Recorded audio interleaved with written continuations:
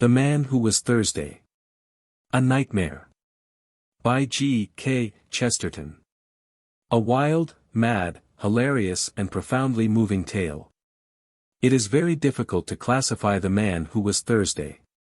It is possible to say that it is a gripping adventure story of murderous criminals and brilliant policemen, but it was to be expected that the author of the Father Brown stories should tell a detective story like no one else.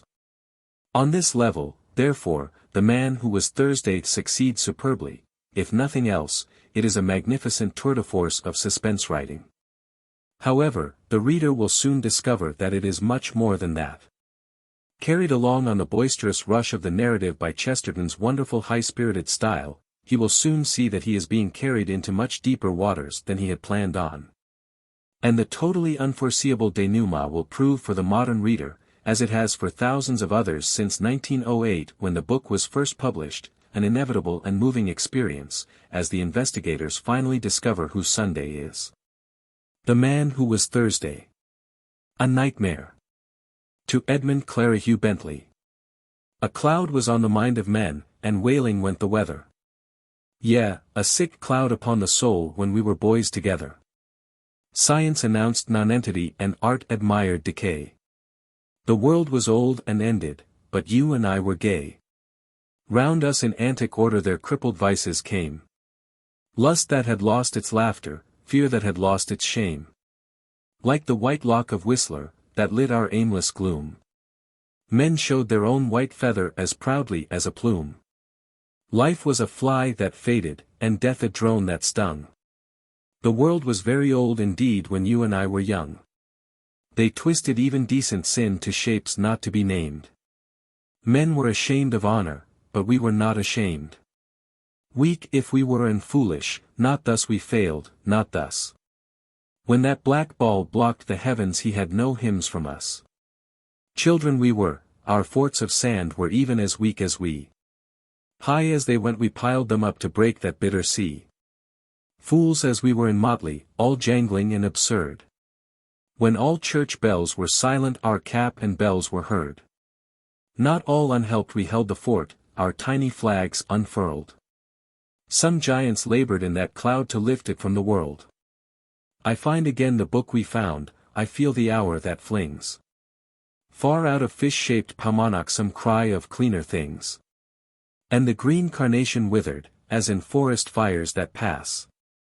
Roared in the wind of all the world 10,000,000 leaves of grass. Or sane and sweet and sudden as a bird sings in the rain. Truth out of Tusitala spoke and pleasure out of pain. Yeah, cool and clear and sudden as a bird sings in the grey. Dunedin to Samoa spoke, and darkness unto day. But we were young, we lived to see God break their bitter charms. God and the good Republic come riding back in arms. We have seen the city of Mansoul, even as it rocked, relieved. Blessed are they who did not see, but being blind, believed. This is a tale of those old fears, even of those emptied hells. And none but you shall understand the true thing that it tells. Of what colossal gods of shame could cow men and yet crash. Of what huge devils hid the stars. Yet fell at a pistol flash. The doubts that were so plain to chase, so dreadful to withstand. Oh, who shall understand but you, yeah, who shall understand? The doubts that drove us through the night as we two talked amain. And day had broken on the streets ere it broke upon the brain. Between us, by the peace of God, such truth can now be told. Yeah, there is strength in striking root and good in growing old. We have found common things at last and marriage and a creed. And I may safely write it now, and you may safely read. G. K. C. Chapter 1. The Two Poets of Saffron Park. The suburb of Saffron Park lay on the sunset side of London, as red and ragged as a cloud of sunset. It was built of a bright brick throughout, its skyline was fantastic, and even its ground plan was wild. It had been the outburst of a speculative builder, faintly tinged with art, who called its architecture sometimes Elizabethan and sometimes Queen Anne, apparently under the impression that the two sovereigns were identical. It was described with some justice as an artistic colony, though it never in any definable way produced any art. But although its pretensions to be an intellectual center were a little vague, its pretensions to be a pleasant place were quite indisputable. The stranger who looked for the first time at the quaint red houses could only think how very oddly shaped the people must be who could fit into them. Nor when he met the people was he disappointed in this respect. The place was not only pleasant, but perfect, if once he could regard it not as a deception but rather as a dream. Even if the people were not artists, the whole was nevertheless artistic.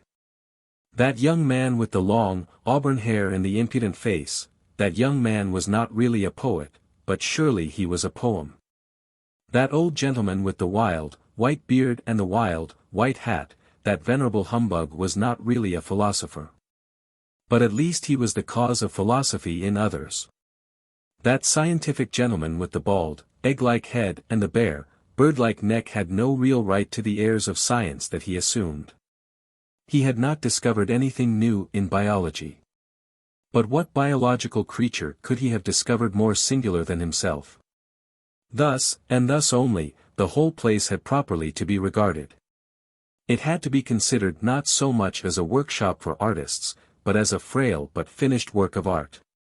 A man who stepped into its social atmosphere felt as if he had stepped into a written comedy. More especially this attractive unreality fell upon it about nightfall, when the extravagant roofs were dark against the afterglow and the whole insane village seemed as separate as a drifting cloud. This again was more strongly true of the many nights of local festivity, when the little gardens were often illuminated, and the big Chinese lanterns glowed in the dwarfish trees like some fierce and monstrous fruit. And this was strongest of all on one particular evening, still vaguely remembered in the locality, of which the auburn-haired poet was the hero. It was not by any means the only evening of which he was the hero. On many nights those passing by his little back garden might hear his high, didactic voice laying down the law to men and particularly to women. The attitude of women in such cases was indeed one of the paradoxes of the place. Most of the women were of the kind vaguely called emancipated, and professed some protest against male supremacy. Yet these new women would always pay to a man the extravagant compliment which no ordinary woman ever pays to him, that of listening while he is talking. And Mr. Lucian Gregory, the red-haired poet, was really, in some sense, a man worth listening to, even if one only laughed at the end of it. He put the old cant of the lawlessness of art and the art of lawlessness with a certain impudent freshness which gave at least a momentary pleasure. He was helped in some degree by the arresting oddity of his appearance, which he worked, as the phrase goes, for all it was worth. His dark red hair parted in the middle was literally like a woman's, and curved into the slow curls of a virgin in a pre-Raphaelite picture. From within this almost saintly oval, however, his face projected suddenly broad and brutal, the chin carried forward with a look of cockney contempt. This combination at once tickled and terrified the nerves of a neurotic population. He seemed like a walking blasphemy, a blend of the angel and the ape. This particular evening, if it is remembered for nothing else, will be remembered in that place for its strange sunset. It looked like the end of the world. All the heaven seemed covered with a quite vivid and palpable plumage. You could only say that the sky was full of feathers, and of feathers that almost brushed the face. Across the great part of the dome they were grey, with the strangest tints of violet and mauve and an unnatural pink or pale green. But towards the west the whole grew past description, transparent and passionate, and the last red-hot plumes of it covered up the sun like something too good to be seen. The whole was so close about the earth, as to express nothing but a violent secrecy. The very empyrean seemed to be a secret.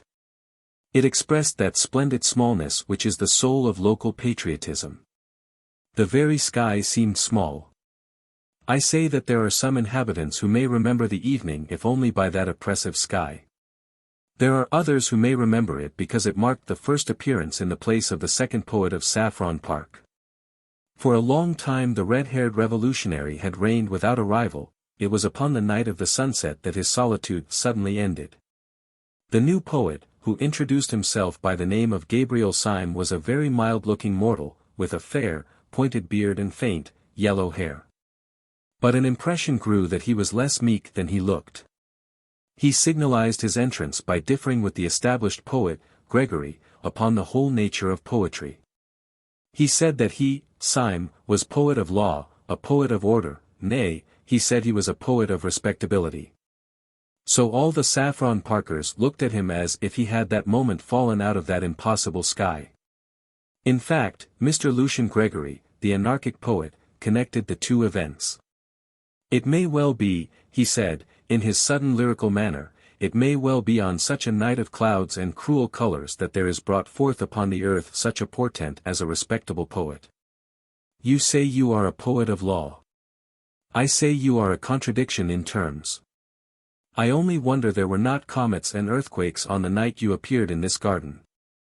The man with the meek blue eyes and the pale, pointed beard endured these thunders with a certain submissive solemnity.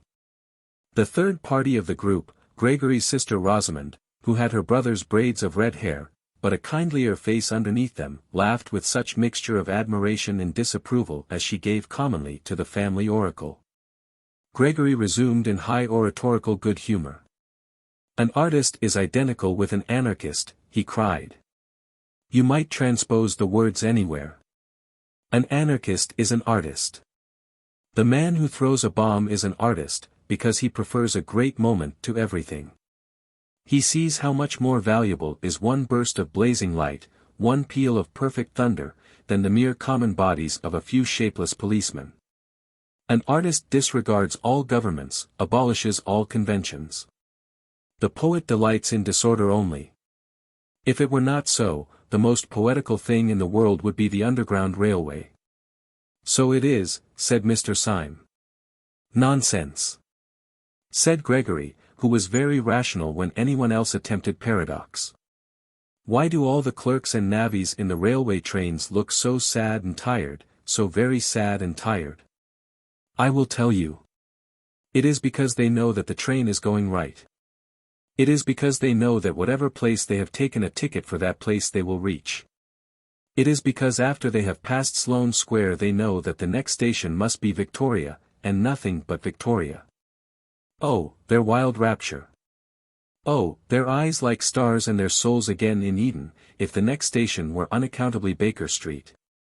It is you who are unpoetical, replied the poet Syme. If what you say of clerks is true, they can only be as prosaic as your poetry. The rare, strange thing is to hit the mark, the gross, obvious thing is to miss it. We feel it is epical when man with one wild arrow strikes a distant bird. Is it not also epical when man with one wild engine strikes a distant station? Chaos is dull, because in chaos the train might indeed go anywhere, to Baker Street or to Baghdad. But man is a magician, and his whole magic is in this, that he does say Victoria, and lo! It is Victoria. No, take your books of mere poetry in prose, let me read a timetable, with tears of pride. Take your Byron, who commemorates the defeats of man, give me Bradshaw, who commemorates his victories. Give me Bradshaw, I say. Must you go? Inquired Gregory sarcastically. I tell you, went on Syme with passion, that every time a train comes in I feel that it has broken past batteries of besiegers, and that man has won a battle against chaos. You say contemptuously that when one has left Sloane Square one must come to Victoria. I say that one might do 1,000 things instead, and that whenever I really come there I have the sense of hairbreadth escape. And when I hear the guard shout out the word Victoria, it is not an unmeaning word.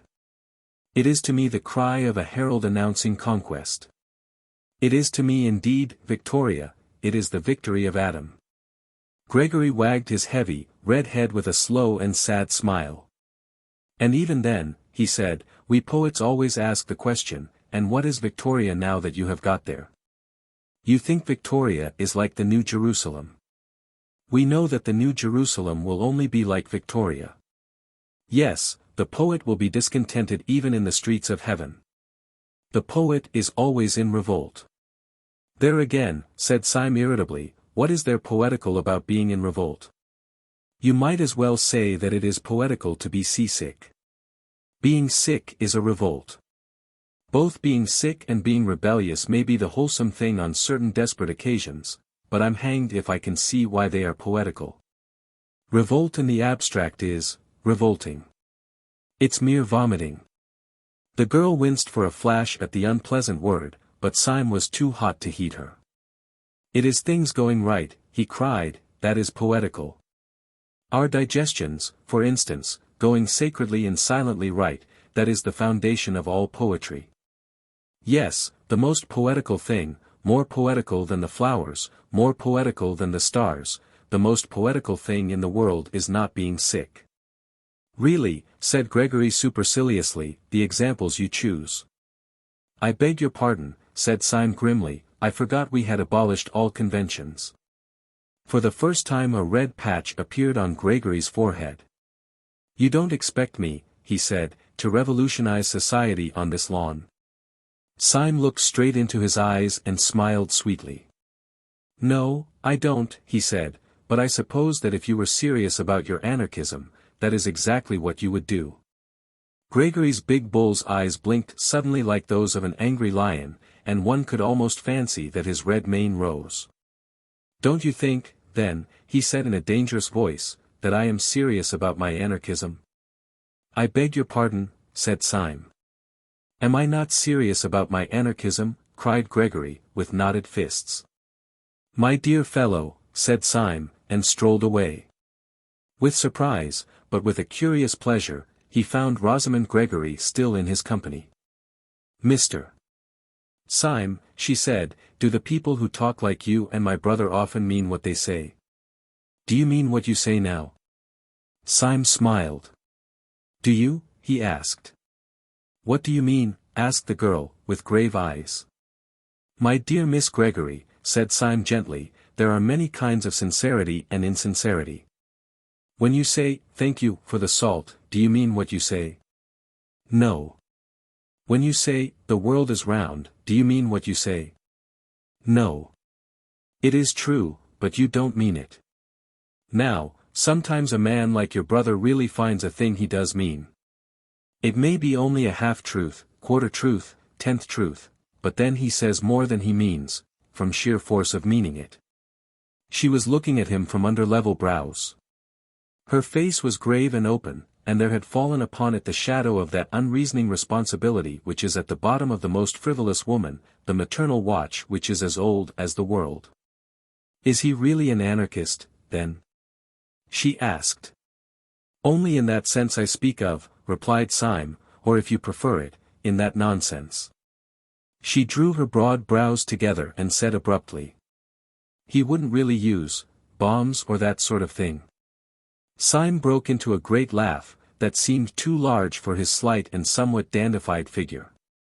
Good Lord, no, he said, that has to be done anonymously. And at that the corners of her own mouth broke into a smile, and she thought with a simultaneous pleasure of Gregory's absurdity and of his safety. Syme strolled with her to a seat in the corner of the garden, and continued to pour out his opinions. For he was a sincere man, and in spite of his superficial airs and graces, at root a humble one. And it is always the humble man who talks too much, the proud man watches himself too closely. He defended respectability with violence and exaggeration. He grew passionate in his praise of tidiness and propriety. All the time there was a smell of lilac all round him. Once he heard very faintly in some distant street a barrel organ begin to play, and it seemed to him that his heroic words were moving to a tiny tune from under or beyond the world. He stared and talked at the girl's red hair and amused face for what seemed to be a few minutes, and then, feeling that the groups in such a place should mix, rose to his feet. To his astonishment, he discovered the whole garden empty. Everyone had gone long ago, and he went himself with a rather hurried apology. He left with a sense of champagne in his head, which he could not afterwards explain. In the wild events which were to follow this girl had no part at all. He never saw her again until all his tale was over. And yet, in some indescribable way, she kept recurring like a motive in music through all his mad adventures afterwards, and the glory of her strange hair ran like a red thread through those dark and ill-drawn tapestries of the night. For what followed was so improbable, that it might well have been a dream. When Syme went out into the starlit street, he found it for the moment empty. Then he realized, in some odd way, that the silence was rather a living silence than a dead one. Directly outside the door stood a street lamp, whose gleam gilded the leaves of the tree that bent out over the fence behind him. About a foot from the lamppost stood a figure almost as rigid and motionless as the lamppost itself. The tall hat and long frock coat were black, the face, in an abrupt shadow, was almost as dark. Only a fringe of fiery hair against the light, and also something aggressive in the attitude, proclaimed that it was the poet Gregory. He had something of the look of a masked bravo waiting sword in hand for his foe. He made a sort of doubtful salute, which Syme somewhat more formally returned. "I was waiting for you," said Gregory. "Might I have a moment's conversation?" "Certainly." "About what?" asked Syme in a sort of weak wonder. Gregory struck out with his stick at the lamp-post, and then at the tree. "About this and this," he cried, "about order and anarchy. There is your precious order, that lean, iron lamp, ugly and barren, and there is anarchy, rich, living, reproducing itself, there is anarchy, splendid in green and gold." "All the same," replied Syme patiently, "just at present you only see the tree by the light of the lamp. I wonder when you would ever see the lamp by the light of the tree." Then after a pause he said, "But may I ask if you have been standing out here in the dark only to resume our little argument?" "No," cried out Gregory, in a voice that rang down the street, "I did not stand here to resume our argument, but to end it forever." The silence fell again, and Syme, though he understood nothing, listened instinctively for something serious. Gregory began in a smooth voice and with a rather bewildering smile. "Mr. Syme," he said, "this evening you succeeded in doing something rather remarkable. You did something to me that no man born of woman has ever succeeded in doing before." "Indeed." "Now I remember," resumed Gregory reflectively, "one other person succeeded in doing it. The captain of a penny steamer, if I remember correctly, at Southend. You have irritated me." "I am very sorry," replied Syme with gravity. "I am afraid my fury and your insult are too shocking to be wiped out even with an apology," said Gregory very calmly. "No duel could wipe it out. If I struck you dead I could not wipe it out. There is only one way by which that insult can be erased, and that way I choose. I am going, at the possible sacrifice of my life and honor, to prove to you that you were wrong in what you said." "In what I said?" "You said I was not serious about being an anarchist." "There are degrees of seriousness," replied Syme. "I have never doubted that you were perfectly sincere in this sense, that you thought what you said well worth saying, that you thought a paradox might wake men up to a neglected truth." Gregory stared at him steadily and painfully. "And in no other sense," he asked, "you think me serious? You think me a flaneur who lets fall occasional truths? You do not think that in a deeper, a more deadly sense, I am serious?" Syme struck his stick violently on the stones of the road. "Serious," he cried. "Good Lord! Is this street serious? Are these damned Chinese lanterns serious? Is the whole caboodle serious? One comes here and talks a pack of bosh, and perhaps some sense as well, but I should think very little of a man who didn't keep something in the background of his life that was more serious than all this talking, something more serious. Whether it was religion or only drink." "Very well," said Gregory, his face darkening, "you shall see something more serious than either drink or religion." Syme stood waiting with his usual air of mildness until Gregory again opened his lips. "You spoke just now of having a religion. Is it really true that you have one?" "Oh," said Syme with a beaming smile, "we are all Catholics now." "Then may I ask you to swear by whatever gods or saints your religion involves that you will not reveal what I am now going to tell you to any son of Adam, and especially not to the police? Will you swear that? If you will take upon yourself this awful abnegation, if you will consent to burden your soul with a vow that you should never make and a knowledge you should never dream about, I will promise you in return." "You will promise me in return?" inquired Syme, as the other paused. I will promise you a very entertaining evening. Syme suddenly took off his hat. Your offer, he said, is far too idiotic to be declined. You say that a poet is always an anarchist. I disagree. But I hope at least that he is always a sportsman. Permit me, here and now, to swear as a Christian, and promise as a good comrade and a fellow artist, that I will not report anything of this, whatever it is, to the police. And now, in the name of Coney Hatch, what is it? I think, said Gregory, with placid irrelevancy, that we will call a cab. He gave 2 long whistles, and a hansom came rattling down the road. The two got into it in silence. Gregory gave through the trap the address of an obscure public house on the Chiswick bank of the river. The cab whisked itself away again, and in it these two fantastics quitted their fantastic town. Chapter 2. The Secret of Gabriel Syme. The cab pulled up before a particularly dreary and greasy beer shop, into which Gregory rapidly conducted his companion. They seated themselves in a close and dim sort of bar parlour, at a stained wooden table with one wooden leg. The room was so small and dark, that very little could be seen of the attendant who was summoned, beyond a vague and dark impression of something bulky and bearded. Will you take a little supper? Asked Gregory politely. The pâté de foie gras is not good here, but I can recommend the game. Syme received the remark with stolidity, imagining it to be a joke.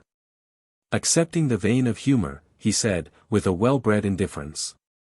Oh, bring me some lobster mayonnaise. To his indescribable astonishment, the man only said, certainly, sir, and went away apparently to get it. What will you drink? Resumed Gregory, with the same careless yet apologetic air. I shall only have a crème de menthe myself, I have dined. But the champagne can really be trusted. Do let me start you with a half bottle of Pommery at least. Thank you, said the motionless Syme. You are very good. His further attempts at conversation, somewhat disorganized in themselves, were cut short finally as by a thunderbolt by the actual appearance of the lobster. Syme tasted it, and found it particularly good. Then he suddenly began to eat with great rapidity and appetite. Excuse me if I enjoy myself rather obviously, he said to Gregory, smiling. I don't often have the luck to have a dream like this.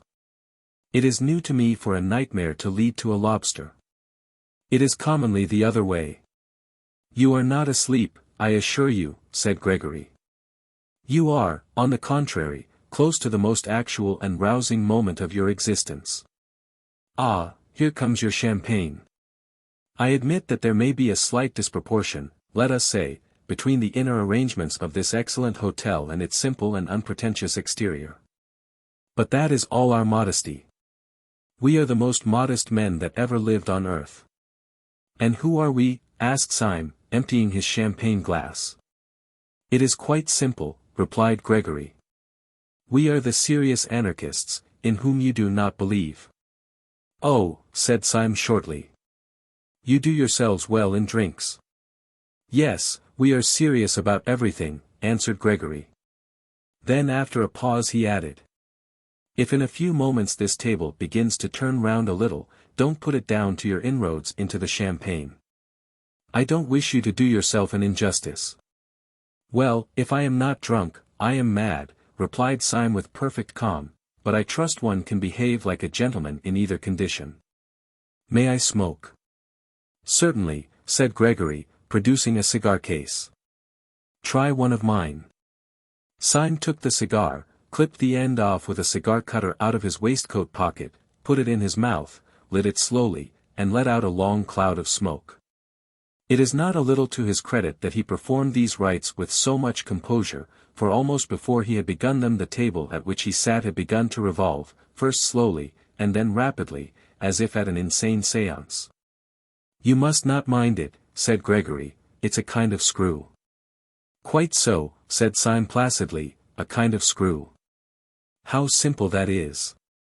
The next moment the smoke of his cigar, which had been wavering across the room in snaky twists, went straight up as if from a factory chimney, and the two, with their chairs and table, shot down through the floor as if the earth had swallowed them. They went rattling down a kind of roaring chimney as rapidly as a lift cut loose, and they came with an abrupt bump to the bottom. But when Gregory threw open a pair of doors and let in a red subterranean light, Syme was still smoking with one leg thrown over the other, and had not turned a yellow hair. Gregory led him down a low, vaulted passage, at the end of which was the red light. It was an enormous crimson lantern, nearly as big as a fireplace, fixed over a small but heavy iron door. In the door there was a sort of hatchway or grating, and on this Gregory struck 5 times. A heavy voice with a foreign accent asked him who he was. To this he gave the more or less unexpected reply, Mr. Joseph Chamberlain. The heavy hinges began to move, it was obviously some kind of password. Inside the doorway the passage gleamed as if it were lined with a network of steel. On a second glance, Syme saw that the glittering pattern was really made up of ranks and ranks of rifles and revolvers, closely packed or interlocked. "I must ask you to forgive me all these formalities," said Gregory. "We have to be very strict here." "Oh, don't apologize," said Syme. "I know your passion for law and order," and he stepped into the passage lined with the steel weapons. With his long, fair hair and rather foppish frock coat, he looked a singularly frail and fanciful figure as he walked down that shining avenue of death. They passed through several such passages, and came out at last into a queer steel chamber with curved walls, almost spherical in shape, but presenting, with its tiers of benches, something of the appearance of a scientific lecture theatre. There were no rifles or pistols in this apartment, but round the walls of it were hung more dubious and dreadful shapes, things that looked like the bulbs of iron plants, or the eggs of iron birds. They were bombs, and the very room itself seemed like the inside of a bomb. Syme knocked his cigar ash off against the wall, and went in. "And now, my dear Mr. Syme," said Gregory, throwing himself in an expansive manner on the bench under the largest bomb, "now we are quite cozy, so let us talk properly. Now no human words can give you any notion of why I brought you here. It was one of those quite arbitrary emotions, like jumping off a cliff or falling in love. Suffice it to say that you were an inexpressibly irritating fellow, and, to do you justice, you are still. I would break 20 oaths of secrecy for the pleasure of taking you down a peg. That way you have of lighting a cigar would make a priest break the seal of confession. Well, you said that you were quite certain I was not a serious anarchist. Does this play strike you as being serious?" "It does seem to have a moral under all its gaiety," assented Syme, "but may I ask you 2 questions? You need not fear to give me information, because, as you remember, you very wisely extorted from me a promise not to tell the police, a promise I shall certainly keep. So it is in mere curiosity that I make my queries. First of all, what is it really all about? What is it you object to? You want to abolish government?" "To abolish God," said Gregory, opening the eyes of a fanatic. "We do not only want to upset a few despotisms and police regulations. That sort of anarchism does exist, but it is a mere branch of the nonconformists. We dig deeper and we blow you higher.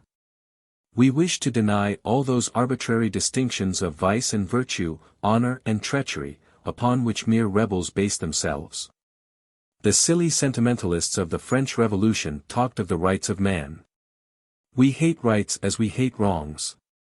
We have abolished right and wrong. And right and left," said Syme with a simple eagerness, "I hope you will abolish them too. They are much more troublesome to me." "You spoke of a second question," snapped Gregory. "With pleasure," resumed Syme.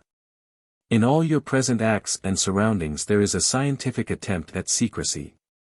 I have an aunt who lived over a shop, but this is the first time I have found people living from preference under a public house. You have a heavy iron door. You cannot pass it without submitting to the humiliation of calling yourself Mr. Chamberlain. You surround yourself with steel instruments which make the place, if I may say so, more impressive than homelike. May I ask why, after taking all this trouble to barricade yourselves in the bowels of the earth, you then parade your whole secret by talking about anarchism to every silly woman in Saffron Park?" Gregory smiled. The answer is simple, he said. I told you I was a serious anarchist, and you did not believe me. Nor do they believe me. Unless I took them into this infernal room they would not believe me. Syme smoked thoughtfully, and looked at him with interest. Gregory went on. The history of the thing might amuse you, he said. When first I became one of the new anarchists I tried all kinds of respectable disguises. I dressed up as a bishop. I read up all about bishops in our anarchist pamphlets, in Superstition the Vampire and Priests of Prey. I certainly understood from them that bishops are strange and terrible old men keeping a cruel secret from mankind. I was misinformed. When on my first appearing in episcopal gaiters in a drawing room I cried out in a voice of thunder, "Down! Down!" Presumptuous human reason, they found out in some way that I was not a bishop at all. I was nabbed at once. Then I made up as a millionaire, but I defended capital with so much intelligence that a fool could see that I was quite poor. Then I tried being a major. Now I am a humanitarian myself, but I have, I hope, enough intellectual breadth to understand the position of those who, like Nietzsche, admire violence, the proud, mad war of nature and all that, you know. I threw myself into the major. I drew my sword and waved it constantly. I called out, "Blood," abstractedly, like a man calling for wine. I often said, "Let the weak perish, it is the law." Well, it seems majors don't do this. I was nabbed again. At last I went in despair to the president of the Central Anarchist Council, who is the greatest man in Europe. "What is his name?" asked Syme. "You would not know it," answered Gregory. "That is his greatness. Caesar and Napoleon put all their genius into being heard of, and they were heard of. He puts all his genius into not being heard of, and he is not heard of.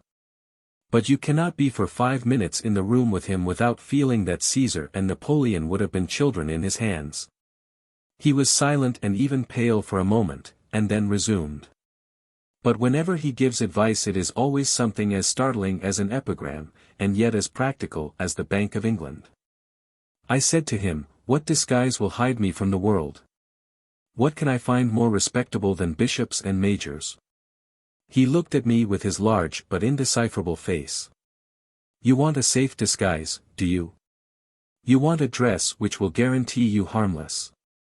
A dress in which no one would ever look for a bomb.' I nodded. He suddenly lifted his lion's voice. 'Why, then, dress up as an anarchist, you fool,' he roared so that the room shook. 'Nobody will ever expect you to do anything dangerous then.' And he turned his broad back on me without another word. I took his advice, and have never regretted it. I preached blood and murder to those women day and night, and, by God, they would let me will their perambulators." Syme sat watching him with some respect in his large, blue eyes. "You took me in," he said. "It is really a smart dodge." Then after a pause he added, "What do you call this tremendous president of yours?" "We generally call him Sunday," replied Gregory with simplicity. "You see, there are 7 members of the Central Anarchist Council, and they are named after days of the week. He is called Sunday, by some of his admirers Bloody Sunday. It is curious you should mention the matter, because the very night you have dropped in, if I may so express it, is the night on which our London branch, which assembles in this room, has to elect its own deputy to fill a vacancy in the council. The gentleman who has for some time past played, with propriety and general applause, the difficult part of Thursday, has died quite suddenly. Consequently, we have called a meeting this very evening to elect a successor." He got to his feet and strolled across the room with a sort of smiling embarrassment. "I feel somehow as if you were my mother, Syme," he continued casually. "I feel that I can confide anything to you, as you have promised to tell nobody. In fact, I will confide to you something that I would not say in so many words to the anarchists who will be coming to the room in about 10 minutes. We shall, of course, go through a form of election. But I don't mind telling you that it is practically certain what the result will be." He looked down for a moment modestly. It is almost a settled thing that I am to be Thursday. My dear fellow, said Syme heartily, I congratulate you. A great career. Gregory smiled in deprecation, and walked across the room, talking rapidly. As a matter of fact, everything is ready for me on this table, he said, and the ceremony will probably be the shortest possible. Syme also strolled across to the table, and found lying across it a walking stick, which turned out on examination to be a sword stick, a large Colt's revolver, a sandwich case, and a formidable flask of brandy. Over the chair, beside the table, was thrown a heavy-looking cape or cloak. I have only to get the form of election finished, continued Gregory with animation, then I snatch up this cloak and stick, stuff these other things into my pocket, step out of a door in this cavern, which opens on the river, where there is a steam tug already waiting for me, and then, oh, the wild joy of being Thursday. And he clasped his hands. Syme, who had sat down once more with his usual insolent languor, got to his feet with an unusual air of hesitation. Why is it, he asked vaguely, that I think you are quite a decent fellow? Why do I positively like you, Gregory? He paused a moment, and then added with a sort of fresh curiosity, is it because you are such an ass? There was a thoughtful silence again, and then he cried out. Well, damn it all. This is the funniest situation I have ever been in my life, and I am going to act accordingly. Gregory, I gave you a promise before I came into this place. That promise I would keep under red-hot pincers. Would you give me, for my own safety, a little promise of the same kind? A promise? Asked Gregory, wondering.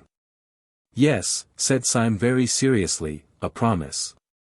I swore before God that I would not tell your secret to the police. Will you swear by humanity, or whatever beastly thing you believe in, that you will not tell my secret to the anarchists? Your secret? Asked the staring Gregory. Have you got a secret? Yes, said Syme, I have a secret. Then after a pause, will you swear? Gregory glared at him gravely for a few moments, and then said abruptly. You must have bewitched me, but I feel a furious curiosity about you. Yes, I will swear not to tell the anarchists anything you tell me. But look sharp, for they will be here in a couple of minutes. Syme rose slowly to his feet and thrust his long, white hands into his long, grey trousers pockets. Almost as he did so there came 5 knocks on the outer grating, proclaiming the arrival of the first of the conspirators. Well, said Syme slowly, I don't know how to tell you the truth more shortly than by saying that your expedient of dressing up as an aimless poet is not confined to you or your president. We have known the dodge for some time at Scotland Yard. Gregory tried to spring up straight, but he swayed thrice. What do you say? He asked in an inhuman voice. Yes, said Syme simply, I am a police detective. But I think I hear your friends coming. From the doorway there came a murmur of, Mr. Joseph Chamberlain. It was repeated twice and thrice, and then 30 times, and the crowd of Joseph Chamberlains, a solemn thought, could be heard trampling down the corridor. Chapter 3. The Man Who Was Thursday. Before one of the fresh faces could appear at the doorway, Gregory's stunned surprise had fallen from him. He was beside the table with a bound, and a noise in his throat like a wild beast.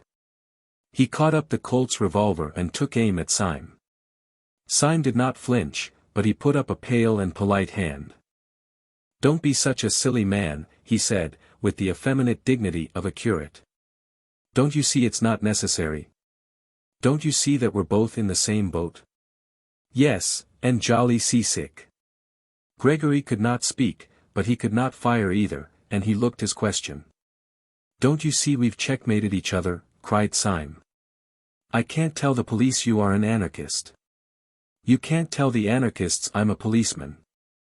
I can only watch you, knowing what you are, you can only watch me, knowing what I am. In short, it's a lonely, intellectual duel, my head against yours. I'm a policeman deprived of the help of the police. You, my poor fellow, are an anarchist deprived of the help of that law and organization which is so essential to anarchy. The one solitary difference is in your favor. You are not surrounded by inquisitive policemen, I am surrounded by inquisitive anarchists. I cannot betray you, but I might betray myself. Come, come. Wait and see me betray myself. I shall do it so nicely.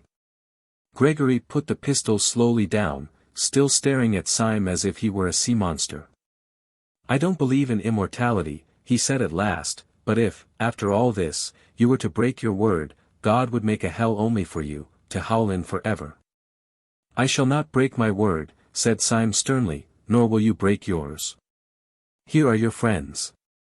The mass of the anarchists entered the room heavily, with a slouching and somewhat weary gait. But one little man, with a black beard and glasses, a man somewhat of the type of Mr. Tim Healy, detached himself, and bustled forward with some papers in his hand. Comrade Gregory, he said, I suppose this man is a delegate? Gregory, taken by surprise, looked down and muttered the name of Syme, but Syme replied almost pertly. I am glad to see that your gate is well enough guarded to make it hard for anyone to be here who was not a delegate. The brow of the little man with the black beard was, however, still contracted with something like suspicion. What branch do you represent? He asked sharply. I should hardly call it a branch, said Syme, laughing. I should call it at the very least a root. What do you mean? The fact is, said Syme serenely, the truth is I am a Sabbatarian. I have been specially sent here to see that you show a due observance of Sunday. The little man dropped one of his papers, and a flicker of fear went over all the faces of the group. Evidently the awful president, whose name was Sunday, did sometimes send down such irregular ambassadors to such branch meetings. Well, comrade, said the man with the papers after a pause, I suppose we'd better give you a seat in the meeting? If you ask my advice as a friend, said Syme with severe benevolence, I think you'd better. When Gregory heard the dangerous dialogue end, with a sudden safety for his rival, he rose abruptly and paced the floor in painful thought. He was, indeed, in an agony of diplomacy. It was clear that Syme's inspired impudence was likely to bring him out of all merely accidental dilemmas. Little was to be hoped from them. He could not himself betray Syme, partly from honor, but partly also because, if he betrayed him and for some reason failed to destroy him, the Syme who escaped would be a Syme freed from all obligation of secrecy.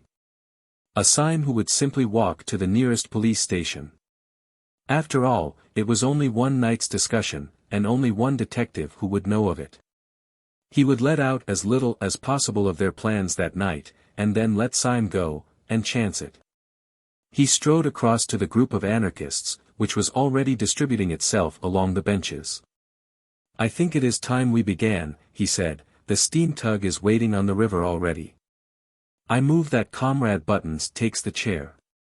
This being approved by a show of hands, the little man with the papers slipped into the presidential seat. Comrades, he began, as sharp as a pistol shot, our meeting tonight is important, though it need not be long. This branch has always had the honor of electing Thursdays for the Central European Council. We have elected many and splendid Thursdays. We all lament the sad decease of the heroic worker who occupied the post until last week. As you know, his services to the cause were considerable.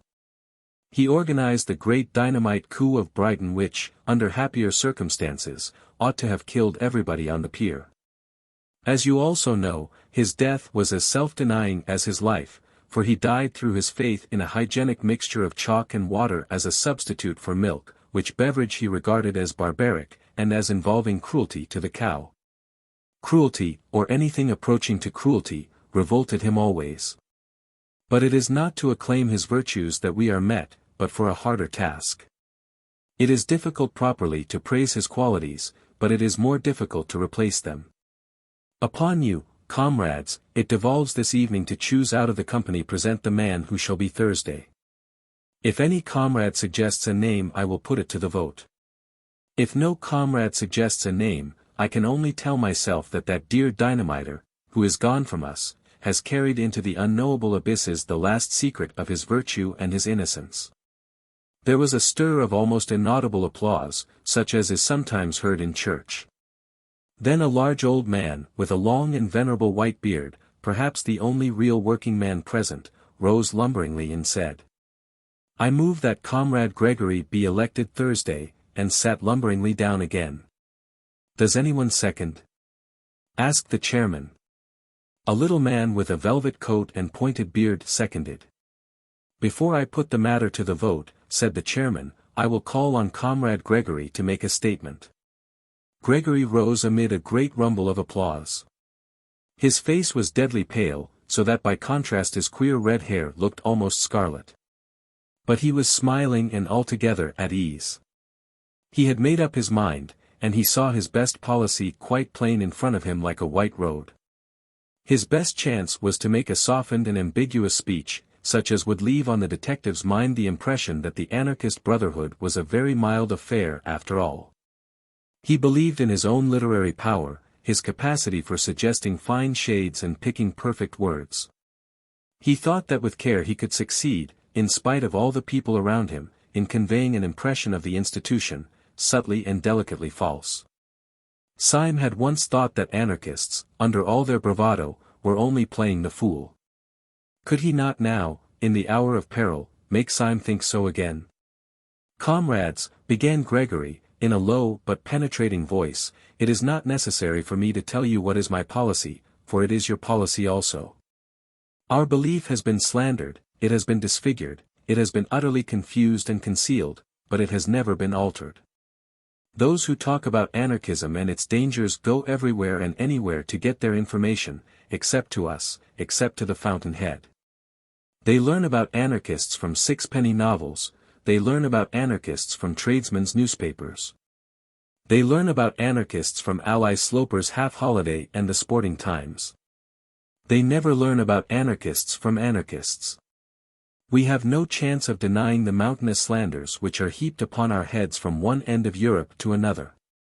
The man who has always heard that we are walking plagues has never heard our reply. I know that he will not hear it tonight, though my passion were to rend the roof.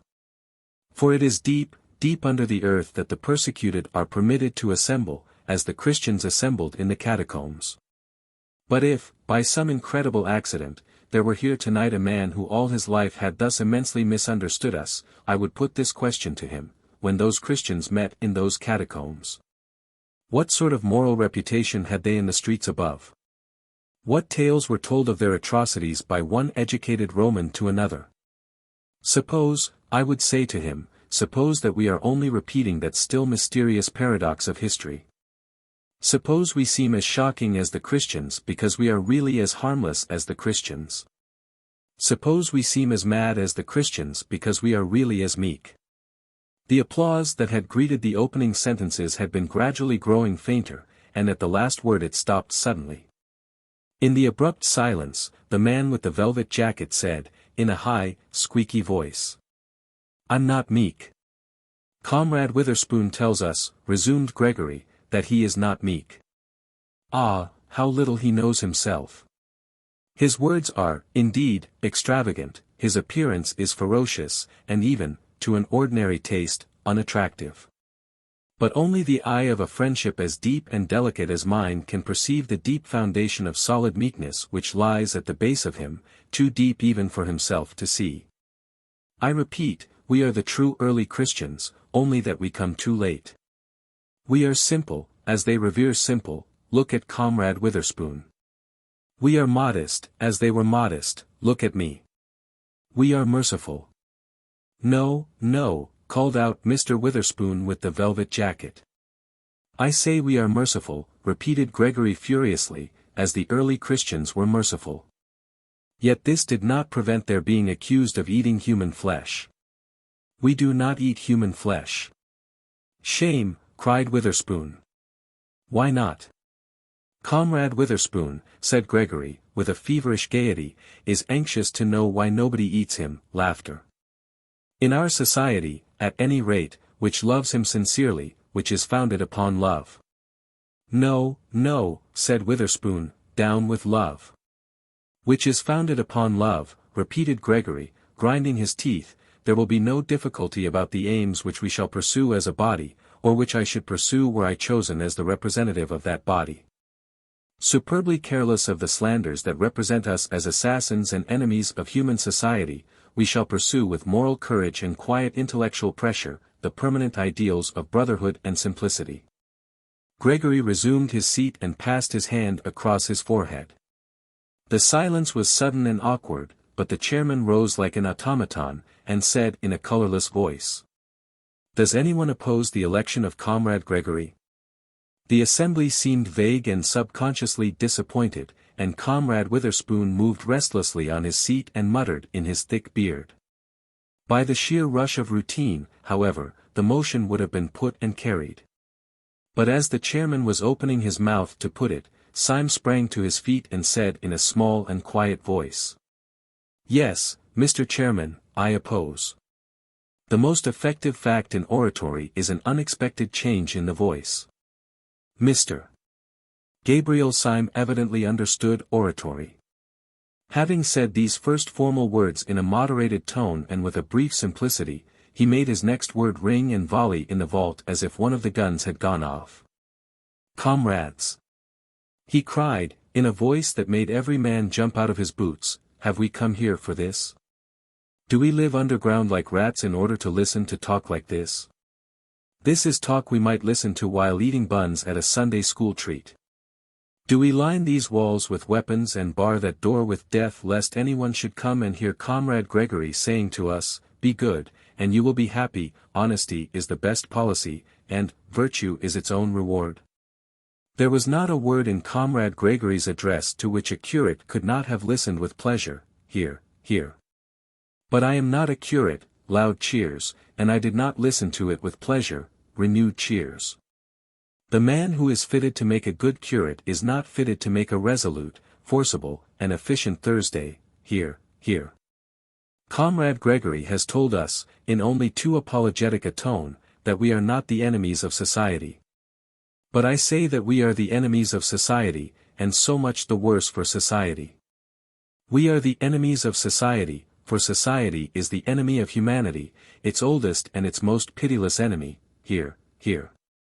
Comrade Gregory has told us, apologetically again, that we are not murderers. There I agree. We are not murderers, we are executioners. Cheers. Ever since Syme had risen, Gregory had sat staring at him, his face idiotic with astonishment. Now in the pause his lips of clay parted, and he said, with an automatic and lifeless distinctness, "You damnable hypocrite." Syme looked straight into those frightful eyes with his own pale blue ones, and said with dignity, "Comrade Gregory accuses me of hypocrisy. He knows as well as I do that I am keeping all my engagements and doing nothing but my duty. I do not mince words. I do not pretend to. I say that Comrade Gregory is unfit to be Thursday for all his amiable qualities. He is unfit to be Thursday because of his amiable qualities. We do not want the Supreme Council of Anarchy infected with a maudlin mercy. Here. This is no time for ceremonial politeness, neither is it a time for ceremonial modesty. I set myself against Comrade Gregory as I would set myself against all the governments of Europe, because the anarchist who has given himself to anarchy has forgotten modesty as much as he has forgotten pride. Cheers. I am not a man at all. I am a cause. Renewed cheers. I set myself against Comrade Gregory as impersonally and as calmly as I should choose one pistol rather than another out of that rack upon the wall. And I say that rather than have Gregory and his milk and water methods on the Supreme Council, I would offer myself for election. His sentence was drowned in a deafening cataract of applause. The faces, that had grown fiercer and fiercer with approval as his tirade grew more and more uncompromising, were now distorted with grins of anticipation or cloven with delighted cries. At the moment when he announced himself as ready to stand for the post of Thursday, a roar of excitement and assent broke forth, and became uncontrollable, and at the same moment Gregory sprang to his feet, with foam upon his mouth, and shouted against the shouting. "Stop, you blasted madman," he cried, at the top of a voice that tore his throat. "Stop, you!" But louder than Gregory's shouting and louder than the roar of the room came the voice of Syme, still speaking in a peal of pitiless thunder. I do not go to the council to rebut that slander that calls us murderers. I go to earn it, loud and prolonged cheering. To the priest who says these men are the enemies of religion, to the judge who says these men are the enemies of law, to the fat parliamentarian who says these men are the enemies of order and public decency, to all these I will reply. You are false kings, but you are true prophets.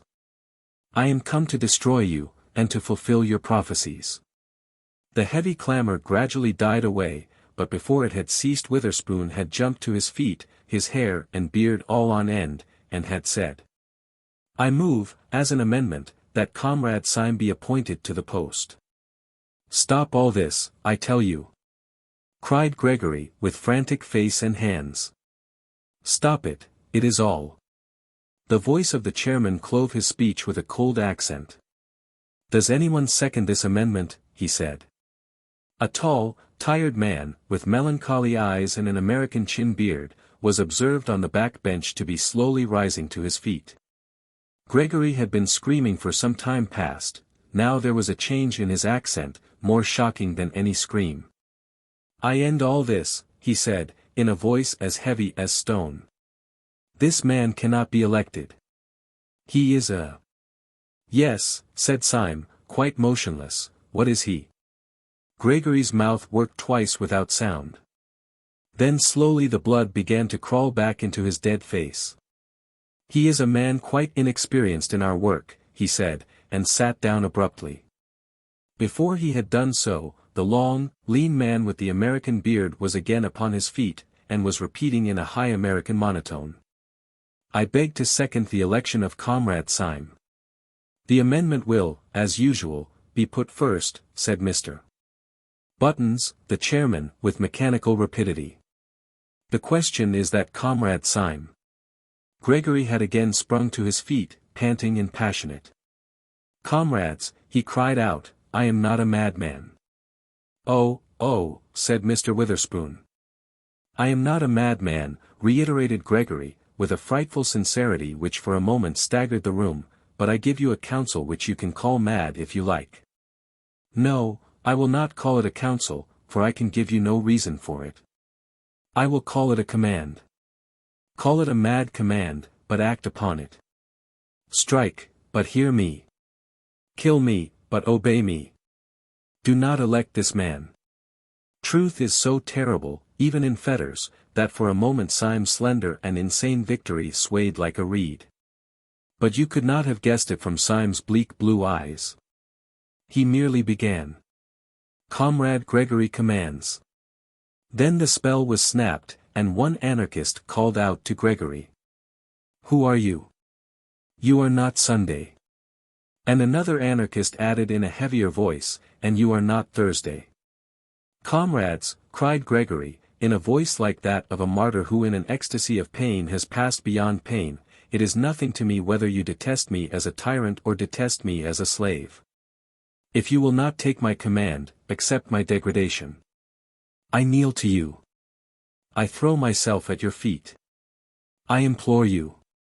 Do not elect this man. Comrade Gregory, said the chairman after a painful pause, this is really not quite dignified. For the first time in the proceedings there was for a few seconds a real silence. Then Gregory fell back in his seat, a pale wreck of a man, and the chairman repeated, like a piece of clockwork suddenly started again. The question is that Comrade Syme be elected to the post of Thursday on the General Council. The roar rose like the sea, the hands rose like a forest, and 3 minutes afterwards Mr. Gabriel Syme, of the Secret Police Service, was elected to the post of Thursday on the General Council of the Anarchists of Europe. Everyone in the room seemed to feel the tug waiting on the river, the sword stick and the revolver, waiting on the table. The instant the election was ended and irrevocable, and Syme had received the paper proving his election, they all sprang to their feet, and the fiery groups moved and mixed in the room. Syme found himself, somehow or other, face to face with Gregory, who still regarded him with a stare of stunned hatred. They were silent for many minutes. You are a devil, said Gregory at last. And you are a gentleman, said Syme with gravity. It was you that entrapped me, began Gregory, shaking from head to foot, entrapped me into. Talk sense, said Syme shortly. Into what sort of devil's parliament have you entrapped me, if it comes to that? You made me swear before I made you. Perhaps we are both doing what we think right. But what we think right is so damned different that there can be nothing between us in the way of concession. There is nothing possible between us but honor and death, and he pulled the great cloak about his shoulders and picked up the flask from the table. The boat is quite ready, said Mr. Buttons, bustling up. Be good enough to step this way. With a gesture that revealed the shop walker, he led Syme down a short, iron-bound passage, the still agonized Gregory following feverishly at their heels. At the end of the passage was a door, which Buttons opened sharply, showing a sudden blue and silver picture of the moonlit river, that looked like a scene in a theater. Close to the opening lay a dark, dwarfish steam launch, like a baby dragon with one red eye. Almost in the act of stepping on board, Gabriel Syme turned to the gaping Gregory. You have kept your word, he said gently, with his face in shadow.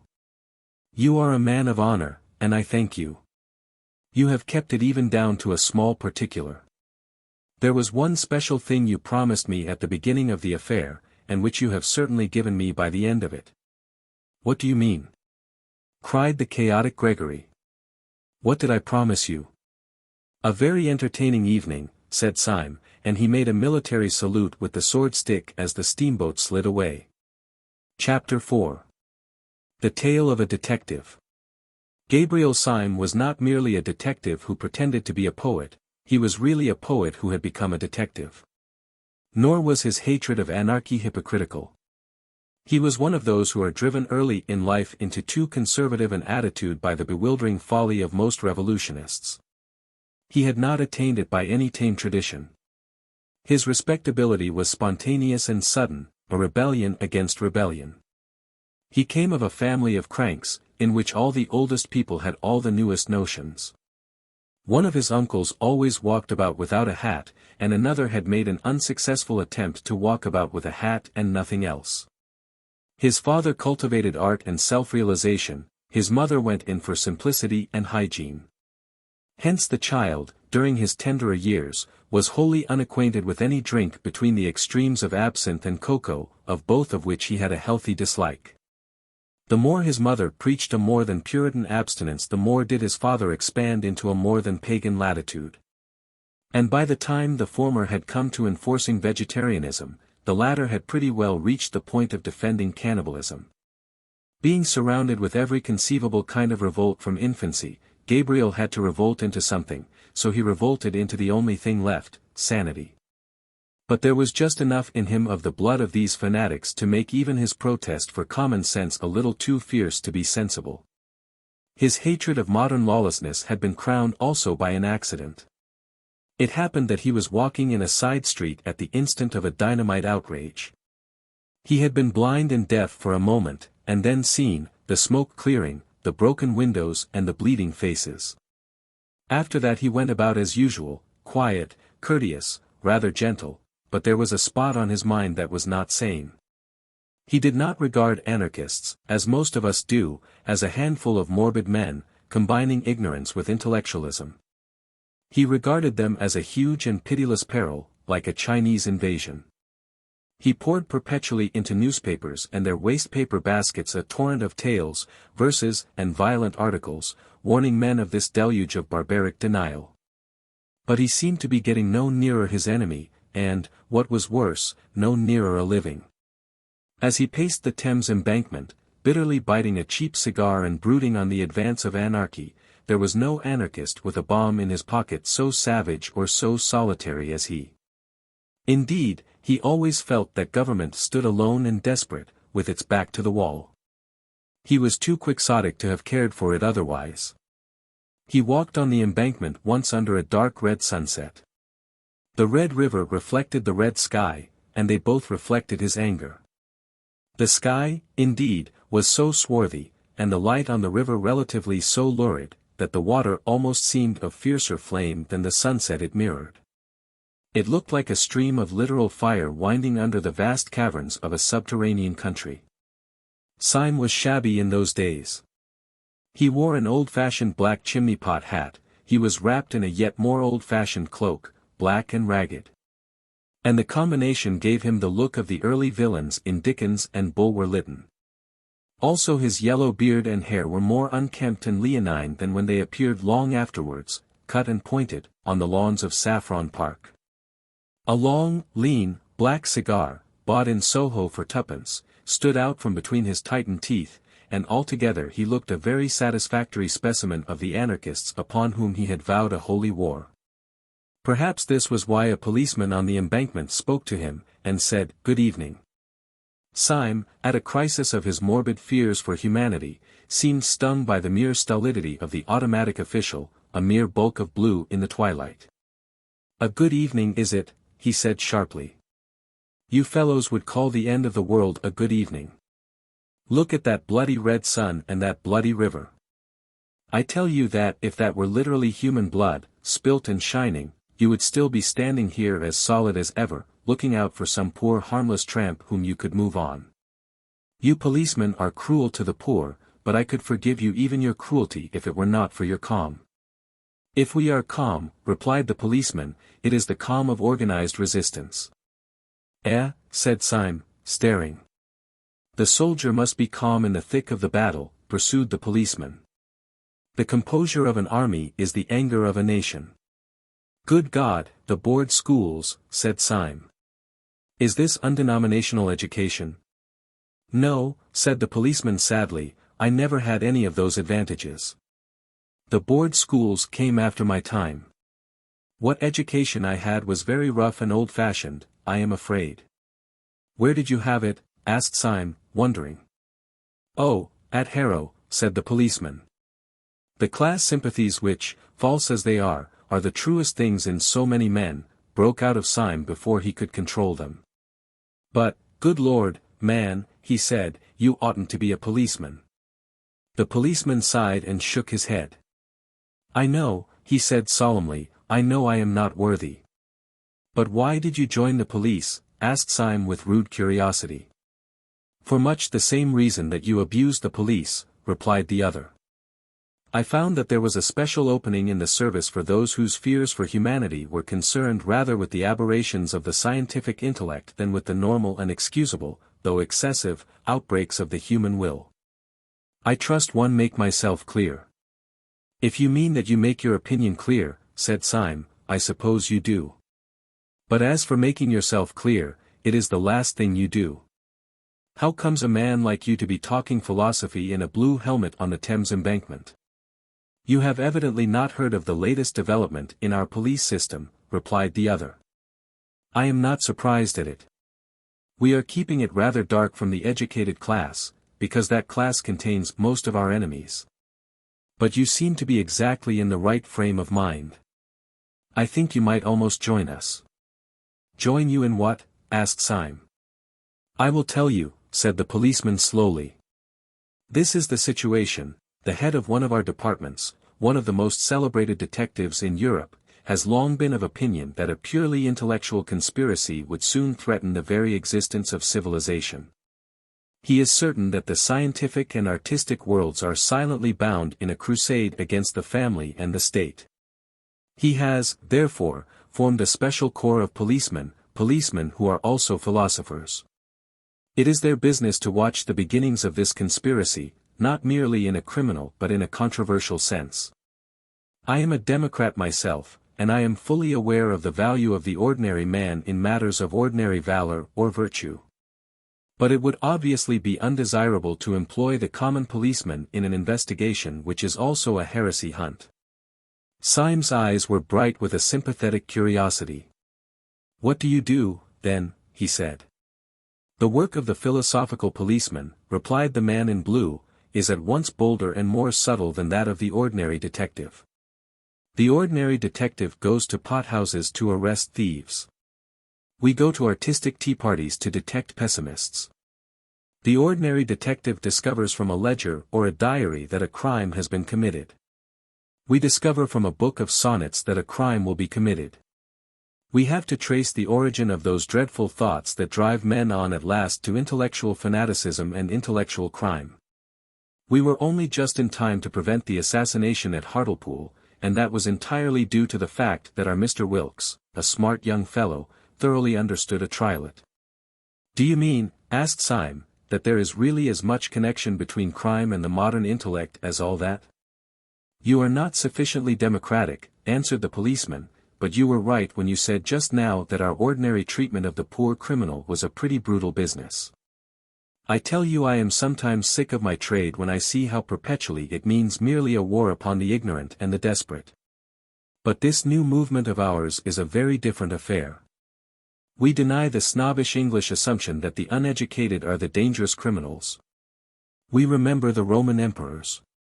We remember the great poisoning princes of the Renaissance. We say that the dangerous criminal is the educated criminal. We say that the most dangerous criminal now is the entirely lawless modern philosopher. Compared to him, burglars and bigamists are essentially moral men. My heart goes out to them. They accept the essential ideal of man. They merely seek it wrongly. Thieves respect property. They merely wish the property to become their property that they may more perfectly respect it. But philosophers dislike property as property. They wish to destroy the very idea of personal possession. Bigamists respect marriage, or they would not go through the highly ceremonial and even ritualistic formality of bigamy. But philosophers despise marriage as marriage. Murderers respect human life, they merely wish to attain a greater fullness of human life in themselves by the sacrifice of what seems to them to be lesser lives. But philosophers hate life itself, their own as much as other people's. Syme struck his hands together. How true that is, he cried. I have felt it from my boyhood, but never could state the verbal antithesis. The common criminal is a bad man, but at least he is, as it were, a conditional good man. He says that if only a certain obstacle be removed, say a wealthy uncle, he is then prepared to accept the universe and to praise God. He is a reformer, but not an anarchist. He wishes to cleanse the edifice, but not to destroy it. But the evil philosopher is not trying to alter things, but to annihilate them. Yes, the modern world has retained all those parts of police work which are really oppressive and ignominious, the harrying of the poor, the spying upon the unfortunate. It has given up its more dignified work, the punishment of powerful traitors in the state and powerful heresiarchs in the church. The moderns say we must not punish heretics. My only doubt is whether we have a right to punish anybody else. But this is absurd, cried the policeman, clasping his hands with an excitement uncommon in persons of his figure and costume, but it is intolerable. I don't know what you're doing, but you're wasting your life. You must, you shall, join our special army against anarchy. Their armies are on our frontiers. Their bolt is ready to fall. A moment more, and you may lose the glory of working with us, perhaps the glory of dying with the last heroes of the world. It is a chance not to be missed, certainly, assented Syme, but still I do not quite understand. I know as well as anybody that the modern world is full of lawless little men and mad little movements. But, beastly as they are, they generally have the one merit of disagreeing with each other. How can you talk of their leading one army or hurling one bolt? What is this anarchy? Do not confuse it, replied the constable, with those chance dynamite outbreaks from Russia or from Ireland, which are really the outbreaks of oppressed, if mistaken, men. This is a vast philosophic movement, consisting of an outer and an inner ring. You might even call the outer ring the laity and the inner ring the priesthood. I prefer to call the outer ring the innocent section, the inner ring the supremely guilty section. The outer ring, the main mass of their supporters, are merely anarchists. That is, men who believe that rules and formulas have destroyed human happiness. They believe that all the evil results of human crime are the results of the system that has called it crime. They do not believe that the crime creates the punishment. They believe that the punishment has created the crime. They believe that if a man seduced 7 women he would naturally walk away as blameless as the flowers of spring. They believe that if a man picked a pocket he would naturally feel exquisitely good. These I call the innocent section. "Oh," said Syme. "Naturally, therefore, these people talk about a happy time coming, the paradise of the future. Mankind freed from the bondage of vice and the bondage of virtue, and so on. And so also the men of the inner circle speak, the sacred priesthood. They also speak to applauding crowds of the happiness of the future, and of mankind freed at last. But in their mouths," and the policeman lowered his voice, "in their mouths these happy phrases have a horrible meaning. They are under no illusions. They are too intellectual to think that man upon this earth can ever be quite free of original sin and the struggle. And they mean death. When they say that mankind shall be free at last, they mean that mankind shall commit suicide.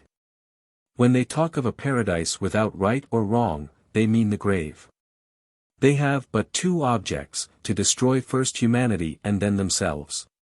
That is why they throw bombs instead of firing pistols. The innocent rank and file are disappointed because the bomb has not killed the king, but the high priesthood are happy because it has killed somebody." "How can I join you?" asked Syme, with a sort of passion. "I know for a fact that there is a vacancy at the moment," said the policeman, "as I have the honor to be somewhat in the confidence of the chief of whom I have spoken. You should really come and see him.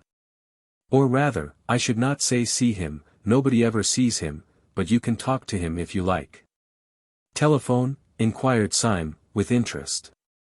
"No," said the policeman placidly, "he has a fancy for always sitting in a pitch-dark room. He says it makes his thoughts brighter. Do come along." Somewhat dazed and considerably excited, Syme allowed himself to be led to a side door in the long row of buildings of Scotland Yard. Almost before he knew what he was doing, he had been passed through the hands of about 4 intermediate officials, and was suddenly shown into a room, the abrupt blackness of which startled him like a blaze of light. It was not the ordinary darkness, in which forms can be faintly traced, it was like going suddenly stone blind. "Are you the new recruit?" asked a heavy voice. And in some strange way, though there was not the shadow of a shape in the gloom, Syme knew two things: first, that it came from a man of massive stature, and second, that the man had his back to him. "Are you the new recruit?" said the invisible chief, who seemed to have heard all about it. "All right. You are engaged."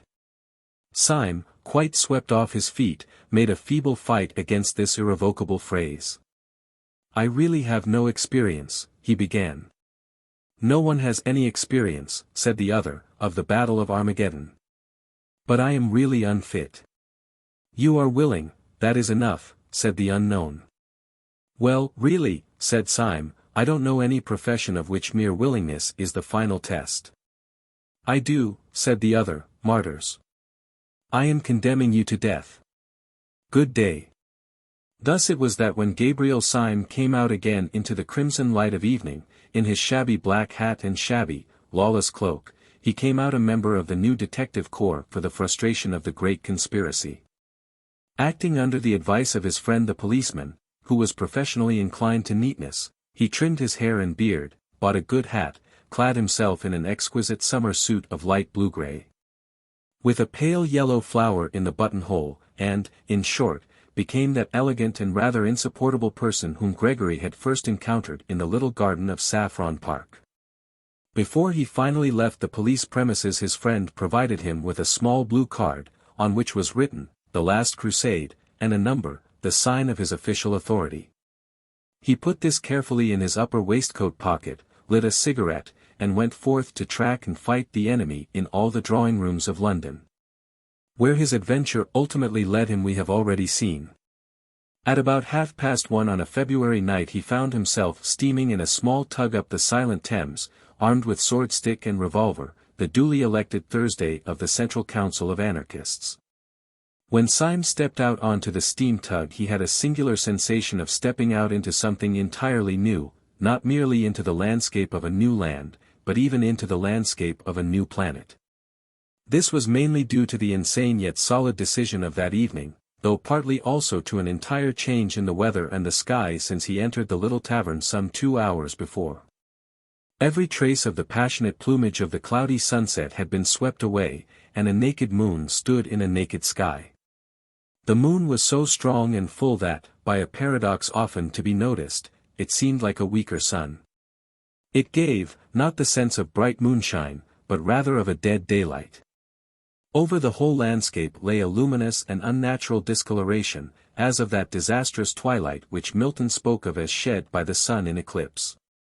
So that Syme fell easily into his first thought, that he was actually on some other and emptier planet, which circled round some sadder star. But the more he felt this glittering desolation in the moonlit land, the more his own chivalric folly glowed in the night like a great fire. Even the common things he carried with him, the food and the brandy and the loaded pistol, took on exactly that concrete and material poetry which a child feels when he takes a gun upon a journey or a bun with him to bed. The sword stick and the brandy flask, though in themselves only the tools of morbid conspirators, became the expressions of his own more healthy romance. The sword stick became almost the sword of chivalry, and the brandy the wine of the stirrup cup. For even the most dehumanized modern fantasies depend on some older and simpler figure. The adventures may be mad, but the adventurer must be sane. The dragon without St. George would not even be grotesque. So this inhuman landscape was only imaginative by the presence of a man really human. To Syme's exaggerative mind the bright, bleak houses and terraces by the Thames looked as empty as the mountains of the moon. But even the moon is only poetical because there is a man in the moon. The tug was worked by two men, and with much toil went comparatively slowly. The clear moon that had lit up Chiswick had gone down by the time that they passed Battersea, and when they came under the enormous bulk of Westminster day had already begun to break. It broke like the splitting of great bars of lead, showing bars of silver, and these had brightened like white fire when the tug, changing its onward course, turned inward to a large landing stage rather beyond Charing Cross. The great stones of the embankment seemed equally dark and gigantic as Syme looked up at them. They were big and black against the huge white dawn. They made him feel that he was landing on the colossal steps of some Egyptian palace. And, indeed, the thing suited his mood, for he was, in his own mind, mounting to attack the solid thrones of horrible and heathen kings. He leapt out of the boat onto one slimy step, and stood, a dark and slender figure, amid the enormous masonry. The two men in the tug put her off again and turned upstream. They had never spoken a word. Chapter 5. The Feast of Fear. At first the large stone stair seemed to Syme as deserted as a pyramid. But before he reached the top he had realized that there was a man leaning over the parapet of the embankment and looking out across the river. As a figure he was quite conventional, clad in a silk hat and frock coat of the more formal type of fashion. He had a red flower in his buttonhole. As Syme drew nearer to him step by step, he did not even move a hair. And Syme could come close enough to notice even in the dim, pale morning light that his face was long, pale and intellectual, and ended in a small triangular tuft of dark beard at the very point of the chin, all else being clean-shaven. This scrap of hair almost seemed a mere oversight. The rest of the face was of the type that is best shaven, clear-cut, ascetic, and in its way noble. Syme drew closer and closer, noting all this, and still the figure did not stir. At first an instinct had told Syme that this was the man whom he was meant to meet. Then, seeing that the man made no sign, he had concluded that he was not. And now again he had come back to a certainty that the man had something to do with his mad adventure. For the man remained more still than would have been natural if a stranger had come so close. He was as motionless as a waxwork, and got on the nerves somewhat in the same way. Syme looked again and again at the pale, dignified and delicate face, and the face still looked blankly across the river. Then he took out of his pocket the note from Buttons proving his election, and put it before that sad and beautiful face. Then the man smiled, and his smile was a shock, for it was all on one side, going up in the right cheek and down in the left. There was nothing, rationally speaking, to scare anyone about this. Many people have this nervous trick of a crooked smile, and in many it is even attractive.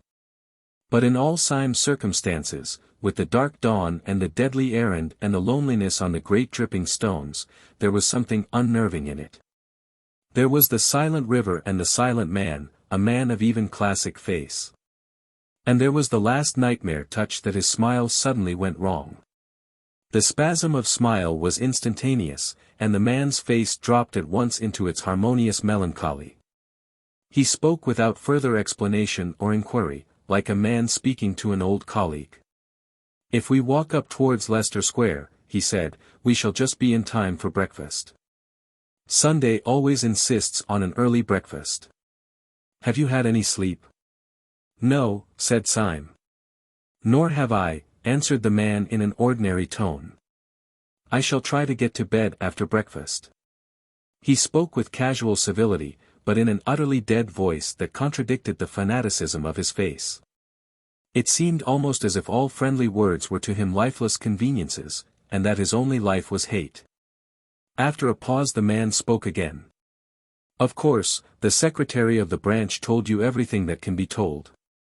But the one thing that can never be told is the last notion of the president, for his notions grow like a tropical forest.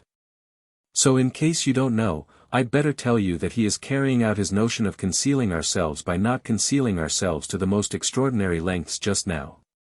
Originally, of course, we met in a cell underground, just as your branch does. Then Sunday made us take a private room at an ordinary restaurant.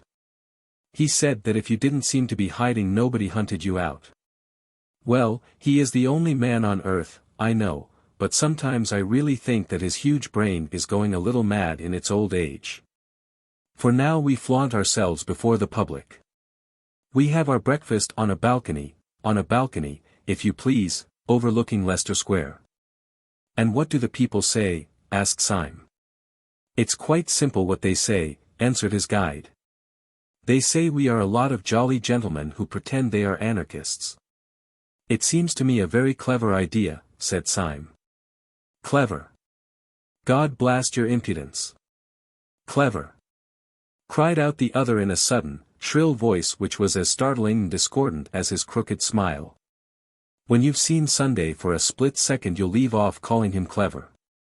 With this they emerged out of a narrow street, and saw the early sunlight filling Leicester Square. It will never be known, I suppose, why this square itself should look so alien and in some ways so continental. It will never be known whether it was the foreign look that attracted the foreigners or the foreigners who gave it the foreign look. But on this particular morning the effect seemed singularly bright and clear. Between the open square and the sunlit leaves and the statue and the Saracenic outlines of the Alhambra, it looked the replica of some French or even Spanish public place. And this effect increased in Syme the sensation, which in many shapes he had had through the whole adventure, the eerie sensation of having strayed into a new world. As a fact, he had bought bad cigars round Leicester Square ever since he was a boy. But as he turned that corner, and saw the trees and the Moorish cupolas, he could have sworn that he was turning into an unknown place to something or other in some foreign town.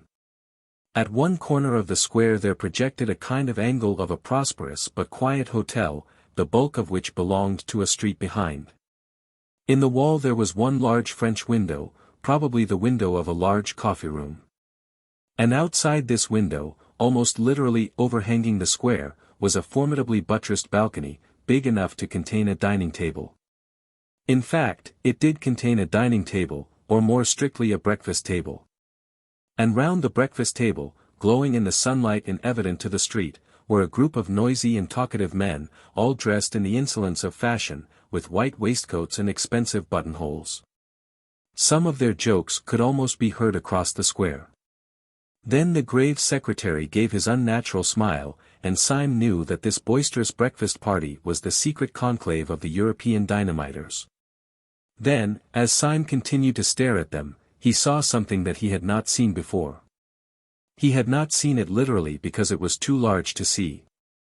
At the nearest end of the balcony, blocking up a great part of the perspective, was the back of a great mountain of a man. When Syme had seen him, his first thought was that the weight of him must break down the balcony of stone. His vastness did not lie only in the fact that he was abnormally tall and quite incredibly fat. This man was planned enormously in his original proportions, like a statue carved deliberately as colossal. His head, crowned with white hair, as seen from behind looked bigger than a head ought to be. The ears that stood out from it looked larger than human ears. He was enlarged terribly to scale. And this sense of size was so staggering, that when Syme saw him all the other figures seemed quite suddenly to dwindle and become dwarfish. They were still sitting there as before with their flowers and frock coats, but now it looked as if the big man was entertaining 5 children to tea. As Syme and the guide approached the side door of the hotel, a waiter came out smiling with every tooth in his head. "The gentlemen are up there, sir," he said. "They do talk and they do laugh at what they talk. They do say they will throw bombs at XIII. And the waiter hurried away with a napkin over his arm, much pleased with the singular frivolity of the gentleman upstairs. The 2 men mounted the stairs in silence. Syme had never thought of asking whether the monstrous man who almost filled and broke the balcony was the great president of whom the others stood in awe. He knew it was so, with an unaccountable but instantaneous certainty. Syme, indeed, was one of those men who are open to all the more nameless psychological influences in a degree a little dangerous to mental health. Utterly devoid of fear in physical dangers, he was a great deal too sensitive to the smell of spiritual evil. Twice already that night little unmeaning things had peeped out at him almost pruriently, and given him a sense of drawing nearer and nearer to the headquarters of hell. And this sense became overpowering as he drew nearer to the great president. The form it took was a childish and yet hateful fancy. As he walked across the inner room towards the balcony, the large face of Sunday grew larger and larger. And Syme was gripped with a fear that when he was quite close the face would be too big to be possible, and that he would scream aloud. He remembered that as a child he would not look at the mask of Memnon in the British Museum, because it was a face, and so large. By an effort, braver than that of leaping over a cliff, he went to an empty seat at the breakfast table and sat down. The men greeted him with good-humored raillery as if they had always known him. He sobered himself a little by looking at their conventional coats and solid, shining coffee pot, then he looked again at Sunday. His face was very large, but it was still possible to humanity. In the presence of the president the whole company looked sufficiently commonplace. Nothing about them caught the eye at first, except that by the president's caprice they had been dressed up with a festive respectability, which gave the meal the look of a wedding breakfast. One man indeed stood out at even a superficial glance. He at least was the common or garden dynamiter. He wore, indeed, the high white collar and satin tie that were the uniform of the occasion. But out of this collar there sprang a head quite unmanageable and quite unmistakable, a bewildering bush of brown hair and beard that almost obscured the eyes like those of a Skye terrier. But the eyes did look out of the tangle, and they were the sad eyes of some Russian serf.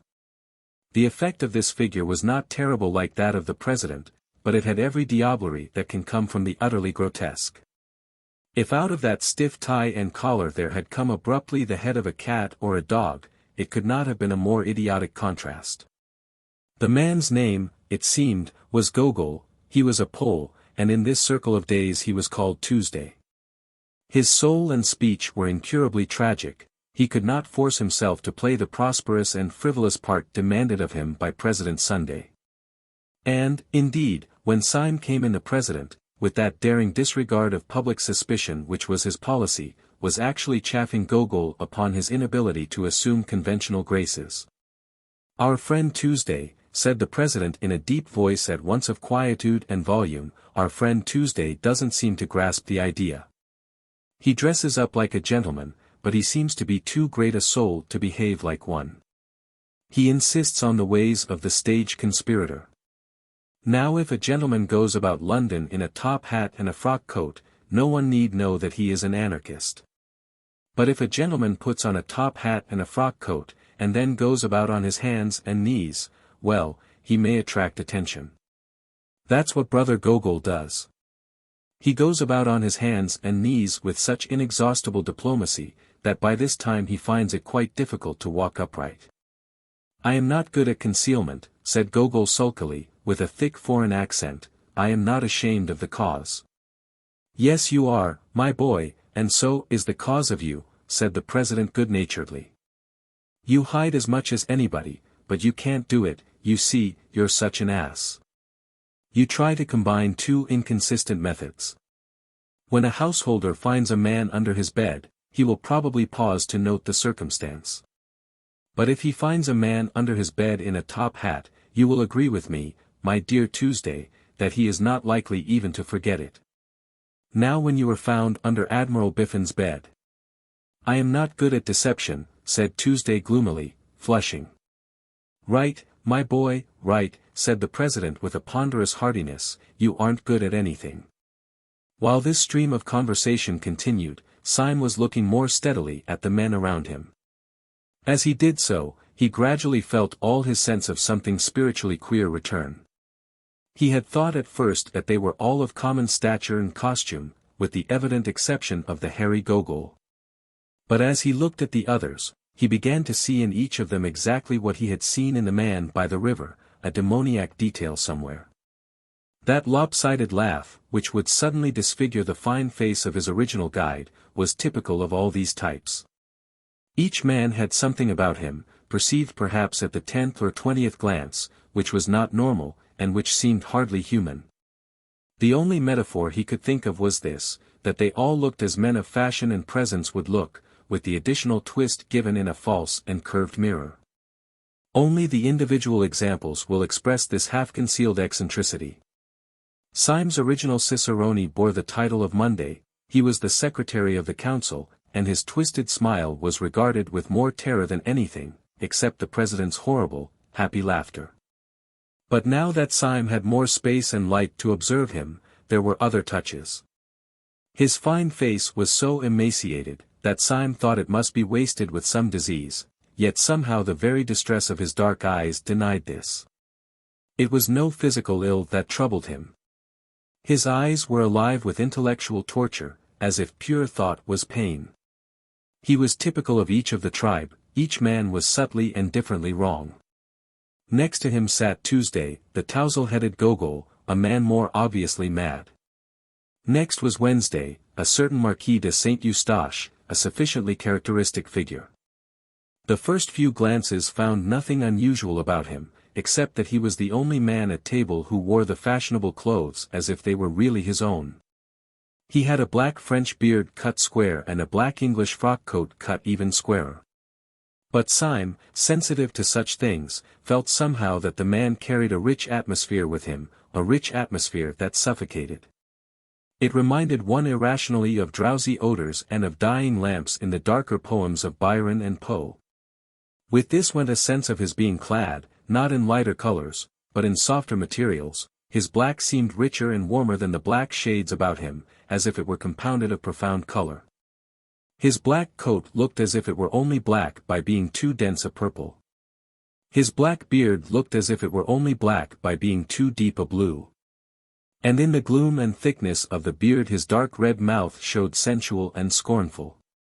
Whatever he was not a Frenchman, he might be a Jew, he might be something deeper yet in the dark heart of the East.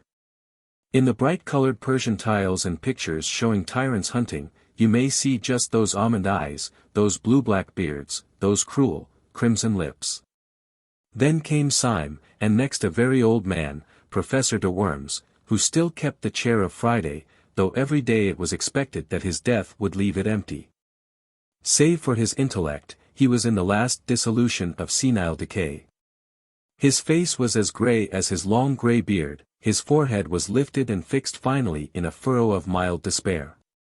In no other case, not even that of Gogol, did the bridegroom brilliancy of the morning dress express a more painful contrast. For the red flower in his buttonhole showed up against a face that was literally discolored like lead, the whole hideous effect was as if some drunken dandies had put their clothes upon a corpse. When he rose or sat down, which was with long labor and peril, something worse was expressed than mere weakness, something indefinably connected with the horror of the whole scene. It did not express decrepitude merely, but corruption. Another hateful fancy crossed Syme's quivering mind. He could not help thinking that whenever the man moved a leg or arm might fall off.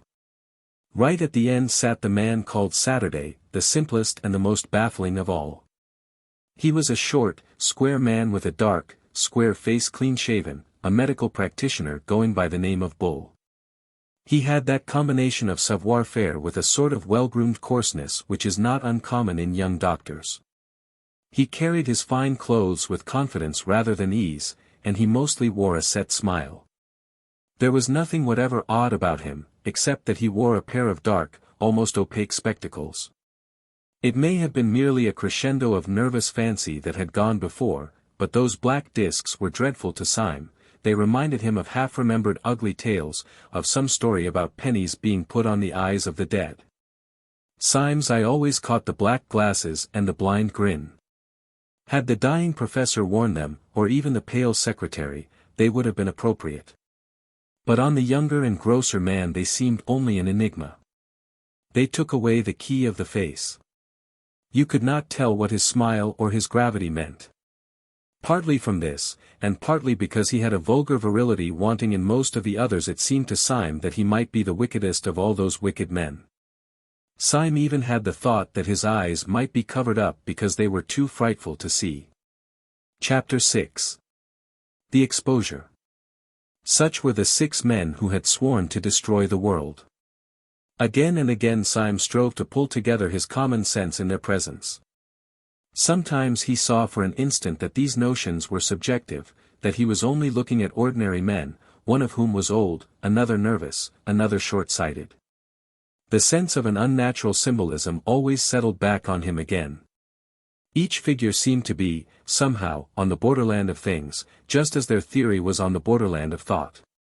He knew that each one of these men stood at the extreme end, so to speak, of some wild road of reasoning. He could only fancy, as in some old-world fable, that if a man went westward to the end of the world he would find something, say a tree, that was more or less than a tree possessed by a spirit. And that if he went east to the end of the world he would find something else that was not wholly itself, a tower, perhaps, of which the very shape was wicked. So these figures seemed to stand up, violent and unaccountable, against an ultimate horizon, visions from the verge. The ends of the earth were closing in. Talk had been going on steadily as he took in the scene. And not the least of the contrasts of that bewildering breakfast table was the contrast between the easy and unobtrusive tone of talk and its terrible purport. They were deep in the discussion of an actual and immediate plot. The waiter downstairs had spoken quite correctly when he said that they were talking about bombs and kings. Only 3 days afterwards the Tsar was to meet the President of the French Republic in Paris, and over their bacon and eggs upon their sunny balcony these beaming gentlemen had decided how both should die. Even the instrument was chosen. The black-bearded Marquis, it appeared, was to carry the bomb. Ordinarily speaking, the proximity of this positive and objective crime would have sobered Syme, and cured him of all his merely mystical tremors. He would have thought of nothing but the need of saving at least 2 human bodies from being ripped in pieces with iron and roaring gas. But the truth was that by this time he had begun to feel a third kind of fear, more piercing and practical than either his moral revulsion or his social responsibility. Very simply, he had no fear to spare for the French President or the Tsar. He had begun to fear for himself. Most of the talkers took little heed of him, debating now with their faces closer together, and almost uniformly grave. Save when for an instant the smile of the secretary ran aslant across his face as the jagged lightning runs aslant across the sky. But there was one persistent thing which first troubled Syme and at last terrified him. The president was always looking at him, steadily, and with a great and baffling interest. The enormous man was quite quiet, but his blue eyes stood out of his head. And they were always fixed on Syme. Syme felt moved to spring up and leap over the balcony. When the president's eyes were on him he felt as if he were made of glass. He had hardly the shred of a doubt that in some silent and extraordinary way Sunday had found out that he was a spy. He looked over the edge of the balcony, and saw a policeman, standing abstractedly just beneath, staring at the bright railings and the sunlit trees. Then there fell upon him the great temptation that was to torment him for many days. In the presence of these powerful and repulsive men, who were the princes of anarchy, he had almost forgotten the frail and fanciful figure of the poet Gregory, the mere aesthete of anarchism. He even thought of him now with an old kindness, as if they had played together when children. But he remembered that he was still tied to Gregory by a great promise. He had promised never to do the very thing that he now felt himself almost in the act of doing. He had promised not to jump over that balcony and speak to that policeman. He took his cold hand off the cold stone balustrade. His soul swayed in a vertigo of moral indecision. He had only to snap the thread of a rash vow made to a villainous society, and all his life could be as open and sunny as the square beneath him. He had, on the other hand, only to keep his antiquated honor, and be delivered inch by inch into the power of this great enemy of mankind, whose very intellect was a torture chamber.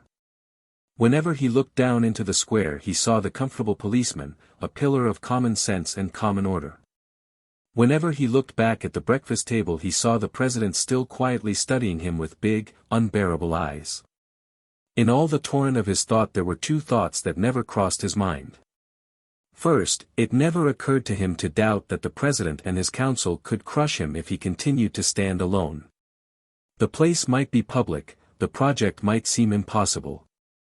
But Sunday was not the man who would carry himself thus easily without having, somehow or somewhere, set open his iron trap.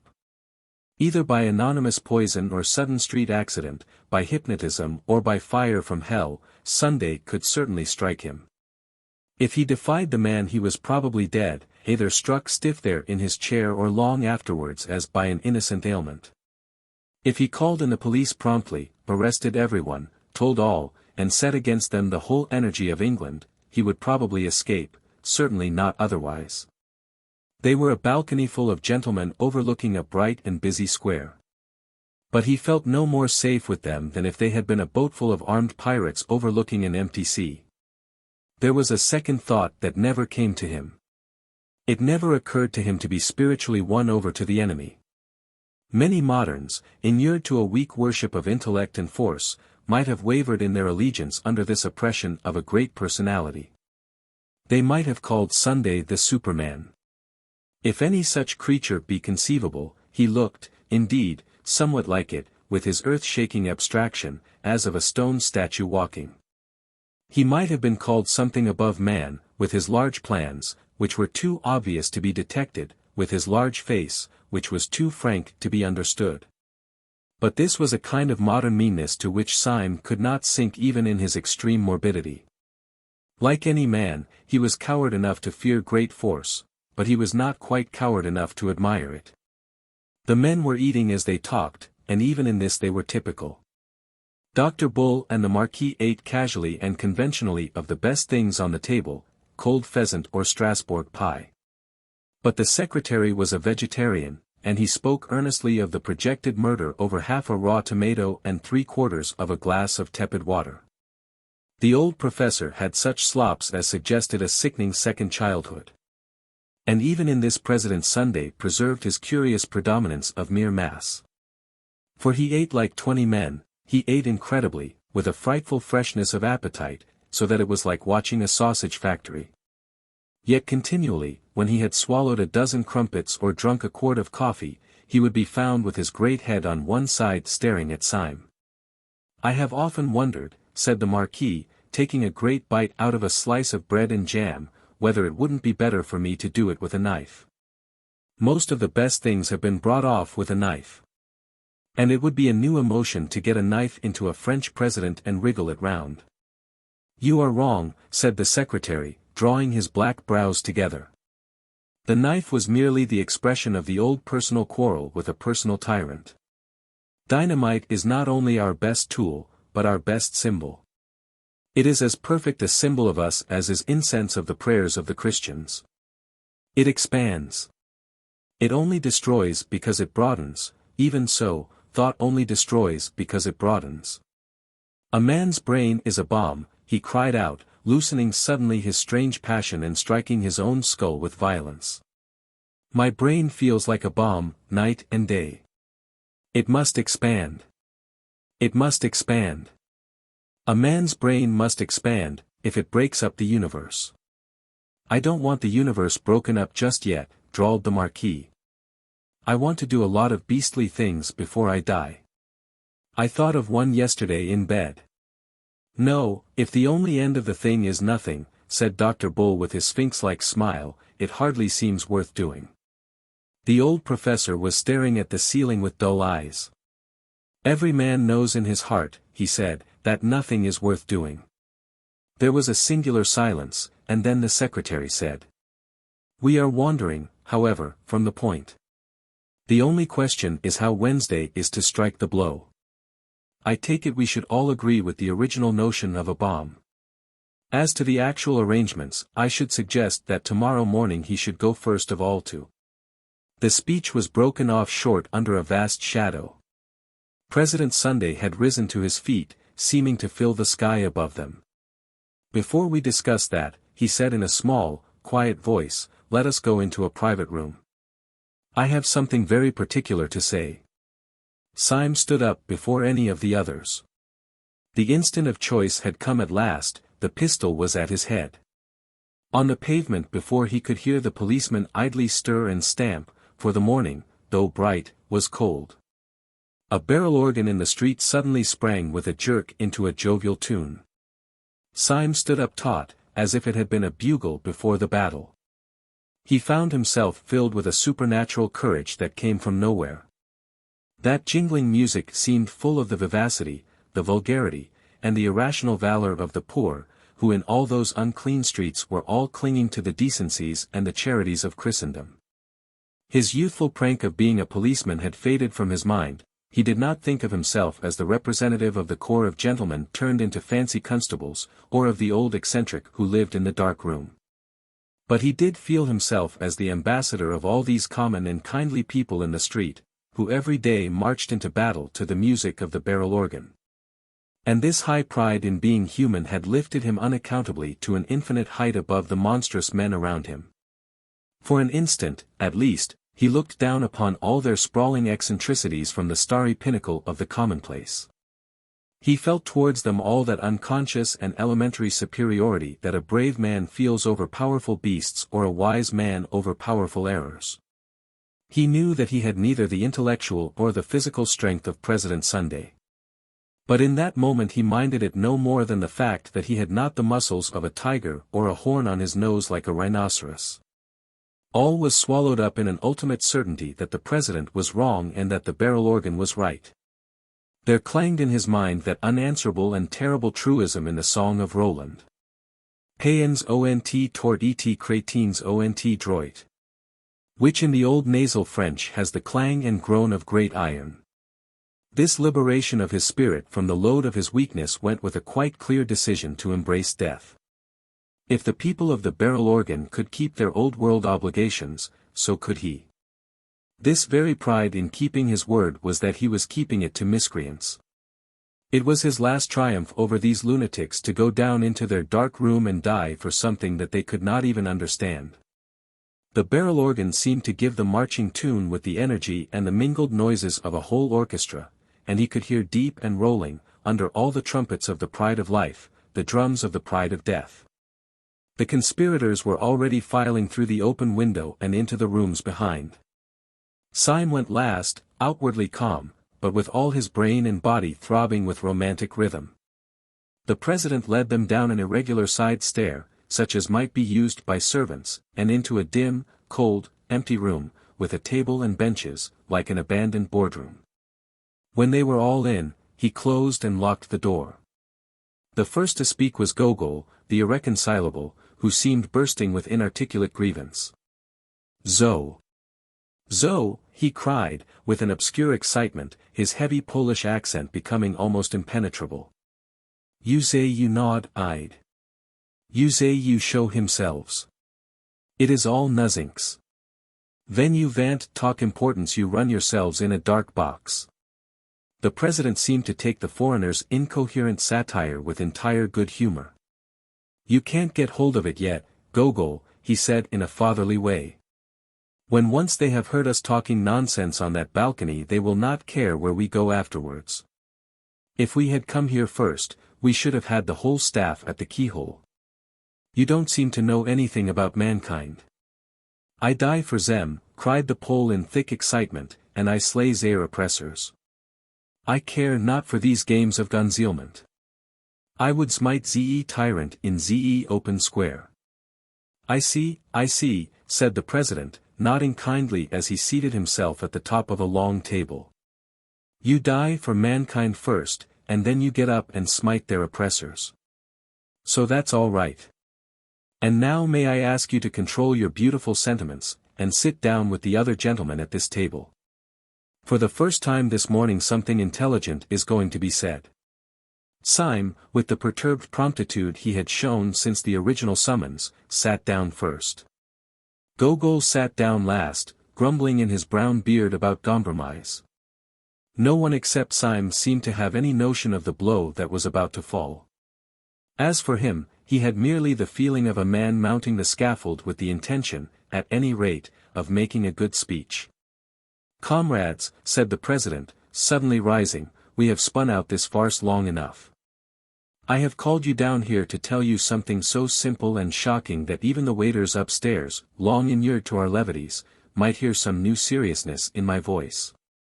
Comrades, we were discussing plans and naming places. I propose, before saying anything else, that those plans and places should not be voted by this meeting, but should be left wholly in the control of some one reliable member. I suggest Comrade Saturday, Dr. Bull. They all stared at him. Then they all started in their seats, for the next words, though not loud, had a living and sensational emphasis. Sunday struck the table. Not one word more about the plans and places must be said at this meeting. Not one tiny detail more about what we mean to do must be mentioned in this company. Sunday had spent his life in astonishing his followers, but it seemed as if he had never really astonished them until now. They all moved feverishly in their seats, except Syme. He sat stiff in his, with his hand in his pocket, and on the handle of his loaded revolver. When the attack on him came he would sell his life dear. He would find out at least if the president was mortal. Sunday went on smoothly. You will probably understand that there is only one possible motive for forbidding free speech at this festival of freedom. Strangers overhearing us matters nothing. They assume that we are joking. But what would matter, even unto death, is this, that there should be one actually among us who is not of us, who knows our grave purpose, but does not share it. Who? The secretary screamed out suddenly like a woman. It can't be, he cried, leaping. There can't. The president flapped his large flat hand on the table like the fin of some huge fish. Yes, he said slowly, there is a spy in this room. There is a traitor at this table. I will waste no more words. His name. Syme half rose from his seat, his finger firm on the trigger. His name is Gogol, said the president. He is that hairy humbug over there who pretends to be a Pole. Gogol sprang to his feet, a pistol in each hand. With the same flash 3 men sprang at his throat. Even the professor made an effort to rise. But Syme saw little of the scene, for he was blinded with a beneficent darkness. He had sunk down into his seat shuddering, in a palsy of passionate relief. Chapter 7. The unaccountable conduct of Professor de Worms. Sit down, said Sunday in a voice that he used once or twice in his life, a voice that made men drop drawn swords. The 3 who had risen fell away from Gogol, and that equivocal person himself resumed his seat. Well, my man, said the president briskly, addressing him as one addresses a total stranger, will you oblige me by putting your hand in your upper waistcoat pocket and showing me what you have there? The alleged Pole was a little pale under his tangle of dark hair, but he put 2 fingers into the pocket with apparent coolness and pulled out a blue strip of card. When Syme saw it lying on the table, he woke up again to the world outside him. For although the card lay at the other extreme of the table, and he could read nothing of the inscription on it, it bore a startling resemblance to the blue card in his own pocket. The card which had been given to him when he joined the anti-anarchist constabulary. Pathetic Slav, said the president, tragic child of Poland, are you prepared in the presence of that card to deny that you are in this company, shall we say de trop? Right, oh, said the late Gogol. It made everyone jump to hear a clear, commercial and somewhat cockney voice coming out of that forest of foreign hair. It was irrational, as if a Chinaman had suddenly spoken with a Scotch accent. I gather that you fully understand your position, said Sunday. You bet, answered the Pole. I see it's a fair cop.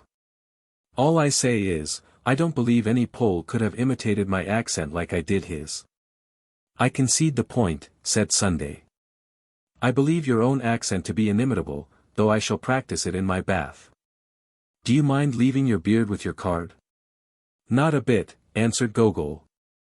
And with one finger he ripped off the whole of his shaggy head covering, emerging with thin red hair and a pale, pert face. It was hot, he added. I will do you the justice to say, said Sunday, not without a sort of brutal admiration, that you seem to have kept pretty cool under it. Now listen to me. I like you. The consequence is that it would annoy me for just about 2.5 minutes if I heard that you had died in torments. Well, if you ever tell the police or any human soul about us, I shall have that 2.5 minutes of discomfort. On your discomfort I will not dwell. Good day. Mind the step. The red-haired detective who had masqueraded as Gogol rose to his feet without a word, and walked out of the room with an air of perfect nonchalance. Yet the astonished Syme was able to realize that this ease was suddenly assumed, for there was a slight stumble outside the door, which showed that the departing detective had not minded the step. Time is flying, said the president in his gayest manner, after glancing at his watch, which like everything about him seemed bigger than it ought to be. I must go off at once, I have to take the chair at a humanitarian meeting. The secretary turned to him with working eyebrows. Would it not be better, he said a little sharply, to discuss further the details of our project, now that the spy has left us? No, I think not, said the president with a yawn like an unobtrusive earthquake. Leave it as it is. Let Saturday settle it. I must be off. Breakfast here next Sunday. But the late loud scenes had whipped up the almost naked nerves of the secretary. He was one of those men who are conscientious even in crime. I must protest, President, that the thing is irregular, he said. It is a fundamental rule of our society that all plans shall be debated in full council. Of course, I fully appreciate your forethought when in the actual presence of a traitor. Secretary, said the president seriously, if you take your head home and boil it for a turnip it might be useful. I can't say. But it might. The secretary reared back in a kind of equine anger. I really fail to understand, he began in high offense. That's it, said the president, nodding a great many times. That's where you fail right enough. You fail to understand. Why, you dancing donkey, he roared, rising, you didn't want to be overheard by a spy, didn't you? How do you know you aren't overheard now? And with these words he shouldered his way out of the room, shaking with incomprehensible scorn. 4 of the men left behind gaped after him without any apparent glimmering of his meaning. Syme alone had even a glimmering, and such as it was it froze him to the bone. If the last words of the president meant anything, they meant that he had not after all passed unsuspected. They meant that while Sunday could not denounce him like Gogol, he still could not trust him like the others. The other 4 got to their feet grumbling more or less, and betook themselves elsewhere to find lunch, for it was already well past midday. The professor went last, very slowly and painfully. Syme sat long after the rest had gone, revolving his strange position. He had escaped a thunderbolt, but he was still under a cloud. At last he rose and made his way out of the hotel into Leicester Square. The bright, cold day had grown increasingly colder, and when he came out into the street he was surprised by a few flakes of snow. While he still carried the sword stick and the rest of Gregory's portable luggage, he had thrown the cloak down and left it somewhere, perhaps on the steam tug, perhaps on the balcony. Hoping, therefore, that the snow shower might be slight, he stepped back out of the street for a moment and stood up under the doorway of a small and greasy hairdresser's shop, the front window of which was empty. Except for a sickly wax lady in evening dress. Snow, however, began to thicken and fall fast, and Syme, having found one glance at the wax lady quite sufficient to depress his spirits, stared out instead into the white and empty street. He was considerably astonished to see, standing quite still outside the shop and staring into the window, a man. His top hat was loaded with snow like the hat of Father Christmas, the white drift was rising round his boots and ankles. But it seemed as if nothing could tear him away from the contemplation of the colorless wax doll in dirty evening dress. That any human being should stand in such weather looking into such a shop was a matter of sufficient wonder to Syme. But his idle wonder turned suddenly into a personal shock, for he realized that the man standing there was the paralytic old Professor de Worms. It scarcely seemed the place for a person of his years and infirmities. Syme was ready to believe anything about the perversions of this dehumanized brotherhood, but even he could not believe that the professor had fallen in love with that particular wax lady. He could only suppose that the man's malady, whatever it was, involved some momentary fits of rigidity or trance. He was not inclined, however, to feel in this case any very compassionate concern. On the contrary, he rather congratulated himself that the professor's stroke and his elaborate and limping walk would make it easy to escape from him and leave him miles behind. For Syme thirsted first and last to get clear of the whole poisonous atmosphere, if only for an hour. Then he could collect his thoughts, formulate his policy, and decide finally whether he should or should not keep faith with Gregory. He strolled away through the dancing snow, turned up 2 or 3 streets, down through 2 or 3 others, and entered a small Soho restaurant for lunch. He partook reflectively of 4 small and quaint courses, drank half a bottle of red wine, and ended up over black coffee in a black cigar, still thinking. He had taken his seat in the upper room of the restaurant, which was full of the chink of knives and the chatter of foreigners. He remembered that in old days he had imagined that all these harmless and kindly aliens were anarchists. He shuddered, remembering the real thing. But even the shudder had the delightful shame of escape. The wine, the common food, the familiar place, the faces of natural and talkative men, made him almost feel as if the council of the 7 days had been a bad dream. And although he knew it was nevertheless an objective reality, it was at least a distant one. Tall houses and populous streets lay between him and his last sight of the shameful 7, he was free in free London, and drinking wine among the free. With a somewhat easier action, he took his hat and stick and strolled down the stair into the shop below. When he entered that lower room he stood stricken and rooted to the spot. At a small table, close up to the blank window and the white street of snow, sat the old anarchist professor over a glass of milk, with his lifted livid face and pendant eyelids. For an instant Syme stood as rigid as the stick he leant upon. Then with a gesture as of blind hurry, he brushed past the professor, dashing open the door and slamming it behind him, and stood outside in the snow. "Can that old corpse be following me?" he asked himself, biting his yellow mustache. "I stopped too long up in that room, so that even such leaden feet could catch me up. One comfort is, with a little brisk walking I can put a man like that as far away as Timbuktu. Or am I too fanciful? Was he really following me? Surely Sunday would not be such a fool as to send a lame man." He set off at a smart pace, twisting and whirling his stick, in the direction of Covent Garden. As he crossed the great market the snow increased, growing blinding and bewildering as the afternoon began to darken. The snowflakes tormented him like a swarm of silver bees. Getting into his eyes and beard, they added their unremitting futility to his already irritated nerves. And by the time that he had come at a swinging pace to the beginning of Fleet Street, he lost patience, and finding a Sunday tea shop, turned into it to take shelter. He ordered another cup of black coffee as an excuse. Scarcely had he done so, when Professor de Worms hobbled heavily into the shop, sat down with difficulty and ordered a glass of milk. Syme's walking stick had fallen from his hand with a great clang, which confessed the concealed steel. But the professor did not look round. Syme, who was commonly a cool character, was literally gaping as a rustic gapes at a conjuring trick.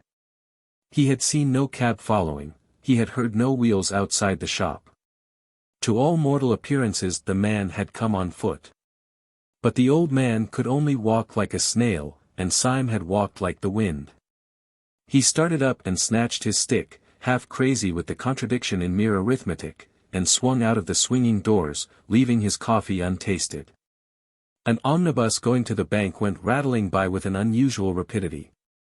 He had a violent run of 100 yards to reach it, but he managed to spring, swaying upon the splashboard and, pausing for an instant to pant, he climbed on to the top. When he had been seated for about half a minute, he heard behind him a sort of heavy and asthmatic breathing. Turning sharply, he saw rising gradually higher and higher up the omnibus steps a top hat soiled and dripping with snow, and under the shadow of its brim the short-sighted face and shaky shoulders of Professor de Worms. He let himself into a seat with characteristic care, and wrapped himself up to the chin in the mackintosh rug. Every movement of the old man's tottering figure and vague hands, every uncertain gesture and panic-stricken pause, seemed to put it beyond question that he was helpless, that he was in the last imbecility of the body. He moved by inches, he let himself down with little gasps of caution. And yet, unless the philosophical entities called time and space have no vestige even of a practical existence, it appeared quite unquestionable that he had run after the omnibus. Syme sprang erect upon the rocking car, and after staring wildly at the wintry sky, that grew gloomier every moment, he ran down the steps. He had repressed an elemental impulse to leap over the side. Too bewildered to look back or to reason, he rushed into one of the little courts at the side of Fleet Street as a rabbit rushes into a hole. He had a vague idea, if this incomprehensible old jack-in-the-box was really pursuing him, that in that labyrinth of little streets he could soon throw him off the scent. He dived in and out of those crooked lanes, which were more like cracks than thoroughfares, and by the time that he had completed about 20 alternate angles and described an unthinkable polygon, he paused to listen for any sound of pursuit. There was none, there could not in any case have been much, for the little streets were thick with the soundless snow. Somewhere behind Red Lion Court, however, he noticed a place where some energetic citizen had cleared away the snow for a space of about 20 yards, leaving the wet, glistening cobblestones. He thought little of this as he passed it, only plunging into yet another arm of the maze. But when a few hundred yards farther on he stood still again to listen, his heart stood still also, for he heard from that space of rugged stones the clinking crutch and laboring feet of the infernal cripple. The sky above was loaded with the clouds of snow, leaving London in a darkness and oppression premature for that hour of the evening. On each side of Syme the walls of the alley were blind and featureless. There was no little window or any kind of eave. He felt a new impulse to break out of this hive of houses, and to get once more into the open and lamplit street. Yet he rambled and dodged for a long time before he struck the main thoroughfare. When he did so, he struck it much farther up than he had fancied.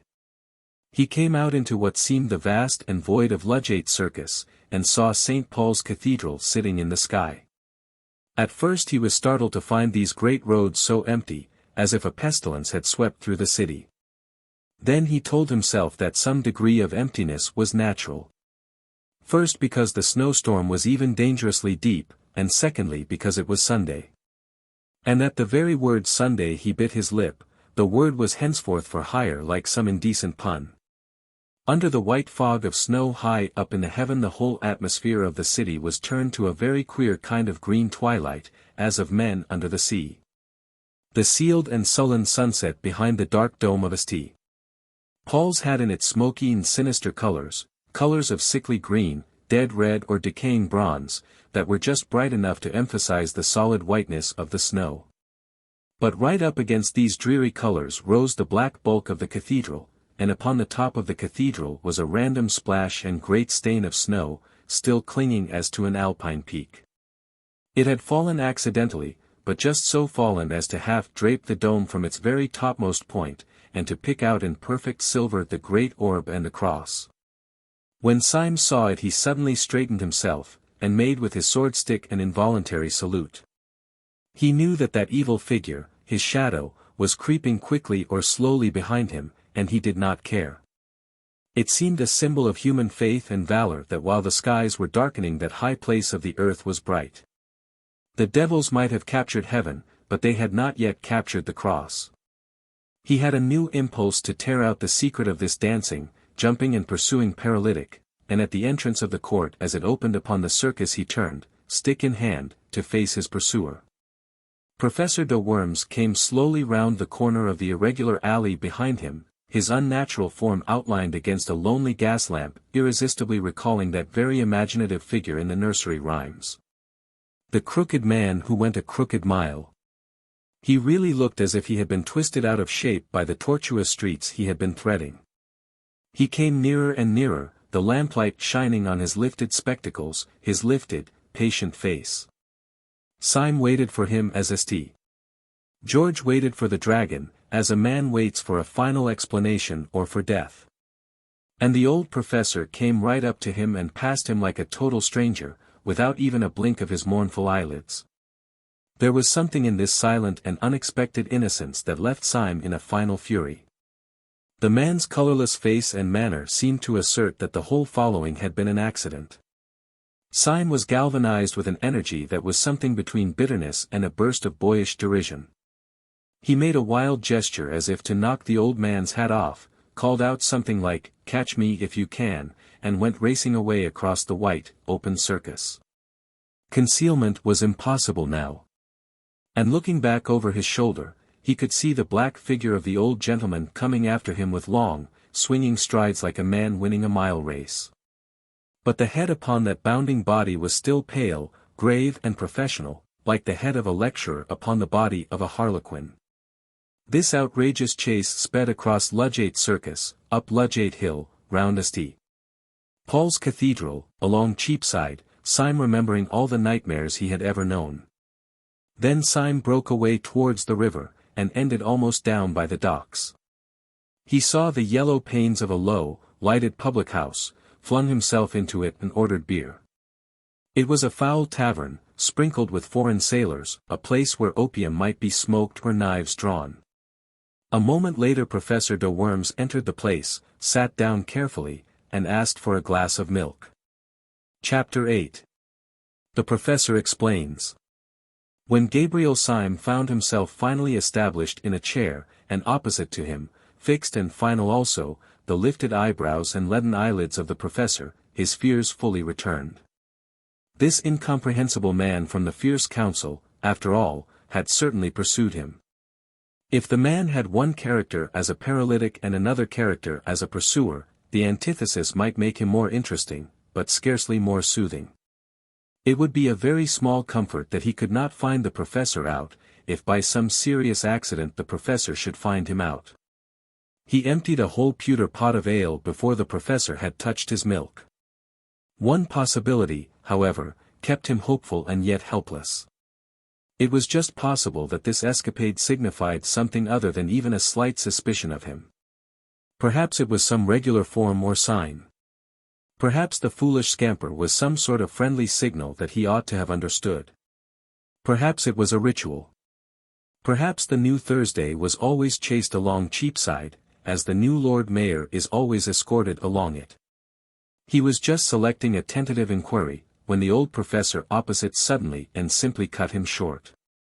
Before Syme could ask the first diplomatic question, the old anarchist had asked suddenly, without any sort of preparation. "Are you a policeman?" Whatever else Syme had expected, he had never expected anything so brutal and actual as this. Even his great presence of mind could only manage a reply with an air of rather blundering jocularity. "A policeman?" he said, laughing vaguely. "Whatever made you think of a policeman in connection with me?" "The process was simple enough," answered the Professor patiently. "I thought you looked like a policeman." "I think so now." "Did I take a policeman's hat by mistake out of the restaurant?" asked Syme, smiling wildly. "Have I by any chance got a number stuck onto me somewhere? Have my boots got that watchful look? Why must I be a policeman? Do let me be a postman." The old Professor shook his head with a gravity that gave no hope, but Syme ran on with a feverish irony. "But perhaps I misunderstood the delicacies of your German philosophy. Perhaps policeman is a relative term. In an evolutionary sense, sir, the ape fades so gradually into the policeman, that I myself can never detect the shade. The monkey is only the policeman that may be. Perhaps a maiden lady on Clapham Common is only the policeman that might have been. I don't mind being the policeman that might have been. I don't mind being anything in German thought. Are you in the police service? Said the old man, ignoring all Syme's improvised and desperate raillery. Are you a detective? Syme's heart turned to stone, but his face never changed. Your suggestion is ridiculous, he began. Why on earth? The old man struck his palsied hand passionately on the rickety table, nearly breaking it. Did you hear me ask a plain question, you pattering spy? He shrieked in a high, crazy voice. Are you, or are you not, a police detective? No, answered Syme, like a man standing on the hangman's drop. You swear it, said the old man, leaning across to him, his dead face becoming as it were loathsomely alive. You swear it. You swear it. If you swear falsely, will you be damned?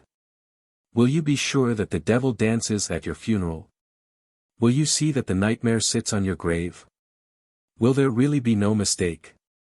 You are an anarchist, you are a dynamiter. Above all, you are not in any sense a detective. You are not in the British police. He leant his angular elbow far across the table, and put up his large loose hand like a flap to his ear. I am not in the British police, said Syme with insane calm. Professor de Worms fell back in his chair with a curious air of kindly collapse. That's a pity, he said, because I am. Syme sprang up straight, sending back the bench behind him with a crash. Because you are what? He said thickly. You are what? I am a policeman, said the professor with his first broad smile, and beaming through his spectacles. But as you think policeman only a relative term, of course I have nothing to do with you. I am in the British police force.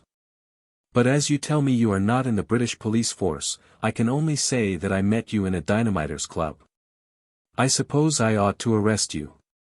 And with these words he laid on the table before Syme an exact facsimile of the blue card which Syme had in his own waistcoat pocket, the symbol of his power from the police. Syme had for a flash the sensation that the cosmos had turned exactly upside down, that all trees were growing downwards and that all stars were under his feet. Then came slowly the opposite conviction. For the last 24 hours the cosmos had really been upside down, but now the capsized universe had come right side up again. This devil from whom he had been fleeing all day was only an elder brother of his own house, who on the other side of the table lay back and laughed at him. He did not for the moment ask any questions of detail.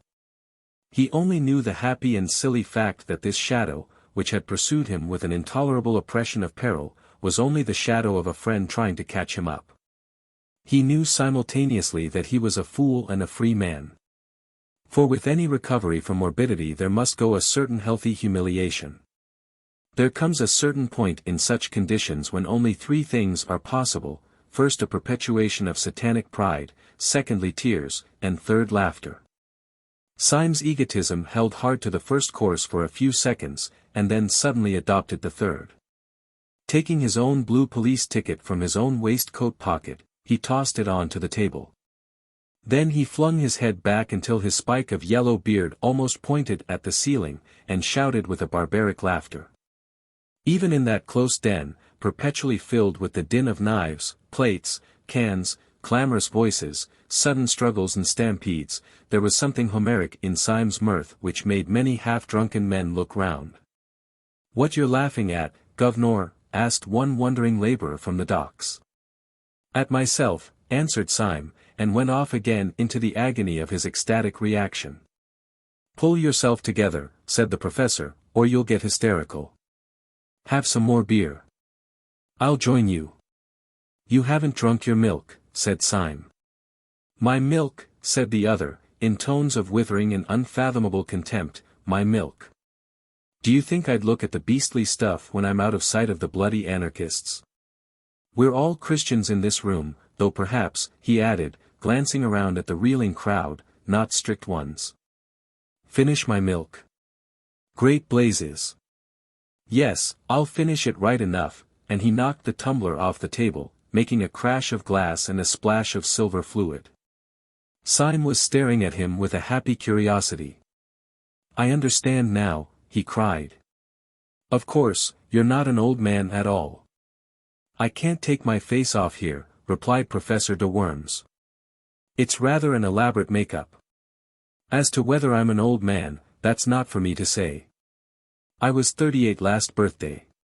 Yes, but I mean, said Syme impatiently, there's nothing the matter with you. Yes, answered the other dispassionately. I am subject to colds. Syme's laughter at all this had about it a wild weakness of relief. He laughed at the idea of the paralytic professor being really a young actor dressed up as if for the footlights. But he felt that he would have laughed as loudly if a pepper pot had fallen over. The false professor drank and wiped his false beard. Did you know, he asked, that man Gogol was one of us? No, I didn't know it, answered Syme in some surprise. But didn't you? I knew no more than the dead, replied the man who called himself de Worms.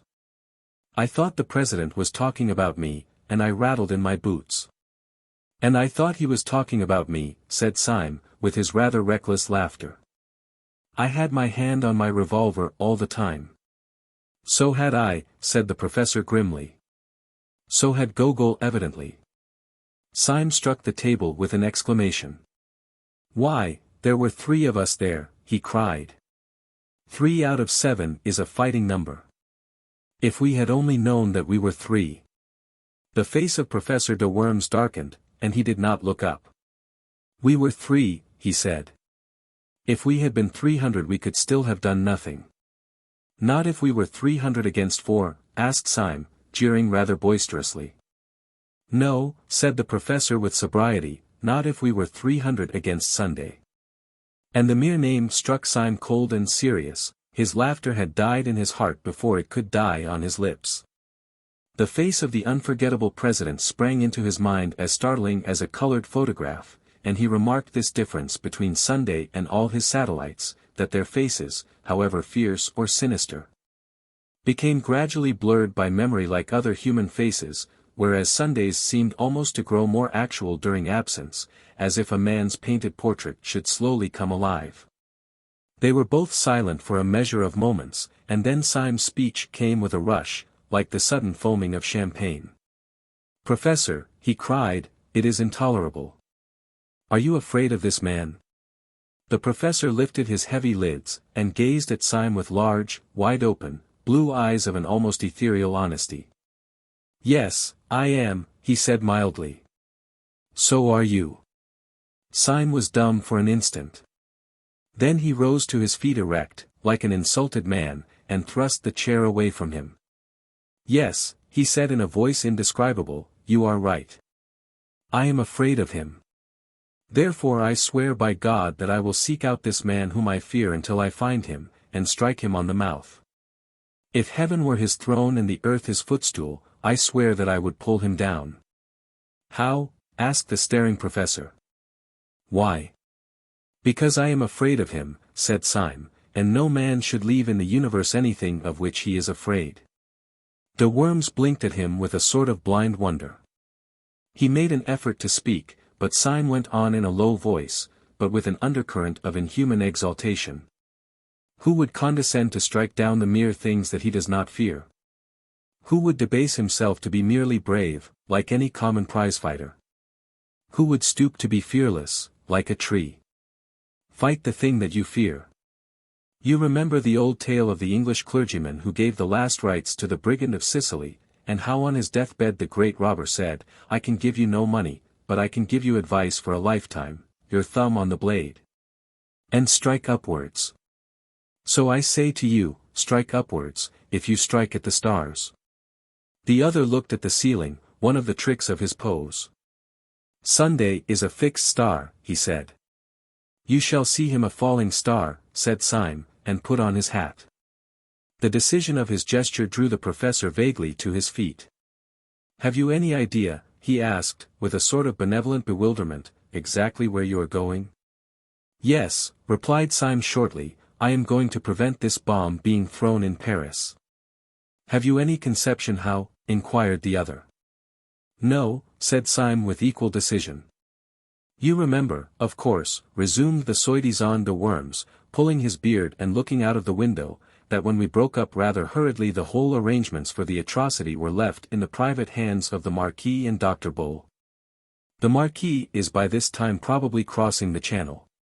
But where he will go and what he will do it is doubtful whether even the President knows, certainly we don't know. The only man who does know is Dr. Bull. Confound it, cried Syme. And we don't know where he is. Yes, said the other in his curious, absent-minded way, I know where he is myself. Will you tell me? Asked Syme with eager eyes. I will take you there, said the professor, and took down his own hat from a peg. Syme stood looking at him with a sort of rigid excitement. What do you mean? He asked sharply. Will you join me? Will you take the risk? Young man, said the professor pleasantly, I am amused to observe that you think I am a coward. As to that I will say only one word, and that shall be entirely in the manner of your own philosophical rhetoric. You think that it is possible to pull down the President. I know that it is impossible, and I am going to try it, and opening the tavern door, which let in a blast of bitter air, they went out together into the dark streets by the docks. Most of the snow was melted or trampled to mud, but here and there a clot of it still showed grey rather than white in the gloom. The small streets were sloppy and full of pools, which reflected the flaming lamps irregularly, and by accident, like fragments of some other and fallen world. Syme felt almost dazed as he stepped through this growing confusion of lights and shadows, but his companion walked on with a certain briskness, towards where, at the end of the street, an inch or two of the lamplit river looked like a bar of flame. Where are you going?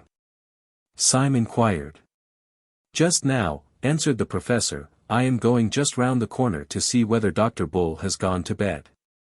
He is hygienic, and retires early. Dr. Bull, exclaimed Syme.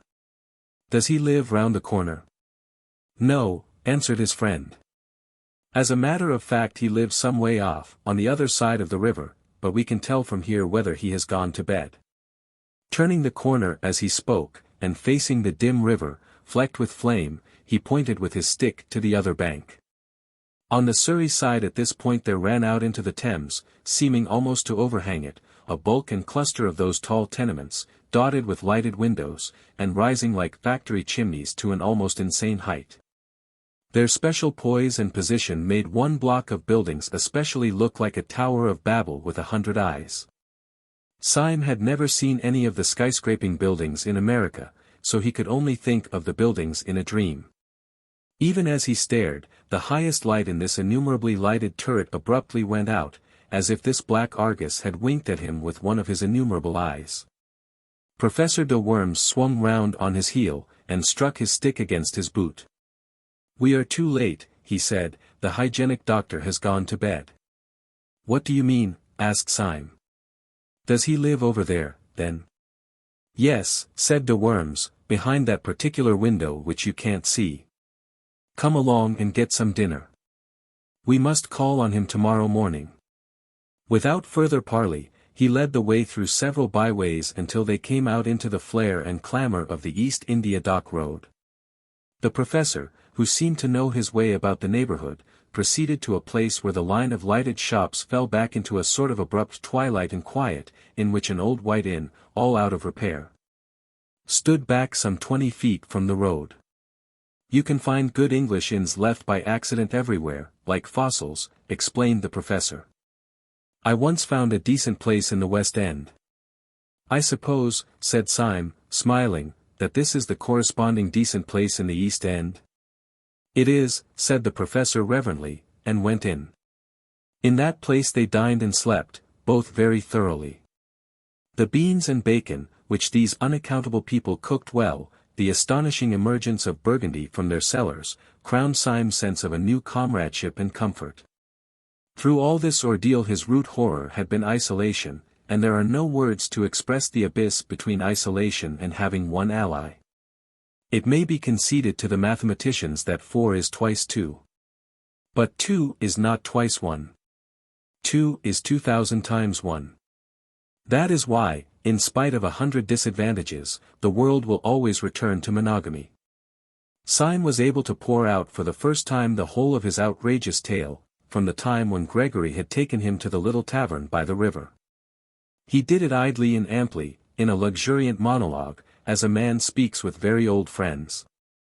On his side, also, the man who had impersonated Professor de Worms was not less communicative. His own story was almost as silly as Syme's. "That's a good get-up of yours," said Syme, draining a glass of Macon, "a lot better than old Gogol's. Even at the start I thought he was a bit too hairy." "A difference of artistic theory," replied the professor pensively. Gogol was an idealist. He made up as the abstract or Platonic ideal of an anarchist. But I am a realist. I am a portrait painter. But, indeed, to say that I am a portrait painter is an inadequate expression. I am a portrait. "I don't understand you," said Syme. "I am a portrait," repeated the professor. "I am a portrait of the celebrated Professor de Worms, who is, I believe, in Naples." "You mean you are made up like him," said Syme. "But doesn't he know that you are taking his nose in vain?" "He knows it right enough," replied his friend cheerfully. "Then why doesn't he denounce you?" "I have denounced him," answered the professor. "Do explain yourself," said Syme.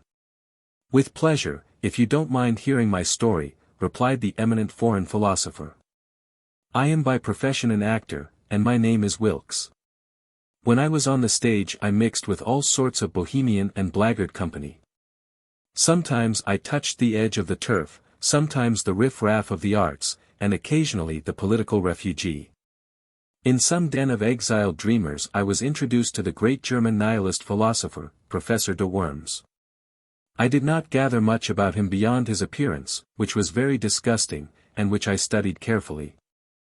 I understood that he had proved that the destructive principle in the universe was God. Hence he insisted on the need for a furious and incessant energy, rending all things in pieces. Energy, he said, was the all. He was lame, short-sighted, and partially paralytic. When I met him I was in a frivolous mood, and I disliked him so much that I resolved to imitate him. If I had been a draftsman I would have drawn a caricature. I was only an actor, I could only act a caricature. I made myself up into what was meant for a wild exaggeration of the old professor's dirty old self. When I went into the room full of his supporters I expected to be received with a roar of laughter, or, if they were too far gone, with a roar of indignation at the insult.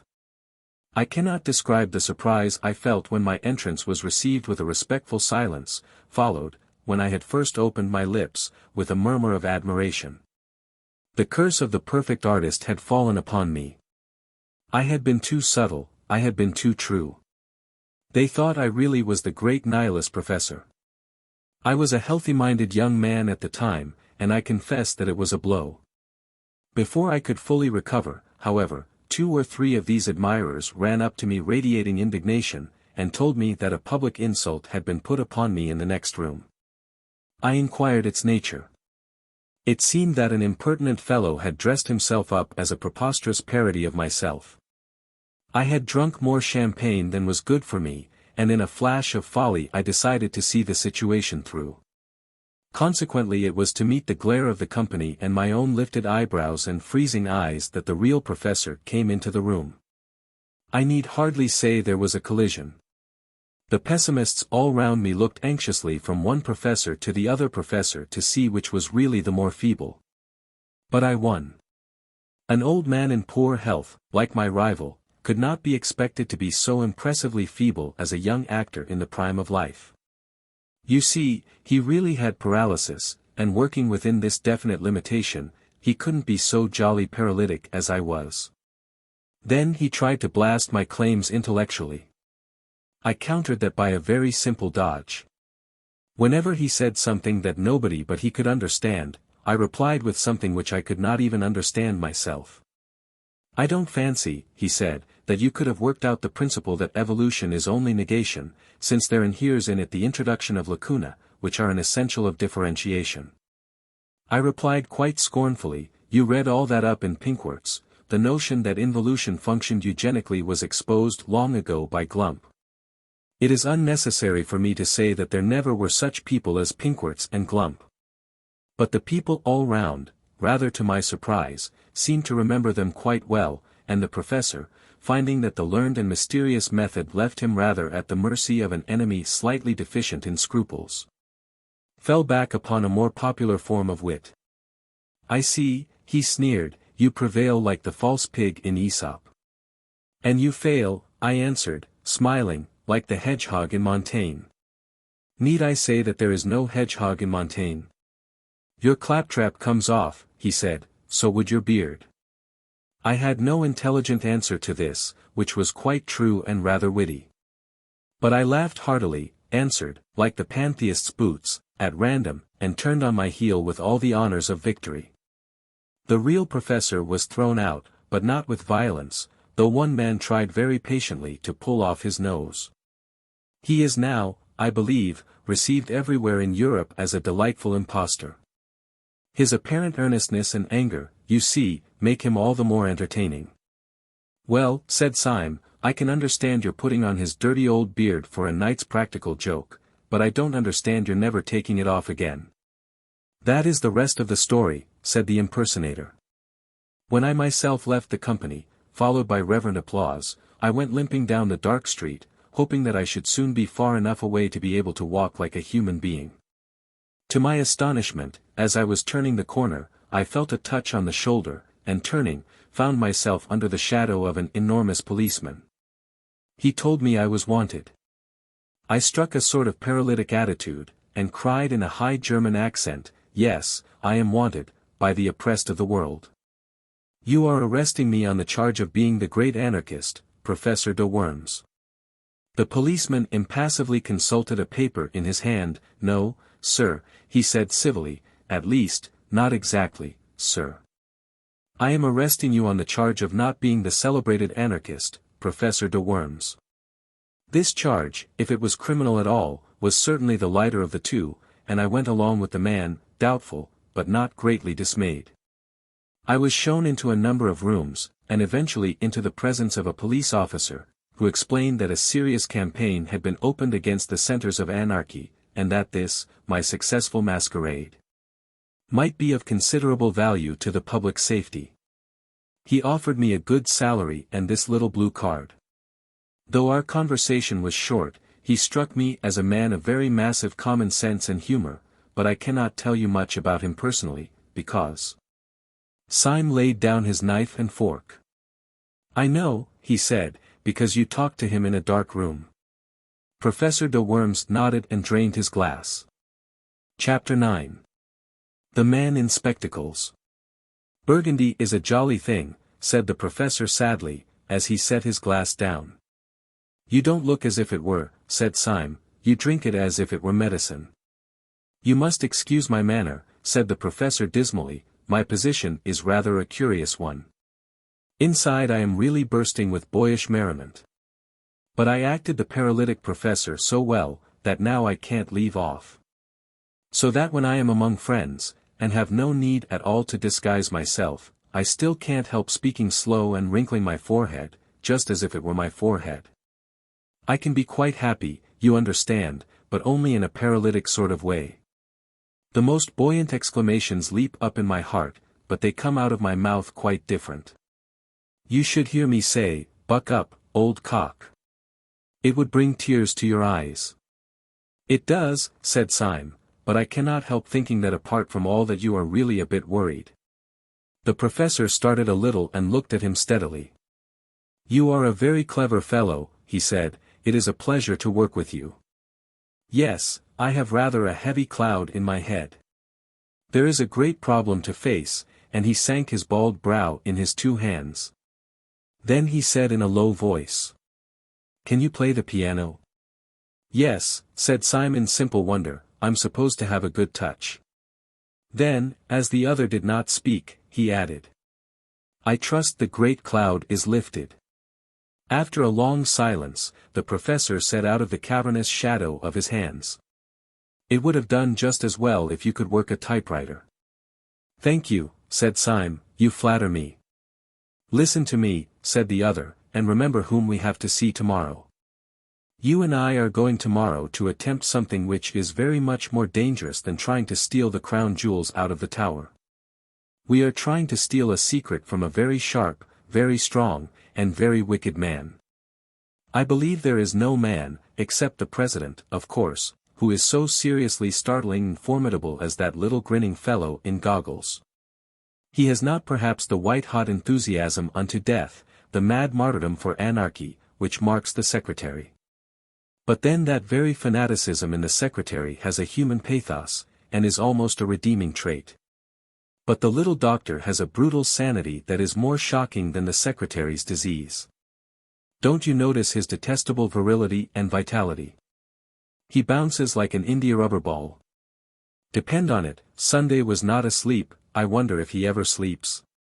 When he locked up all the plans of this outrage in the round, black head of Dr. Bull. And you think, said Syme, that this unique monster will be soothed if I play the piano to him? Don't be an ass, said his mentor. I mentioned the piano because it gives one quick and independent fingers. Syme, if we are to go through this interview and come out sane or alive, we must have some code of signals between us that this brute will not see. I have made a rough alphabetical cipher corresponding to the 5 fingers, like this, C, and he rippled with his fingers on the wooden table, bad, bad, a word we may frequently require. Syme poured himself out another glass of wine, and began to study the scheme. He was abnormally quick with his brains at puzzles, and with his hands at conjuring, and it did not take him long to learn how he might convey simple messages by what would seem to be idle taps upon a table or knee. But wine and companionship had always the effect of inspiring him to a farcical ingenuity, and the professor soon found himself struggling with the too vast energy of the new language, as it passed through the heated brain of Syme. We must have several word signs, said Syme seriously, words that we are likely to want, fine shades of meaning. My favorite word is coeval. What's yours? Do stop playing the goat, said the professor plaintively. You don't know how serious this is. Lush, too, said Syme, shaking his head sagaciously, we must have lush, word applied to grass, don't you know? Do you imagine, asked the professor furiously, that we are going to talk to Dr. Bull about grass? There are several ways in which the subject could be approached, said Syme reflectively, and the word introduced without appearing forced. We might say, Dr. Bull, as a revolutionist, you remember that a tyrant once advised us to eat grass, and indeed many of us, looking on the fresh lush grass of summer. Do you understand, said the other, that this is a tragedy? Perfectly, replied Syme. Always be comic in a tragedy. What the deuce else can you do? I wish this language of yours had a wider scope. I suppose we could not extend it from the fingers to the toes. That would involve pulling off our boots and socks during the conversation, which however unobtrusively performed. Syme, said his friend with a stern simplicity, go to bed. Syme, however, sat up in bed for a considerable time mastering the new code. He was awakened next morning while the east was still sealed with darkness, and found his grey-bearded ally standing like a ghost beside his bed. Syme sat up in bed blinking, then slowly collected his thoughts, threw off the bedclothes, and stood up. It seemed to him in some curious way that all the safety and sociability of the night before fell with the bedclothes off him, and he stood up in an air of cold danger. He still felt an entire trust and loyalty towards his companion. But it was the trust between two men going to the scaffold. Well, said Syme with a forced cheerfulness as he pulled on his trousers, I dreamt of that alphabet of yours. Did it take you long to make it up? The professor made no answer, but gazed in front of him with eyes the color of a wintry sea, so Syme repeated his question. I say, did it take you long to invent all this? I'm considered good at these things, and it was a good hour's grind. Did you learn it all on the spot? The professor was silent, his eyes were wide open, and he wore a fixed but very small smile. How long did it take you? The professor did not move. "Confound you, can't you answer?" called out Syme, in a sudden anger that had something like fear underneath. Whether or no the professor could answer, he did not. Syme stood staring back at the stiff face like parchment in the blank, blue eyes. His first thought was that the professor had gone mad, but his second thought was more frightful. After all, what did he know about this queer creature whom he had heedlessly accepted as a friend? What did he know, except that the man had been at the anarchist breakfast and had told him a ridiculous tale? How improbable it was that there should be another friend there beside Gogol. Was this man's silence a sensational way of declaring war? Was this adamantine stare after all only the awful sneer of some threefold traitor, who had turned for the last time? He stood and strained his ears in this heartless silence. He almost fancied he could hear dynamiters come to capture him shifting softly in the corridor outside. Then his eye strayed downwards, and he burst out laughing. Though the professor himself stood there as voiceless as a statue, his 5 dumb fingers were dancing alive upon the dead table. Syme watched the twinkling movements of the talking hand, and read clearly the message. "I will only talk like this. We must get used to it." He rapped out the answer with the impatience of relief. "All right.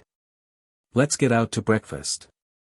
They took their hats and sticks in silence, but as Syme took his sword stick, he held it hard.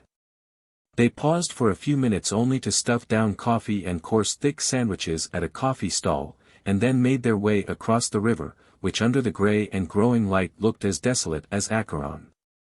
They reached the bottom of the huge block of buildings which they had seen from across the river, and began in silence to mount the naked and numberless stone steps, only pausing now and then to make short remarks on the rail of the banisters.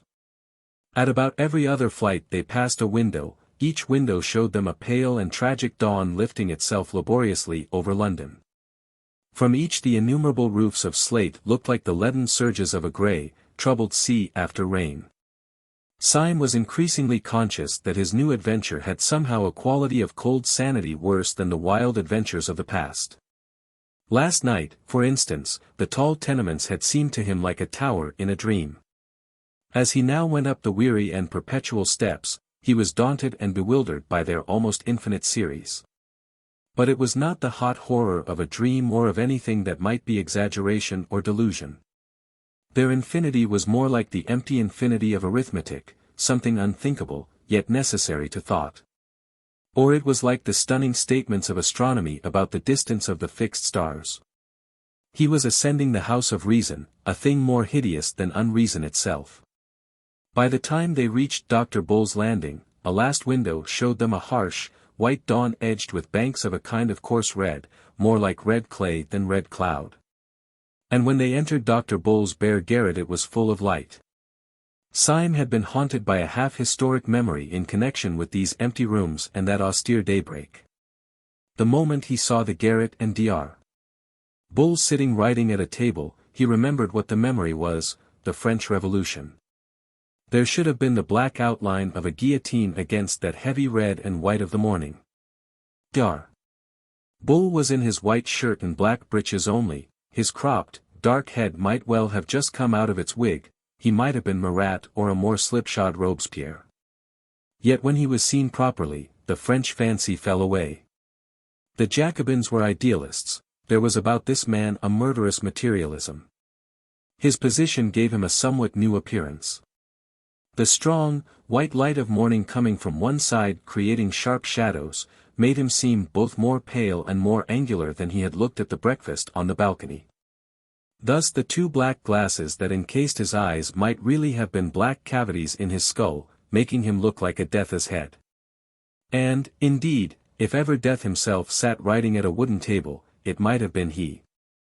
He looked up and smiled brightly enough as the men came in, and rose with the resilient rapidity of which the professor had spoken. He set chairs for both of them, and going to a peg behind the door, proceeded to put on a coat and waistcoat of rough, dark tweed. He buttoned it up neatly, and came back to sit down at his table. The quiet good humor of his manner left his 2 opponents helpless.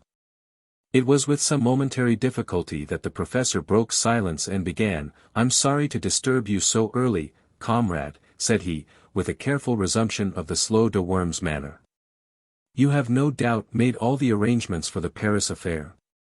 Then he added with infinite slowness, "We have information which renders intolerable anything in the nature of a moment's delay."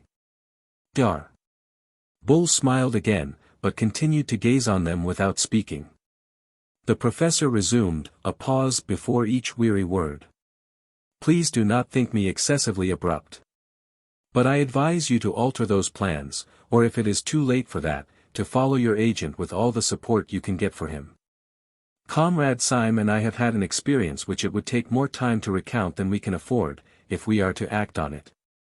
I will, however, relate the occurrence in detail, even at the risk of losing time, if you really feel that it is essential to the understanding of the problem we have to discuss." He was spinning out his sentences, making them intolerably long and lingering, in the hope of maddening the practical little doctor into an explosion of impatience which might show his hand.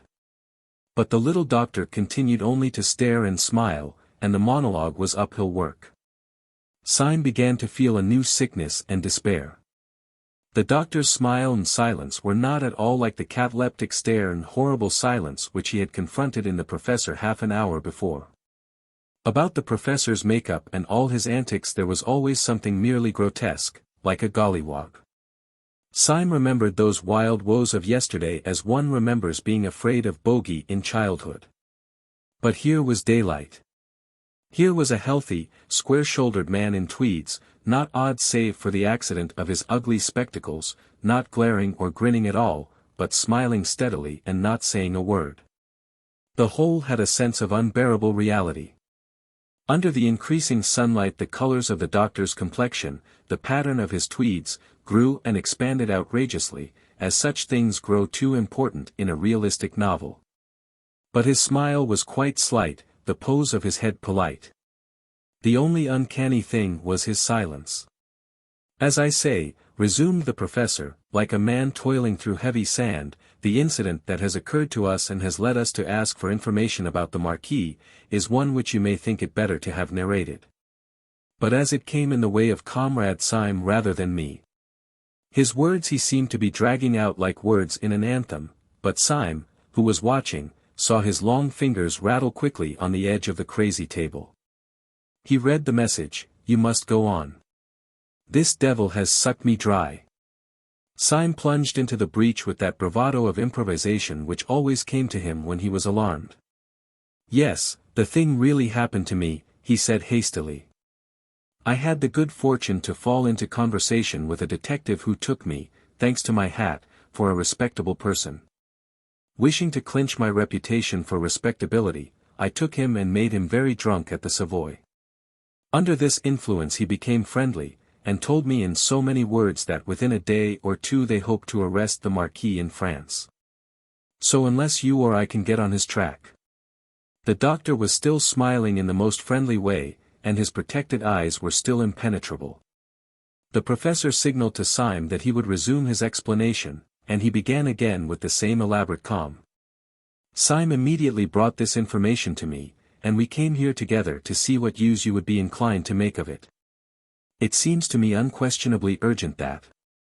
All this time Syme had been staring at the doctor almost as steadily as the doctor stared at the professor, but quite without the smile. The nerves of both comrades in arms were near snapping under that strain of motionless amiability, when Syme suddenly leant forward and idly tapped the edge of the table. His message to his ally ran, "I have an intuition." The professor, with scarcely a pause in his monologue, signaled back, "Then sit on it." Syme telegraphed, "It is quite extraordinary." The other answered, "Extraordinary rot." Syme said, "I am a poet." The other retorted, "You are a dead man." Syme had gone quite red up to his yellow hair, and his eyes were burning feverishly. As he said he had an intuition, and it had risen to a sort of light-headed certainty. Resuming his symbolic taps, he signaled to his friend, "You scarcely realize how poetic my intuition is. It has that sudden quality we sometimes feel in the coming of spring." He then studied the answer on his friend's fingers. The answer was, "Go to hell." The professor then resumed his merely verbal monologue addressed to the doctor. "Perhaps I should rather say," said Syme on his fingers, "that it resembles that sudden smell of the sea which may be found in the heart of lush woods." His companion disdained to reply. "Or yet again," tapped Syme, "it is positive, as is the passionate red hair of a beautiful woman."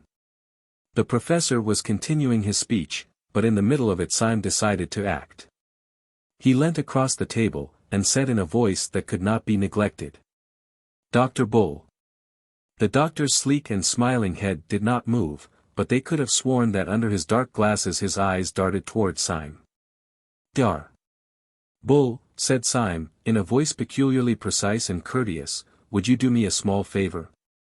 Would you be so kind as to take off your spectacles?" The professor swung round on his seat, and stared at Syme with a sort of frozen fury of astonishment. Syme, like a man who has thrown his life and fortune on the table, leaned forward with a fiery face. The doctor did not move. For a few seconds there was a silence in which one could hear a pin drop, split once by the single hoot of a distant steamer on the Thames. Then Dr. Bull rose slowly, still smiling, and took off his spectacles. Syme sprang to his feet, stepping backwards a little, like a chemical lecturer from a successful explosion. His eyes were like stars, and for an instant he could only point without speaking.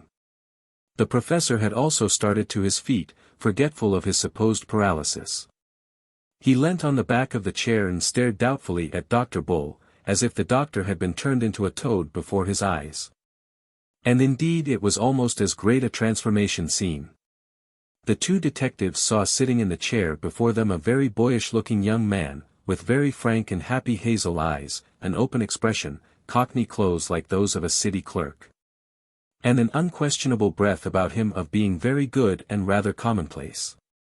The smile was still there, but it might have been the first smile of a baby. "I knew I was a poet," cried Syme in a sort of ecstasy. "I knew my intuition was as infallible as the Pope. It was the spectacles that did it. It was all the spectacles. Given those beastly black eyes, and all the rest of him, his health and his jolly looks, made him a live devil among dead ones." "It certainly does make a queer difference," said the professor shakily. "But as regards the project of Dr. Bull—" "Project be damned," roared Syme, beside himself. "Look at him. Look at his face, look at his collar, look at his blessed boots. You don't suppose, do you, that that thing's an anarchist?" "Syme," cried the other in an apprehensive agony. "Why, by God," said Syme, "I'll take the risk of that myself. Dr. Bull, I am a police officer. There's my card," and he flung down the blue card upon the table. The professor still feared that all was lost, but he was loyal. He pulled out his own official card and put it beside his friend's. Then the third man burst out laughing, and for the first time that morning they heard his voice. "I'm awfully glad you chaps have come so early," he said, with a sort of schoolboy flippancy, "for we can all start for France together. Yes, I'm in the force right enough," and he flicked a blue card towards them lightly as a matter of form. Clapping a brisk bowler on his head and resuming his goblin glasses, the doctor moved so quickly towards the door, that the others instinctively followed him. Syme seemed a little distrait, and as he passed under the doorway he suddenly struck his stick on the stone passage so that it rang. "But Lord God Almighty," he cried out, "if this is all right, there were more damned detectives than there were damned dynamiters at the damned council." "We might have fought easily," said Bull, "we were 4 against 3. The professor was descending the stairs, but his voice came up from below. "No," said the voice, "we were not 4 against 3, we were not so lucky. We were 4 against 1. The others went down the stairs in silence. The young man called Bull, with an innocent courtesy characteristic of him, insisted on going last until they reached the street. But there his own robust rapidity asserted itself unconsciously, and he walked quickly on ahead towards a railway inquiry office, talking to the others over his shoulder. "It is jolly to get some pals," he said. "I've been half dead with the jumps, being quite alone. I nearly flung my arms round Gogol and embraced him, which would have been imprudent. I hope you won't despise me for having been in a blue funk. All the blue devils in blue hell, said Syme, contributed to my blue funk. But the worst devil was you and your infernal goggles. The young man laughed delightedly. Wasn't it a rag, he said. Such a simple idea, not my own. I haven't got the brains. You see, I wanted to go into the detective service, especially the anti-dynamite business. But for that purpose they wanted someone to dress up as a dynamiter. And they all swore by blazes that I could never look like a dynamiter. They said my very walk was respectable, and that seen from behind I looked like the British Constitution. They said I looked too healthy and too optimistic, and too reliable and benevolent.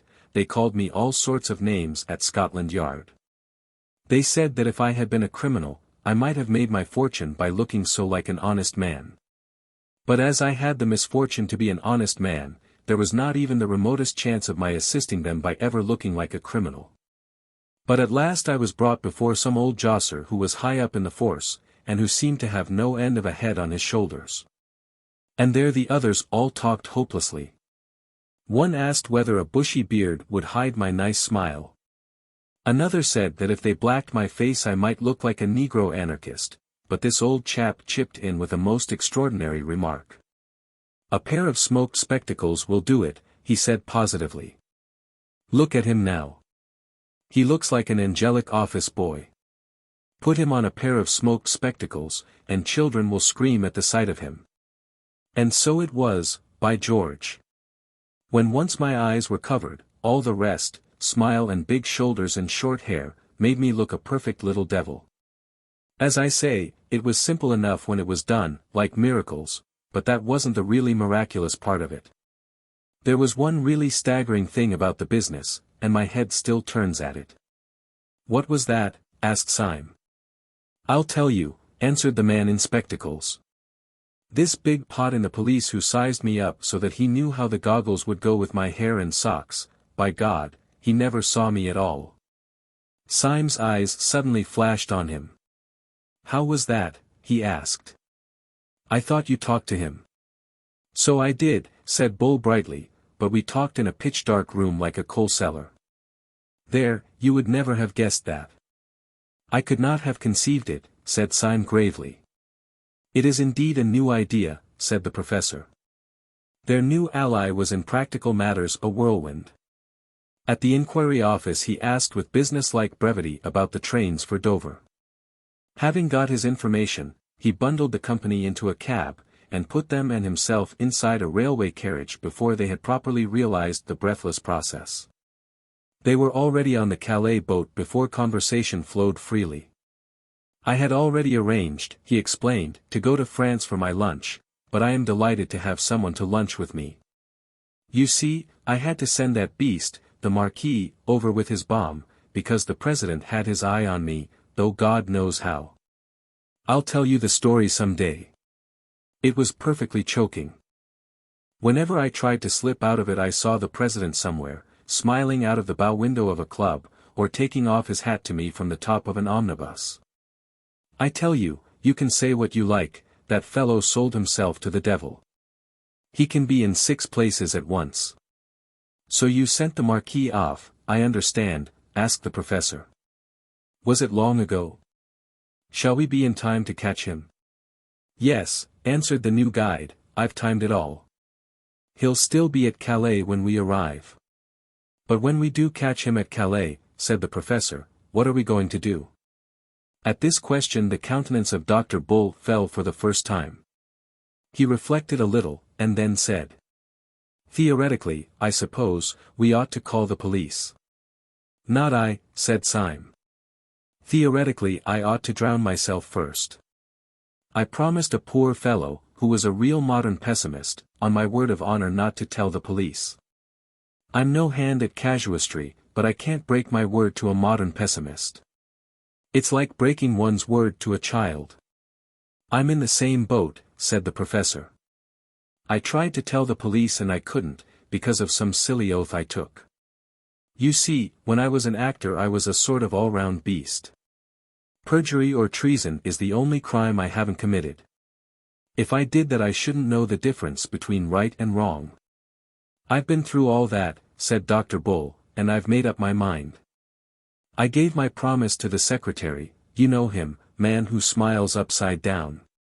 My friends, that man is the most utterly unhappy man that was ever human. It may be his digestion, or his conscience, or his nerves, or his philosophy of the universe, but he's damned, he's in hell. Well, I can't turn on a man like that, and hunt him down. It's like whipping a leper. I may be mad, but that's how I feel. And there's jolly well the end of it. I don't think you're mad, said Syme. I knew you would decide like that when first you. Said Dr. Bull. When first you took off your spectacles. Dar. Bull smiled a little, and strolled across the deck to look at the sunlit sea. Then he strolled back again, kicking his heels carelessly, and a companionable silence fell between the three men. Well, said Syme, it seems that we have all the same kind of morality or immorality, so we had better face the fact that comes of it. Yes, assented the professor, you're quite right. And we must hurry up, for I can see the grey nose standing out from France. The fact that comes of it, said Syme seriously, is this, that we three are alone on this planet. Gogol has gone, God knows where. Perhaps the president has smashed him like a fly. On the council we are 3 men against 3, like the Romans who held the bridge. But we are worse off than that, first because they can appeal to their organization and we cannot appeal to ours, and second because one of those other 3 men, said the professor, is not a man. Syme nodded and was silent for a second or two, then he said. My idea is this. We must do something to keep the Marquis in Calais till tomorrow midday. I have turned over 20 schemes in my head. We cannot denounce him as a dynamiter. That is agreed. We cannot get him detained on some trivial charge, for we should have to appear, he knows us, and he would smell a rat. We cannot pretend to keep him on anarchist business. He might swallow much in that way, but not the notion of stopping in Calais while the Tsar went safely through Paris. We might try to kidnap him, and lock him up ourselves, but he is a well-known man here. He has a whole bodyguard of friends. He is very strong and brave, and the event is doubtful. The only thing I can see to do is actually to take advantage of the very things that are in the Marquis's favor. I am going to profit by the fact that he is a highly respected nobleman. I am going to profit by the fact that he has many friends and moves in the best society. What the devil are you talking about? Asked the professor. The Symes are first mentioned in the 14th century, said Syme. But there is a tradition that one of them rode behind Bruce at Bannockburn. Since 1350 the tree is quite clear. He's gone off his head, said the little doctor, staring. Our bearings, continued Syme calmly, are argent a chevron gules charged with 3 crosslets of the field. The motto varies. The professor seized Syme roughly by the waistcoat. We are just inshore, he said. Are you seasick or joking in the wrong place? My remarks are almost painfully practical, answered Syme, in an unhurried manner. The house of St. Eustache also is very ancient. The Marquis cannot deny that he is a gentleman. He cannot deny that I am a gentleman. And in order to put the matter of my social position quite beyond a doubt, I propose at the earliest opportunity to knock his hat off. But here we are in the harbour. They went on shore under the strong sun in a sort of daze. Syme, who had now taken the lead as Bull had taken it in London, led them along a kind of marine parade until he came to some cafés, embowered in a bulk of greenery and overlooking the sea. As he went before them his step was slightly swaggering, and he swung his stick like a sword. He was making apparently for the extreme end of the line of cafés, but he stopped abruptly. With a sharp gesture he motioned them to silence, but he pointed with one gloved finger to a café table under a bank of flowering foliage at which sat the Marquis d'Este. Eustache, his teeth shining in his thick, black beard, and his bold, brown face shadowed by a light yellow straw hat and outlined against the violet sea. Chapter 10. The Duel. Syme sat down at a café table with his companions, his blue eyes sparkling like the bright sea below, and ordered a bottle of Saumur with a pleased impatience.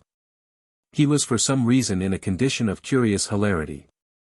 His spirits were already unnaturally high, they rose as the Saumur sank, and in half an hour his talk was a torrent of nonsense. He professed to be making out a plan of the conversation which was going to ensue between himself and the deadly Marquis. He jotted it down wildly with a pencil. It was arranged like a printed catechism, with questions and answers, and was delivered with an extraordinary rapidity of utterance. I shall approach. Before taking off his hat, I shall take off my own. I shall say, the Marquis de Saint-Eustache, I believe. He will say, the celebrated Mr. Syme, I presume. He will say in the most exquisite French, how are you? I shall reply in the most exquisite Cockney, oh, just the Syme. Oh, shut it, said the man in spectacles. Pull yourself together, and chuck away that bit of paper. What are you really going to do? But it was a lovely catechism, said Syme pathetically. Do let me read it you. It has only 43 questions and answers, and some of the Marquis's answers are wonderfully witty. I like to be just to my enemy. But what's the good of it all?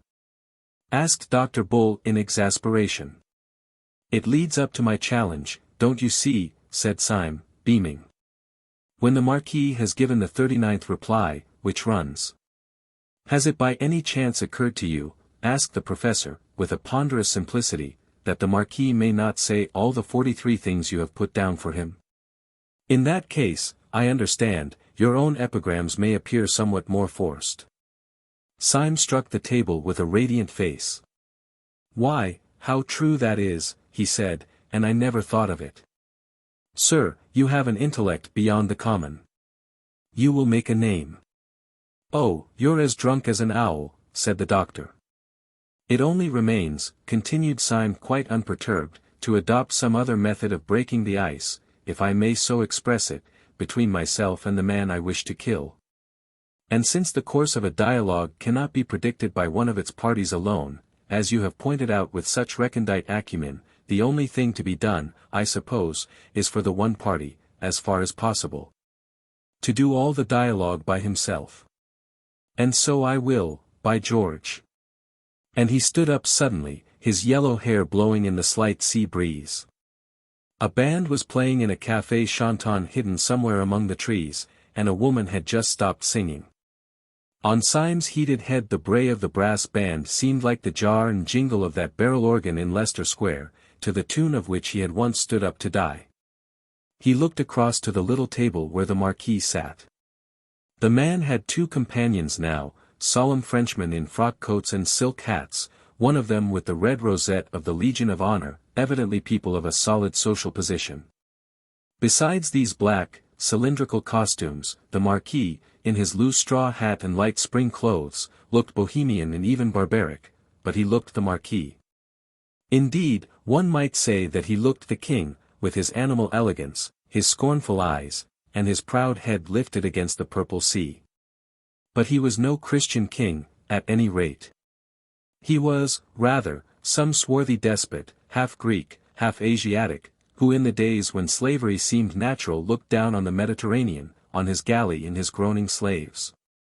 Just so, Syme thought, would the brown gold face of such a tyrant have shone against the dark green olives and the burning blue. Are you going to address the meeting? Asked the professor peevishly, seeing that Syme still stood up without moving. Syme drained his last glass of sparkling wine. I am, he said, pointing across to the Marquis and his companions, that meeting. That meeting displeases me. I am going to pull that meeting's great ugly, mahogany-colored nose. He stepped across swiftly, if not quite steadily. The Marquis, seeing him, arched his black Assyrian eyebrows in surprise, but smiled politely. You are Mr. Syme, I think, he said. Syme bowed. And you are the Marquis de Saint-Eustache, he said gracefully. Permit me to pull your nose. He leant over to do so, but the Marquis started backwards, upsetting his chair, and the two men in top hats held Syme back by the shoulders. "This man has insulted me," said Syme, with gestures of explanation. "Insulted you?" cried the gentleman with the red rosette, "when?" "Oh, just now," said Syme recklessly. "He insulted my mother." "Insulted your mother?" exclaimed the gentleman incredulously. "Well, anyhow," said Syme, conceding a point, "my aunt." "But how can the Marquis have insulted your aunt just now?" said the second gentleman with some legitimate wonder. "He has been sitting here all the time."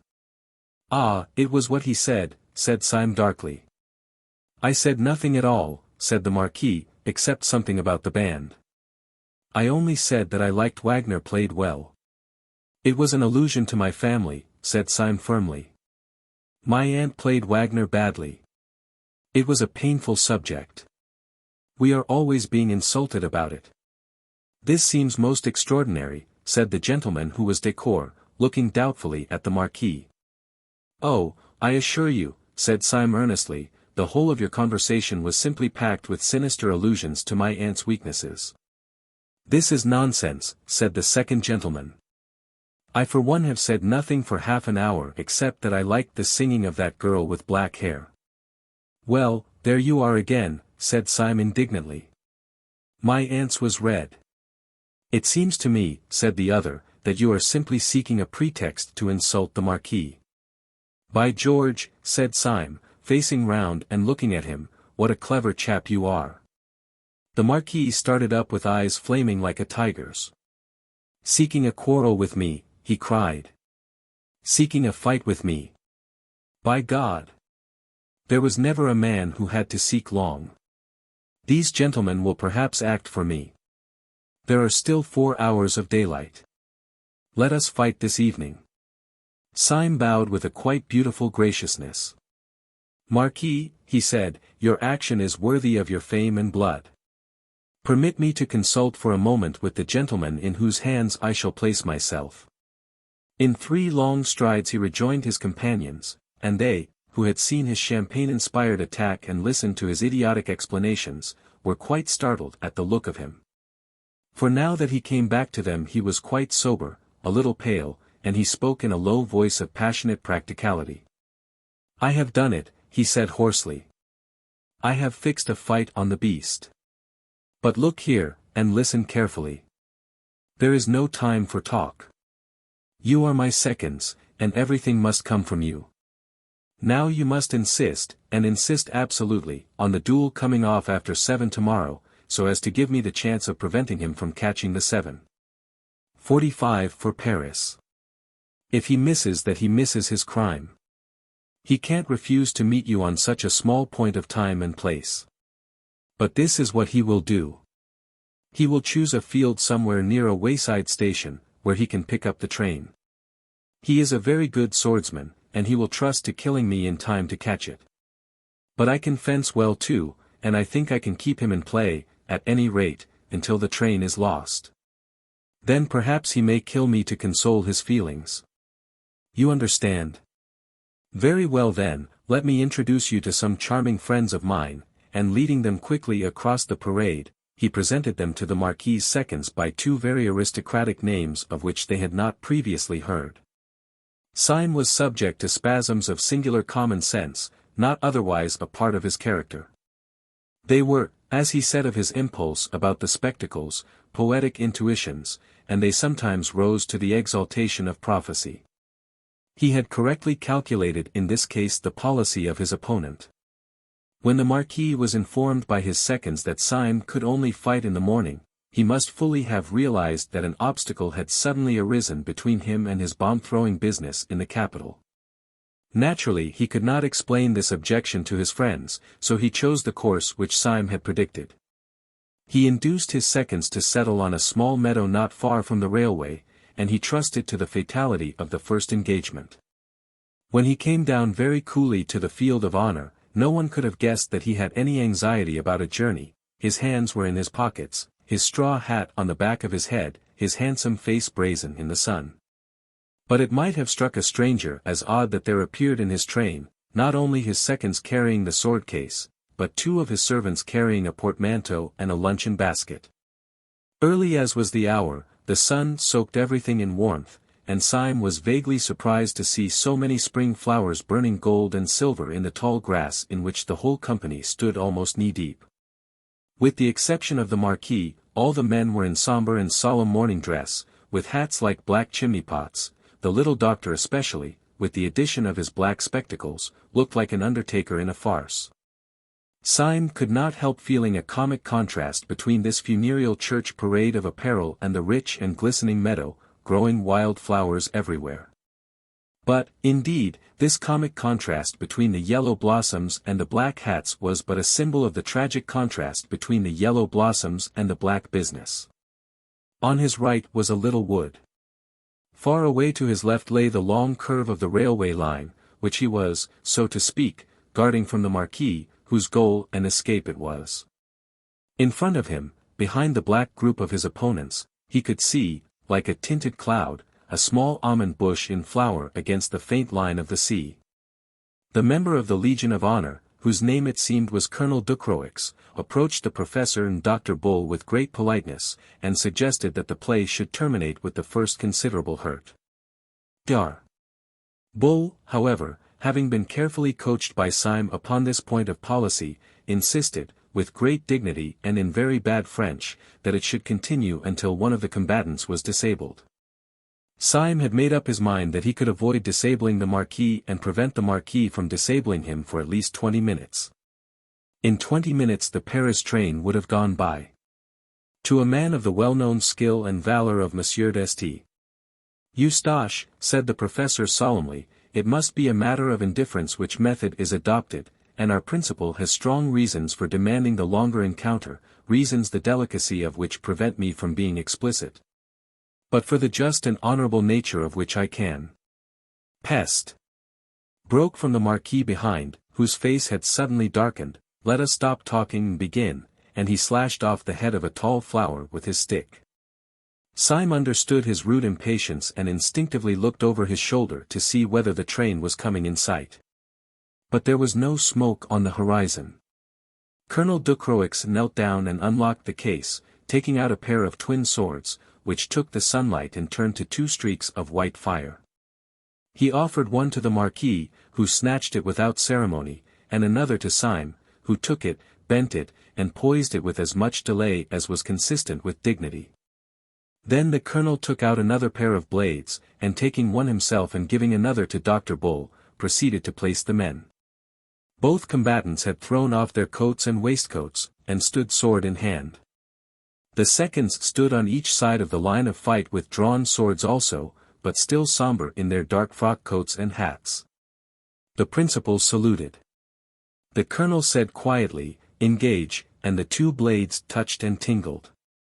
When the jar of the joined iron ran up Syme's arm, all the fantastic fears that have been the subject of this story fell from him like dreams from a man waking up in bed.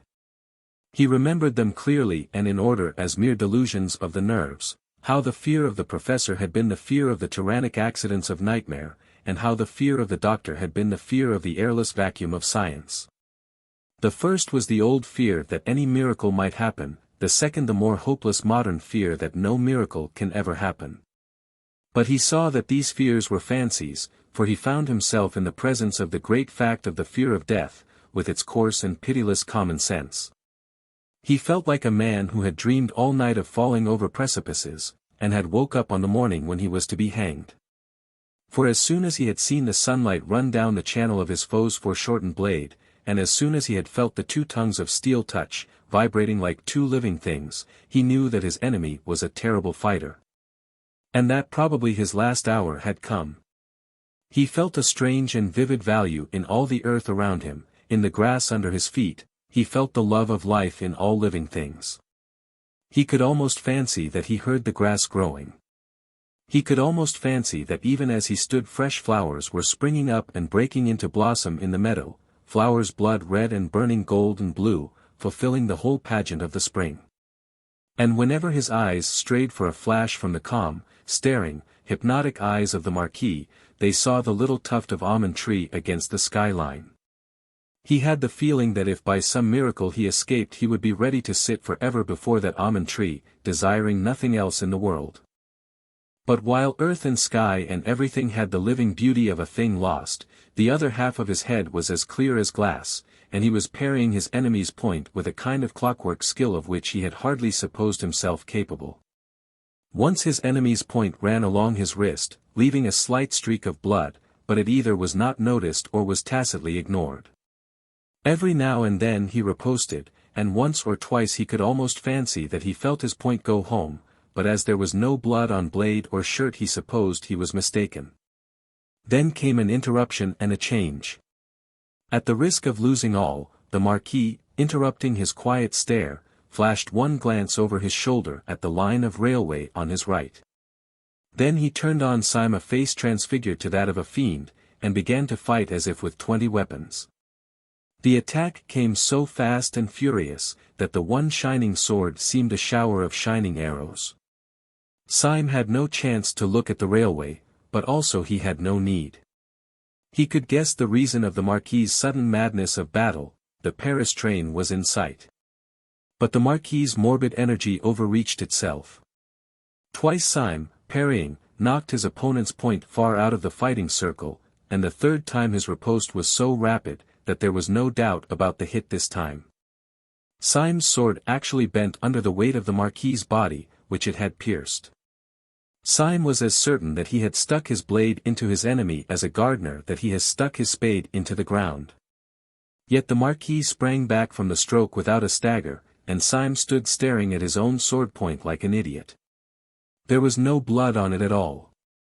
There was an instant of rigid silence, and then Syme in his turn fell furiously on the other, filled with a flaming curiosity. The Marquis was probably, in a general sense, a better fencer than he, as he had surmised at the beginning, but at the moment the Marquis seemed distraught and at a disadvantage.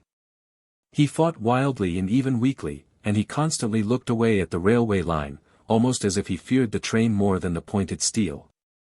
Syme, on the other hand, fought fiercely but still carefully, in an intellectual fury, eager to solve the riddle of his own bloodless sword. For this purpose, he aimed less at the Marquis's body, and more at his throat and head. A minute and a half afterwards he felt his point enter the man's neck below the jaw. It came out clean. Half mad, he thrust again, and made what should have been a bloody scar on the Marquis's cheek. But there was no scar. For one moment the heaven of Syme again grew black with supernatural terrors. Surely the man had a charmed life. But this new spiritual dread was a more awful thing than had been the mere spiritual topsy-turvydom symbolized by the paralytic who pursued him. The professor was only a goblin, this man was a devil, perhaps he was the devil. Anyhow, this was certain, that 3 times had a human sword been driven into him and made no mark. When Syme had that thought he drew himself up, and all that was good in him sang high up in the air as a high wind sings in the trees. He thought of all the human things in his story, of the Chinese lanterns in Saffron Park, of the girl's red hair in the garden, of the honest, beer-swilling sailors down by the dock, of his loyal companions standing by. Perhaps he had been chosen as a champion of all these fresh and kindly things to cross swords with the enemy of all creation. After all, he said to himself, I am more than a devil, I am a man. I can do the one thing which Satan himself cannot do, I can die, and as the word went through his head, he heard a faint and far-off hoot, which would soon be the roar of the Paris train. He fell to fighting again with a supernatural levity, like a Mohammedan panting for paradise. As the train came nearer and nearer he fancied he could see people putting up the floral arches in Paris. He joined in the growing noise and the glory of the great republic whose gate he was guarding against hell.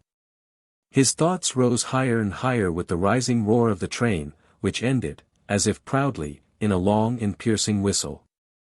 The train stopped. Suddenly, to the astonishment of everyone, the Marquis sprang back quite out of sword reach and threw down his sword. The leap was wonderful, and not the less wonderful because Syme had plunged his sword a moment before into the man's thigh. "Stop," said the Marquis in a voice that compelled a momentary obedience. "I want to say something." "What is the matter?" asked Colonel Ducroix, staring. Has there been foul play? There has been foul play somewhere, said Dr. Bull, who was a little pale. Our principal has wounded the Marquis 4 times at least, and he is none the worse. The Marquis put up his hand with a curious air of ghastly patience. Please let me speak, he said.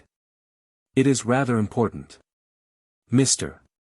Syme, he continued, turning to his opponent, we are fighting today, if I remember right, because you expressed a wish, which I thought irrational, to pull my nose. Would you oblige me by pulling my nose now as quickly as possible? I have to catch a train. I protest that this is most irregular, said Dr. Bull indignantly. It is certainly somewhat opposed to precedent, said Colonel Ducroix, looking wistfully at his principal.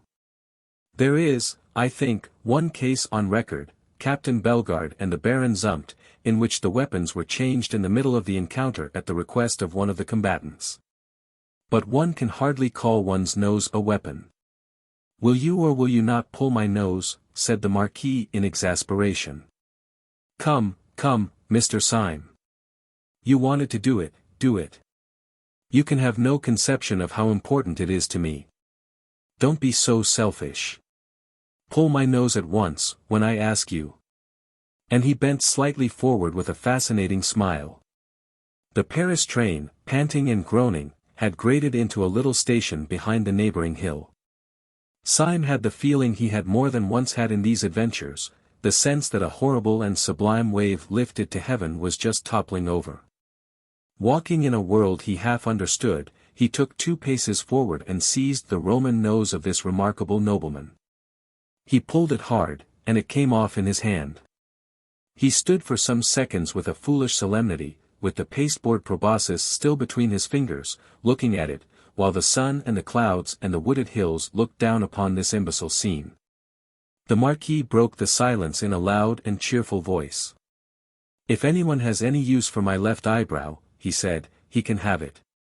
Colonel Ducroix, do accept my left eyebrow. It's the kind of thing that might come in useful any day, and he gravely tore off one of his swarthy Assyrian brows, bringing about half his brown forehead with it, and politely offered it to the colonel, who stood crimson and speechless with rage. If I had known, he spluttered, that I was acting for a poltroon who pads himself to fight. Oh, I know, said the Marquis, recklessly throwing various parts of himself right and left about the field. You are making a mistake. But it can't be explained just now. I tell you the train has come into the station. Yes, said Dr. Bull fiercely, and the train shall go out of the station. It shall go out without you. We know well enough for what devil's work. The mysterious Marquis lifted his hands with a desperate gesture. He was a strange scarecrow standing there in the sun with half his old face peeled off, and half another face glaring and grinning from underneath. Will you drive me mad? He cried. The train. You shall not go by the train, said Syme firmly, and grasped his sword. The wild figure turned toward Syme, and seemed to be gathering itself for a sublime effort before speaking. You great fat, blasted, blear-eyed, blundering, thundering, brainless, godforsaken, doddering, damned fool, he said without taking breath. You great silly, pink-faced, towhead turnip. You shall not go by this train, repeated Syme. And why the infernal blazes, roared the other, should I want to go by the train? We know all, said the professor sternly. You are going to Paris to throw a bomb. Going to Jericho to throw a jabberwock. Cried the other, tearing his hair, which came off easily. Have you all got softening of the brain, that you don't realize what I am? Did you really think I wanted to catch that train? 20 Paris trains might go by for me. Damn Paris trains. Then what did you care about, began the professor. What did I care about? I didn't care about catching the train, I cared about whether the train caught me, and now, by God, it has caught me. I regret to inform you, said Syme with restraint, that your remarks convey no impression to my mind. Perhaps if you were to remove the remains of your original forehead and some portion of what was once your chin, your meaning would become clearer. Mental lucidity fulfills itself in many ways. What do you mean by saying that the train has caught you? It may be my literary fancy, but somehow I feel that it ought to mean something. It means everything, said the other, and the end of everything. Sunday has us now in the hollow of his hand. Us, repeated the professor, as if stupefied. What do you mean by us?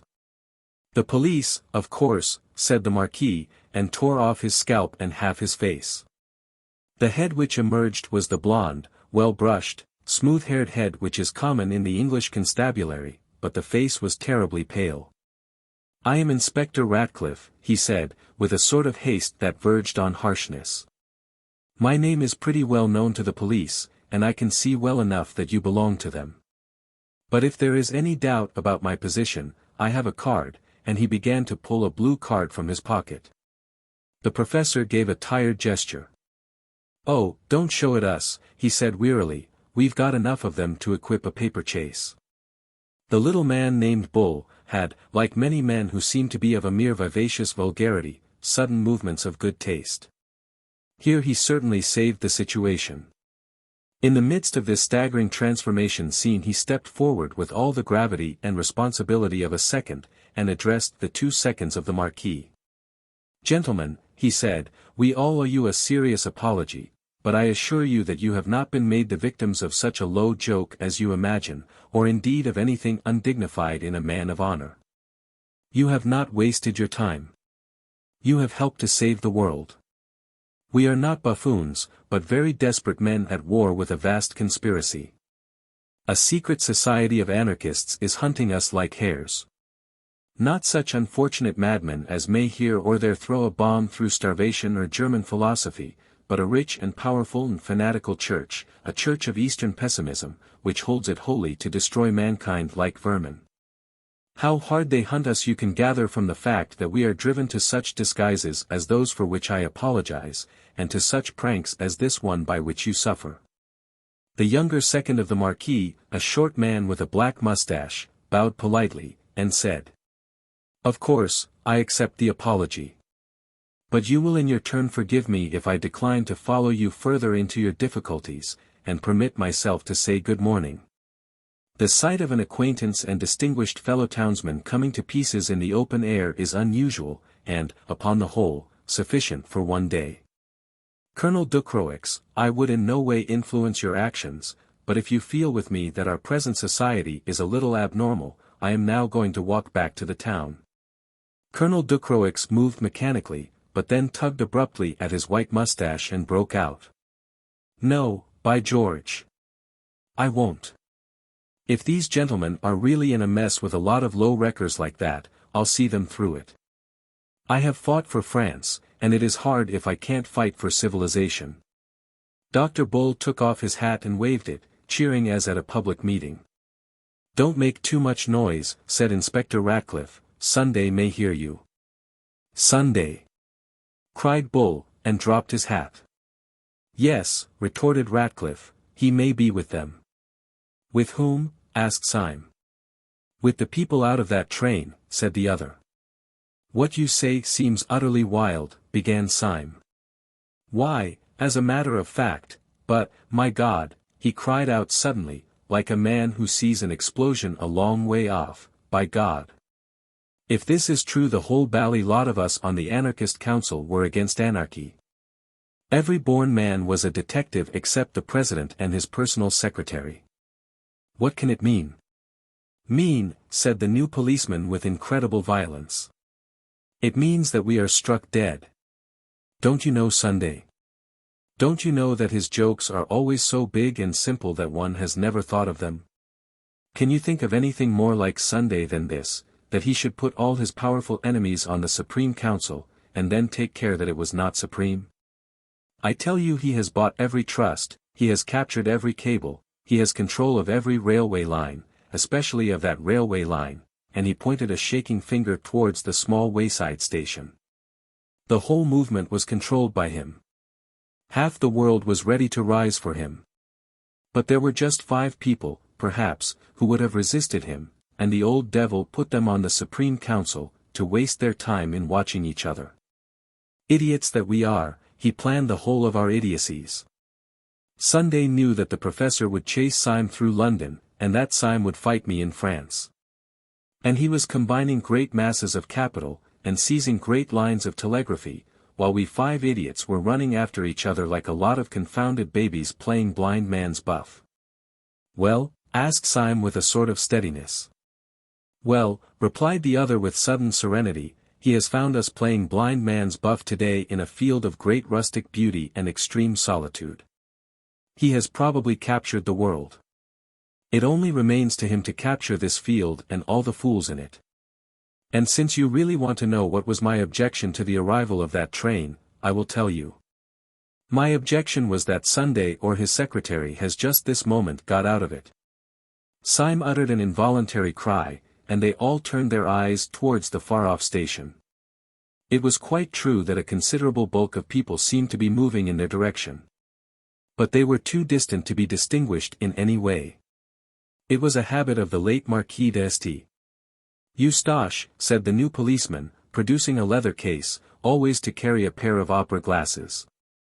Either the president or the secretary is coming after us with that mob. They have caught us in a nice quiet place where we are under no temptations to break our oaths by calling the police.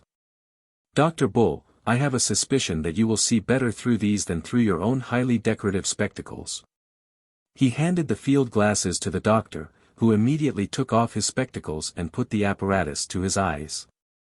It cannot be as bad as you say, said the professor, somewhat shaken.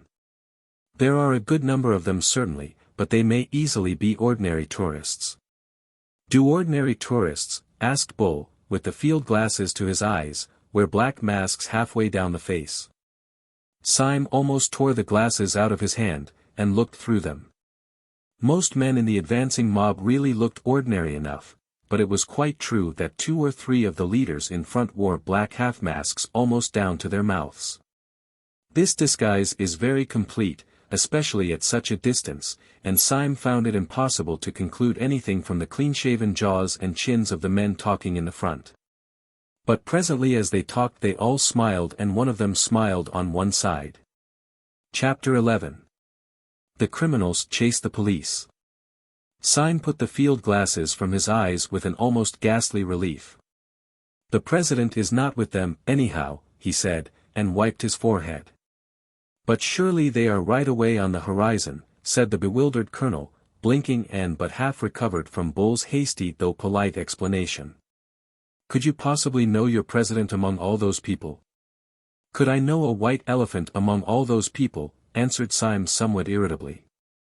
As you very truly say, they are on the horizon, but if you were walking with them, by God, I believe this ground would shake.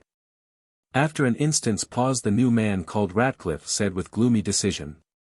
Of course the president isn't with them. I wish to Gemini he were. Much more likely the president is riding in triumph through Paris, or sitting on the ruins of St. Paul's Cathedral. This is absurd, said Syme. Something may have happened in our absence. But he cannot have carried the world with a rush like that. It is quite true, he added, frowning dubiously at the distant fields that lay towards the little station, it is certainly true that there seems to be a crowd coming this way. But they are not all the army that you make out. Oh, they, said the new detective contemptuously, no, they are not a very valuable force. But let me tell you frankly that they are precisely calculated to our value, we are not much, my boy, in Sunday's universe. He has got hold of all the cables and telegraphs himself. But to kill the Supreme Council he regards as a trivial matter, like a postcard, it may be left to his private secretary, and he spat on the grass. Then he turned to the others and said somewhat austerely. There is a great deal to be said for death, but if anyone has any preference for the other alternative, I strongly advise him to walk after me. With these words, he turned his broad back and strode with silent energy towards the wood. The others gave one glance over their shoulders, and saw that the dark cloud of men had detached itself from the station and was moving with a mysterious discipline across the plain. They saw already, even with the naked eye, black blots on the foremost faces, which marked the masks they wore. They turned and followed their leader, who had already struck the wood, and disappeared among the twinkling trees. The sun on the grass was dry and hot. So in plunging into the wood they had a cool shock of shadow, as of divers who plunge into a dim pool. The inside of the wood was full of shattered sunlight and shaken shadows. They made a sort of shuddering veil, almost recalling the dizziness of a cinematograph. Even the solid figures walking with him Syme could hardly see for the patterns of sun and shade that danced upon them. Now a man's head was lit as with a light of Rembrandt, leaving all else obliterated. Now again he had strong and staring white hands with the face of a Negro. The ex-marquis had pulled the old straw hat over his eyes, and the black shade of the brim cut his face so squarely in two that it seemed to be wearing one of the black half-masks of their pursuers. The fancy tinted Syme's overwhelming sense of wonder. Was he wearing a mask? Was anyone wearing a mask? Was anyone anything? This wood of witchery, in which men's faces turned black and white by turns, in which their figures first swelled into sunlight and then faded into formless night, this mere chaos of chiaroscuro, after the clear daylight outside, seemed to Syme a perfect symbol of the world in which he had been moving for 3 days, this world where men took off their beards and their spectacles and their noses, and turned into other people. That tragic self-confidence which he had felt when he believed that the Marquis was a devil had strangely disappeared now that he knew that the Marquis was a friend.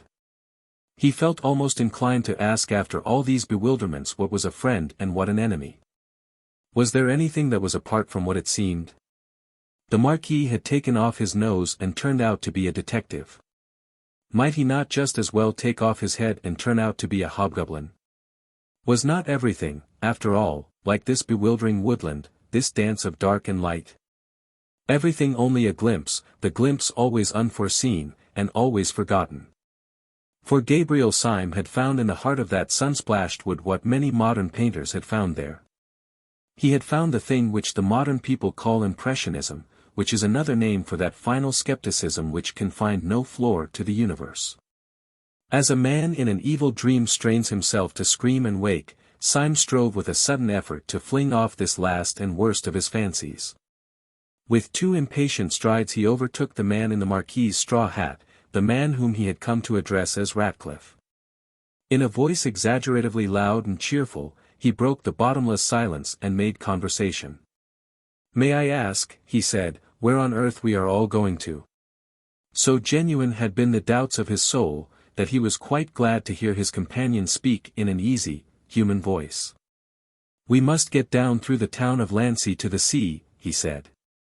"I think that part of the country is least likely to be with them." "What can you mean by all this?" cried Syme. "They can't be running the real world in that way. Surely not many working men are anarchists, and surely if they were, mere mobs could not beat modern armies and police." "Mere mobs," repeated his new friend with a snort of scorn. "So you talk about mobs and the working classes as if they were the question. You've got that eternal idiotic idea that if anarchy came it would come from the poor. Why should it? The poor have been rebels, but they have never been anarchists. They have more interest than anyone else in there being some decent government. The poor man really has a stake in the country. The rich man hasn't, he can go away to New Guinea in a yacht. The poor have sometimes objected to being governed badly. The rich have always objected to being governed at all. Aristocrats were always anarchists, as you can see from the Barons' Wars. As a lecture on English history for the little ones, said Syme, this is all very nice. But I have not yet grasped its application. Its application is, said his informant, that most of old Sunday's right-hand men are South African and American millionaires. That is why he has got hold of all the communications. And that is why the last 4 champions of the anti-anarchist police force are running through a wood like rabbits. Millionaires I can understand, said Syme thoughtfully, they are nearly all mad. But getting hold of a few wicked old gentlemen with hobbies is one thing, getting hold of great Christian nations is another. I would bet the nose off my face, forgive the illusion, that Sunday would stand perfectly helpless before the task of converting any ordinary healthy person anywhere. Well, said the other, it rather depends what sort of person you mean. Well, for instance, said Syme, he could never convert that person, and he pointed straight in front of him. They had come to an open space of sunlight, which seemed to express to Syme the final return of his own good sense. And in the middle of this forest clearing was a figure that might well stand for that common sense in an almost awful actuality. Burnt by the sun and stained with perspiration, and grave with the bottomless gravity of small necessary toils, a heavy French peasant was cutting wood with a hatchet. His cart stood a few yards off, already half full of timber. And the horse that cropped the grass was, like his master, valorous but not desperate; like his master, he was even prosperous, but yet was almost sad. The man was a Norman, taller than the average of the French and very angular. And his swarthy figure stood dark against a square of sunlight, almost like some allegoric figure of labor frescoed on a ground of gold. "Mr. Syme is saying," called out Ratcliffe to the French colonel, "that this man, at least, will never be an anarchist." "Mr. Syme is right enough there," answered Colonel Ducroix, laughing, "if only for the reason that he has plenty of property to defend. But I forgot that in your country you are not used to peasants being wealthy." "He looks poor," said Dar. Bull doubtfully. "Quite so," said the colonel, "that is why he is rich." "I have an idea," called out Dr. Bull suddenly. "How much would he take to give us a lift in his cart? Those dogs are all on foot, and we could soon leave them behind." "Oh, give him anything," said Syme eagerly. "I have piles of money on me." "That will never do," said the colonel, "he will never have any respect for you unless you drive a bargain." "Oh, if he haggles," began Bull impatiently. "He haggles because he is a free man," said the other. "You do not understand, he would not see the meaning of generosity. He is not being tipped." And even while they seemed to hear the heavy feet of their strange pursuers behind them, they had to stand and stamp while the French colonel talked to the French woodcutter with all the leisurely badinage and bickering of market day. At the end of the 4 minutes, however, they saw that the colonel was right, for the woodcutter entered into their plans, not with the vague servility of a tout too well paid, but with the seriousness of a solicitor who had been paid the proper fee.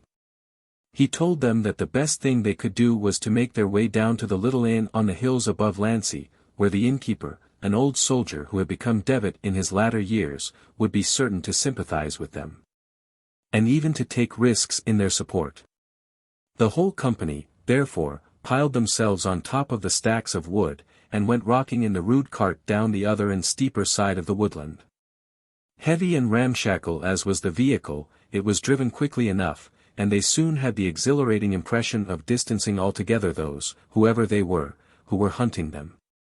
For, after all, the riddle as to where the anarchists had got all these followers was still unsolved. One man's presence had sufficed for them, they had fled at the first sight of the deformed smile of the secretary.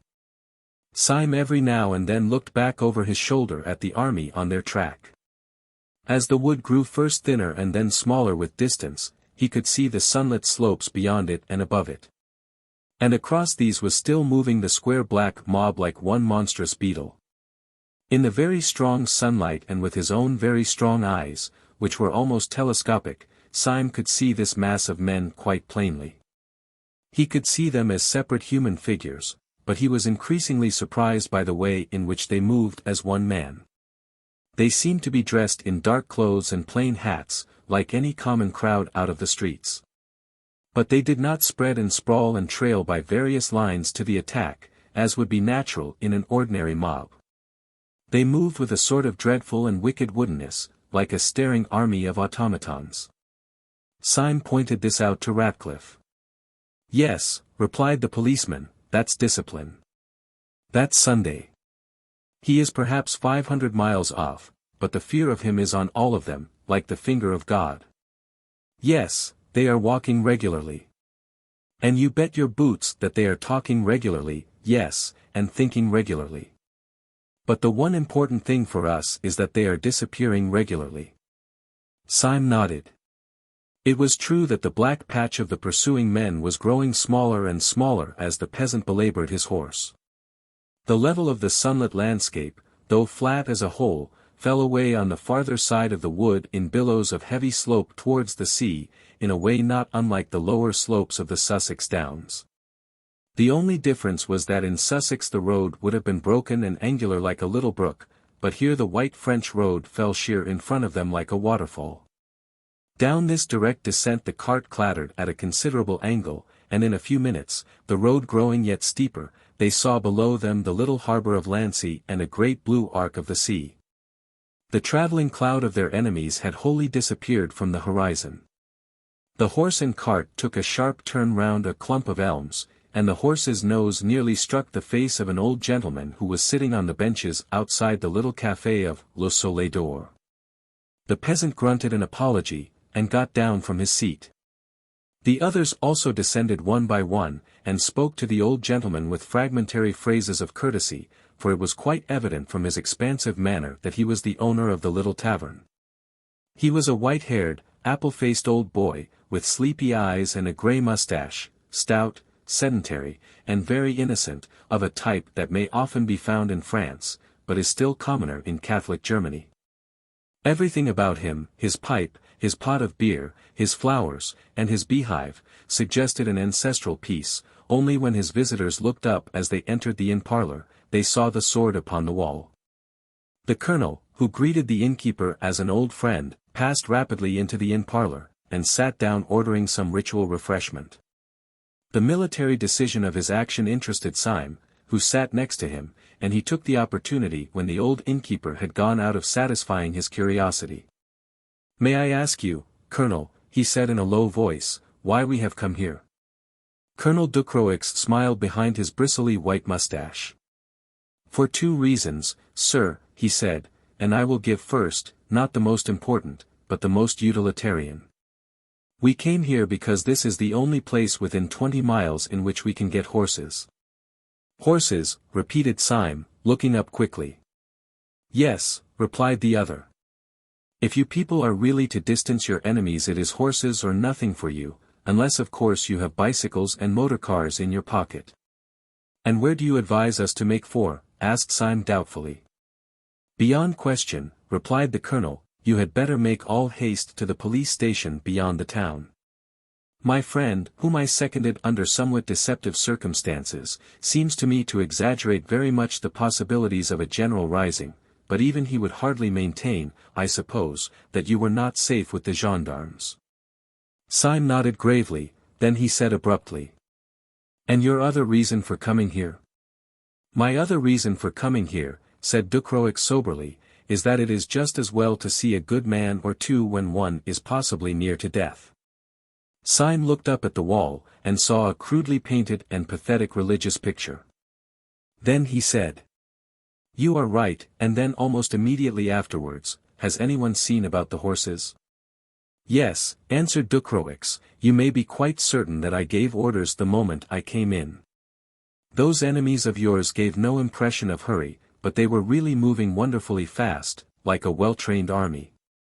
I had no idea that the anarchists had so much discipline. You have not a moment to waste." Almost as he spoke, the old innkeeper with the blue eyes and white hair came ambling into the room, and announced that 6 horses were saddled outside.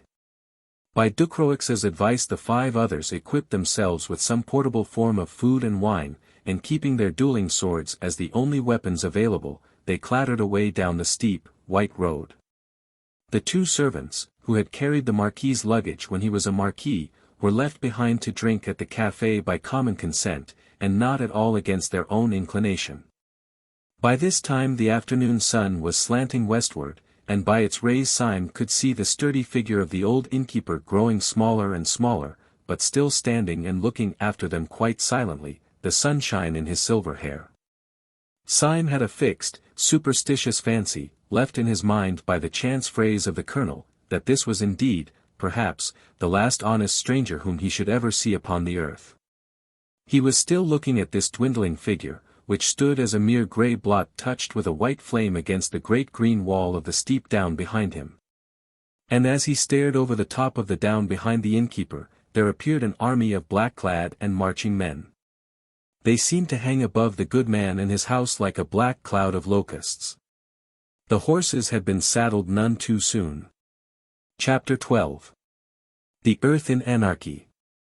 Urging the horses to a gallop, without respect to the rather rugged descent of the road, the horsemen soon regained their advantage over the men on the march. And at last the bulk of the first buildings of Lancy cut off the sight of their pursuers. Nevertheless, the ride had been a long one, and by the time they reached the real town the west was warming with the color and quality of sunset. The colonel suggested that, before making finally for the police station, they should make the effort, in passing, to attach to themselves one more individual who might be useful. For out of the 5 rich men in this town, he said, are common swindlers. I suppose the proportion is pretty equal all over the world. The 5th is a friend of mine, and a very fine fellow. And what is even more important from our point of view, he owns a motor car. I am afraid, said the professor in his mirthful way, looking back along the white road on which the black, crawling patch might appear at any moment, I am afraid we have hardly time for afternoon calls. Dr. Renard's house is only 3 minutes off, said the colonel. Our danger, said Dr. Bull, is not 2 minutes off. Yes, said Syme, if we ride on fast we must leave them behind, for they are on foot. He has a motor car, said the colonel. But we may not get it, said Bull. Yes, he is quite on your side. But he might be out. Hold your tongue, said Syme suddenly. What is that noise? For a second they all sat as still as equestrian statues, and for a second, for 2 or 3 or 4 seconds, heaven and earth seemed equally still. Then all their ears, in an agony of attention, heard along the road that indescribable thrill and throb that means only one thing, horses. The colonel's face had an instantaneous change, as if lightning had struck it, and yet left it scatheless. They have done us, he said, with brief military irony. Prepare to receive cavalry. Where can they have got the horses? Asked Syme, as he mechanically urged his steed to a canter. The colonel was silent for a little, then he said in a strained voice. I was speaking with strict accuracy when I said that the Soleil d'Or was the only place where one can get horses within 20 miles. No. Said Syme violently, I don't believe he'd do it. Not with all that white hair. He may have been forced, said the colonel gently. They must be at least 100 strong, for which reason we are all going to see my friend Renard, who has a motor car.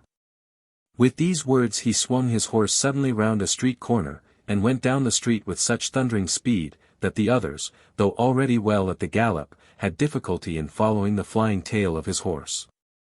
Dar. Renard inhabited a high and comfortable house at the top of a steep street, so that when the riders alighted at his door they could once more see the solid green ridge of the hill, with the white road across it, standing up above all the roofs of the town. They breathed again to see that the road as yet was clear, and they rang the bell. Dar. Renard was a beaming, brown-bearded man, a good example of that silent but very busy professional class which France has preserved even more perfectly than England. When the matter was explained to him he pooh-poohed the panic of the ex-marquis altogether. He said, with the solid French skepticism, that there was no conceivable probability of a general anarchist rising. Anarchy, he said, shrugging his shoulders, it is childishness. EDCA, cried out the colonel suddenly, pointing over the other's shoulder, and that is childishness, isn't it? They all looked round, and saw a curve of black cavalry come sweeping over the top of the hill with all the energy of Attila. Swiftly as they rode, however, the whole rank still kept well together, and they could see the black vizards of the first line as level as a line of uniforms. But although the main black square was the same, though traveling faster, there was now one sensational difference which they could see clearly upon the slope of the hill, as if upon a slanted map. The bulk of the riders were in one block. But one rider flew far ahead of the column, and with frantic movements of hand and heel urged his horse faster and faster, so that one might have fancied that he was not the pursuer but the pursued. But even at that great distance they could see something so fanatical, so unquestionable in his figure, that they knew it was the secretary himself. I am sorry to cut short a cultured discussion, said the colonel, but can you lend me your motor car now, in 2 minutes? "I have a suspicion that you are all mad," said Dr. Renard, smiling sociably. "But God forbid that madness should in any way interrupt friendship. Let us go round to the garage." Dr. Renard was a mild man with monstrous wealth, his rooms were like the Musée de Cluny, and he had 3 motor cars. These, however, he seemed to use very sparingly, having the simple tastes of the French middle class, and when his impatient friends came to examine them, it took them some time to assure themselves that one of them even could be made to work. This with some difficulty they brought round into the street before the doctor's house. When they came out of the dim garage they were startled to find that twilight had already fallen with the abruptness of night in the tropics. Either they had been longer in the place than they imagined, or some unusual canopy of cloud had gathered over the town. They looked down the steep streets, and seemed to see a slight mist coming up from the sea. "It is now or never," said Dr. Bull. "I hear horses." "No," corrected the professor, "a horse." And as they listened, it was evident that the noise, rapidly coming nearer on the rattling stones, was not the noise of the whole cavalcade but that of the one horseman, who had left it far behind, the insane secretary. Syme's family, like most of those who end in a simple life, had once owned a motor, and he knew all about them. He had leapt at once into the chauffeur's seat, and with flushed face was wrenching and tugging at the disused machinery. He bent his strength upon one handle, and then said quite quietly, "I am afraid it's no go." As he spoke, there swept round the corner a man rigid on his rushing horse, with the rush and rigidity of an arrow. He had a smile that thrust out his chin as if it were dislocated. He swept alongside of the stationary car, into which its company had crowded, and laid his hand on the front. It was the secretary, and his mouth went quite straight in the solemnity of triumph. Syme was leaning hard upon the steering wheel, and there was no sound but the rumble of the other pursuers riding into the town. Then there came quite suddenly a scream of scraping iron, and the car leapt forward. It plucked the secretary clean out of his saddle, as a knife is whipped out of its sheath, trailed him kicking terribly for 20 yards, and left him flung flat upon the road far in front of his frightened horse. As the car took the corner of the street with a splendid curve, they could just see the other anarchists filling the street and raising their fallen leader. "I can't understand why it has grown so dark," said the professor at last in a low voice. "Going to be a storm, I think," said Dr. Bull. "I say, it's a pity we haven't got a light on this car, if only to see by." "We have," said the colonel, and from the floor of the car he fished up a heavy, old-fashioned, carved iron lantern with a light inside it. It was obviously an antique, and it would seem as if its original use had been in some way semi-religious, for there was a rude molding of a cross upon one of its sides. "Where on earth did you get that?" asked the professor. "I got it where I got the car," answered the colonel, chuckling, "from my best friend. While our friend here was fighting with the steering wheel, I ran up the front steps of the house and spoke to Renard, who was standing in his own porch, you will remember. 'I suppose,' I said, 'there's no time to get a lamp.' He looked up, blinking amiably at the beautiful arched ceiling of his own front hall. From this was suspended, by chains of exquisite ironwork, this lantern, one of the 100 treasures of his treasure house. By sheer force he tore the lamp out of his own ceiling, shattering the painted panels, and bringing down 2 blue vases with his violence. Then he handed me the iron lantern, and I put it in the car. Was I not right when I said that Dr. Renard was worth knowing?" "You were," said Syme seriously, and hung the heavy lantern over the front. There was a certain allegory of their whole position in the contrast between the modern automobile and its strange ecclesiastical lamp. Hitherto they had passed through the quietest part of the town, meeting at most 1 or 2 pedestrians, who could give them no hint of the peace or the hostility of the place. Now, however, the windows in the houses began one by one to be lit up, giving a greater sense of habitation and humanity. Dr. Bull turned to the new detective who had led their flight, and permitted himself one of his natural and friendly smiles. "These lights make one feel more cheerful." Inspector Ratcliffe drew his brows together. "There is only one set of lights that make me more cheerful," he said, and they are those lights of the police station which I can see beyond the town. Please God we may be there in 10 minutes. Then all Bull's boiling good sense and optimism broke suddenly out of him. Oh, this is all raving nonsense, he cried. If you really think that ordinary people in ordinary houses are anarchists, you must be madder than an anarchist yourself. If we turned and fought these fellows, the whole town would fight for us. No, said the other with an immovable simplicity, the whole town would fight for them. We shall see. While they were speaking the professor had leant forward with sudden excitement. What is that noise? He said. Oh, the horses behind us, I suppose, said the colonel. I thought we had got clear of them. The horses behind us. No, said the professor, it is not horses, and it is not behind us. Almost as he spoke, across the end of the street before them two shining and rattling shapes shot past. They were gone almost in a flash, but everyone could see that they were motor cars, and the professor stood up with a pale face and swore that they were the other two motor cars from Dr. Renard's garage. I tell you they were his, he repeated, with wild eyes, and they were full of men in masks. Absurd, said the colonel angrily. Dr. Renard would never give them his cars. He may have been forced, said Ratcliffe quietly. The whole town is on their side. You still believe that? Asked the colonel incredulously. You will all believe it soon, said the other with a hopeless calm. There was a puzzled pause for some little time, and then the colonel began again abruptly. No, I can't believe it. The thing is nonsense. The plain people of a peaceable French town. He was cut short by a bang in a blaze of light, which seemed close to his eyes. As the car sped on it left a floating patch of white smoke behind it, and Syme had heard a shot shriek past his ear. My God, said the colonel, someone has shot at us. It need not interrupt conversation, said the gloomy Ratcliffe. Pray resume your remarks, colonel. You were talking, I think, about the plain people of a peaceable French town.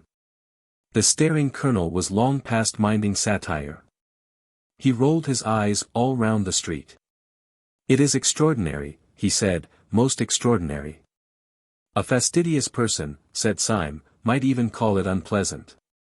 However, I suppose those lights out in the field beyond this street are the gendarmerie. We shall soon get there. No, said Inspector Ratcliffe, we shall never get there. He had been standing up and looking keenly ahead of him. Now he sat down and smoothed his sleek hair with a weary gesture. What do you mean? Asked Bull sharply. I mean that we shall never get there, said the pessimist placidly.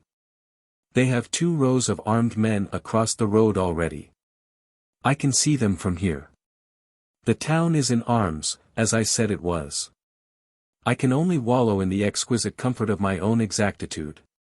And Ratcliffe sat down comfortably in the car and lit a cigarette, but the others rose excitedly and stared down the road. Syme had slowed down the car as their plans became doubtful, and he brought it finally to a standstill just at the corner of a side street that ran down very steeply to the sea. The town was mostly in shadow, but the sun had not sunk. Wherever its level light could break through, it painted everything a burning gold. Up this side street the last sunset light shone as sharp and narrow as the shaft of artificial light at the theatre. It struck the car of the 5 friends, and lit it like a burning chariot. But the rest of the street, especially the 2 ends of it, was in the deepest twilight, and for some seconds they could see nothing. Then Syme, whose eyes were the keenest, broke into a little bitter whistle, and said, It is quite true. There is a crowd or an army or some such thing across the end of that street. Well, if there is, said Bull impatiently, it must be something else, a sham fight or the mayor's birthday or something. I cannot and will not believe that plain, jolly people in a place like this walk about with dynamite in their pockets. Get on a bit, Syme, and let us look at them.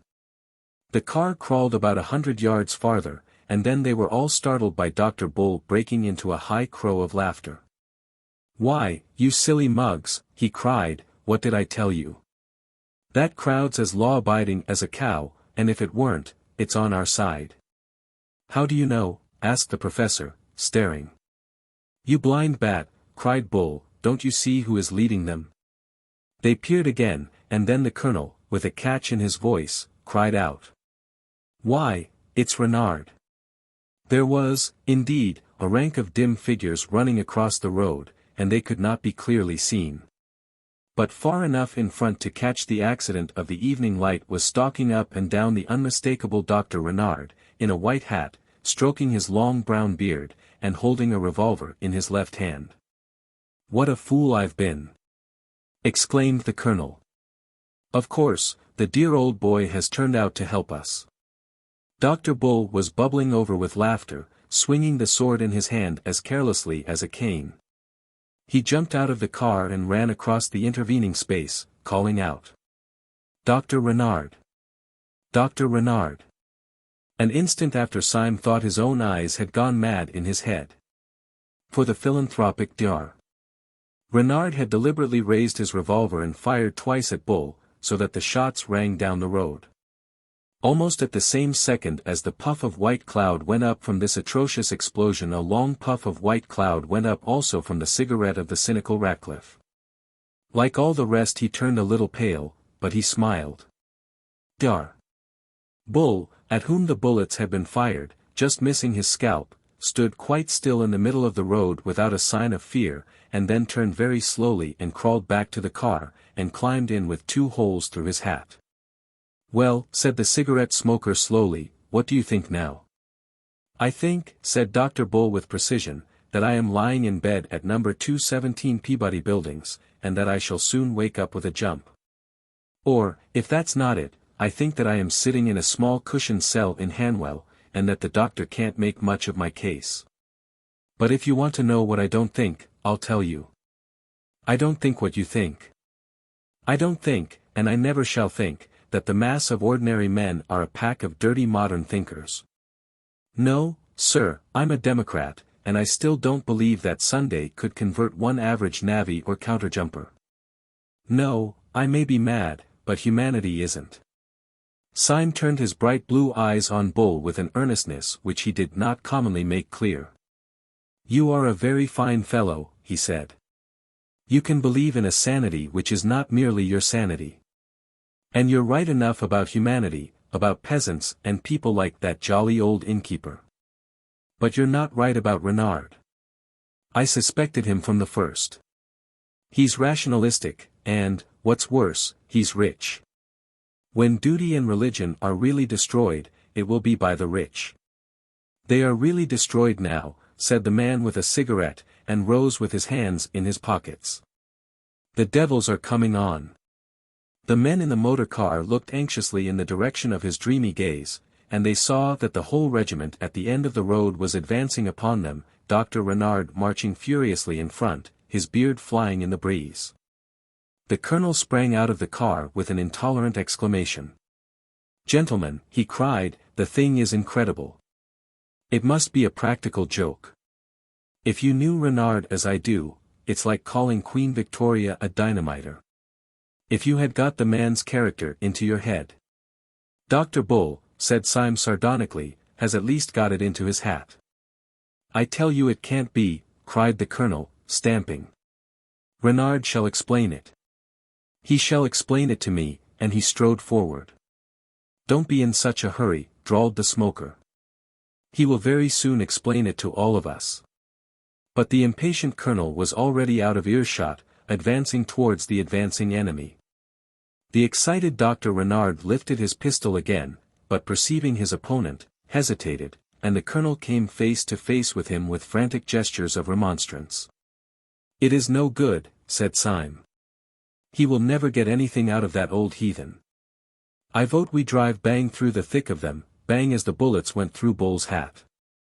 We may all be killed, but we must kill a tidy number of them. I won't ave it, said Dr. Bull, growing more vulgar in the sincerity of his virtue. The poor chaps may be making a mistake. Give the colonel a chance. Shall we go back, then? Asked the professor. No, said Ratcliffe in a cold voice, the street behind us is held too. In fact, I seem to see there another friend of yours, Syme. Syme spun round smartly, and stared backwards at the track which they had travelled. He saw an irregular body of horsemen gathering and galloping towards them in the gloom. He saw above the foremost saddle the silver gleam of a sword, and then as it grew nearer the silver gleam of an old man's hair. The next moment, with shattering violence, he had swung the motor round and sent it dashing down the steep side street to the sea, like a man that desired only to die. "What the devil is up?" cried the professor, seizing his arm. "The morning star has fallen," said Syme, as his own car went down the darkness like a falling star.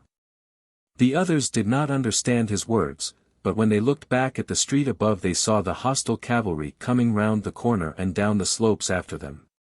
And foremost of all rode the good innkeeper, flushed with the fiery innocence of the evening light. "The world is insane," said the professor, and buried his face in his hands. "No," said Dr. Bull in adamantine humility, "it is I." "What are we going to do?" asked the professor. "At this moment," said Syme, with a scientific detachment, "I think we are going to smash into a lamppost." The next instant the automobile had come with a catastrophic jar against an iron object. The instant after that 4 men had crawled out from under a chaos of metal, and a tall lean lamppost that had stood up straight on the edge of the Marine Parade stood out, bent and twisted, like the branch of a broken tree. "Well, we smashed something," said the professor, with a faint smile. "That's some comfort." "You're becoming an anarchist," said Syme, dusting his clothes with his instinct of daintiness. "Everyone is," said Ratcliffe. As they spoke, the white-haired horseman and his followers came thundering from above, and almost at the same moment a dark string of men ran shouting along the seafront. Syme snatched a sword, and took it in his teeth. He stuck 2 others under his armpits, took a 4th in his left hand and the lantern in his right, and leapt off the high parade onto the beach below. The others leapt after him, with a common acceptance of such decisive action, leaving the debris and the gathering mob above them. "We have one more chance," said Syme, taking the steel out of his mouth.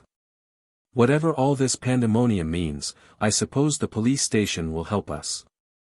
We can't get there, for they hold the way. But there's a pier or breakwater runs out into the sea just here, which we could defend longer than anything else, like Horatius and his bridge. We must defend it till the gendarmerie turn out. Keep after me." They followed him as he went crunching down the beach, and in a second or two their boots broke not on the sea gravel, but on broad, flat stones. They marched down a long, low jetty, running out in one arm into the dim, boiling sea, and when they came to the end of it they felt that they had come to the end of their story. They turned and faced the town. That town was transfigured with uproar.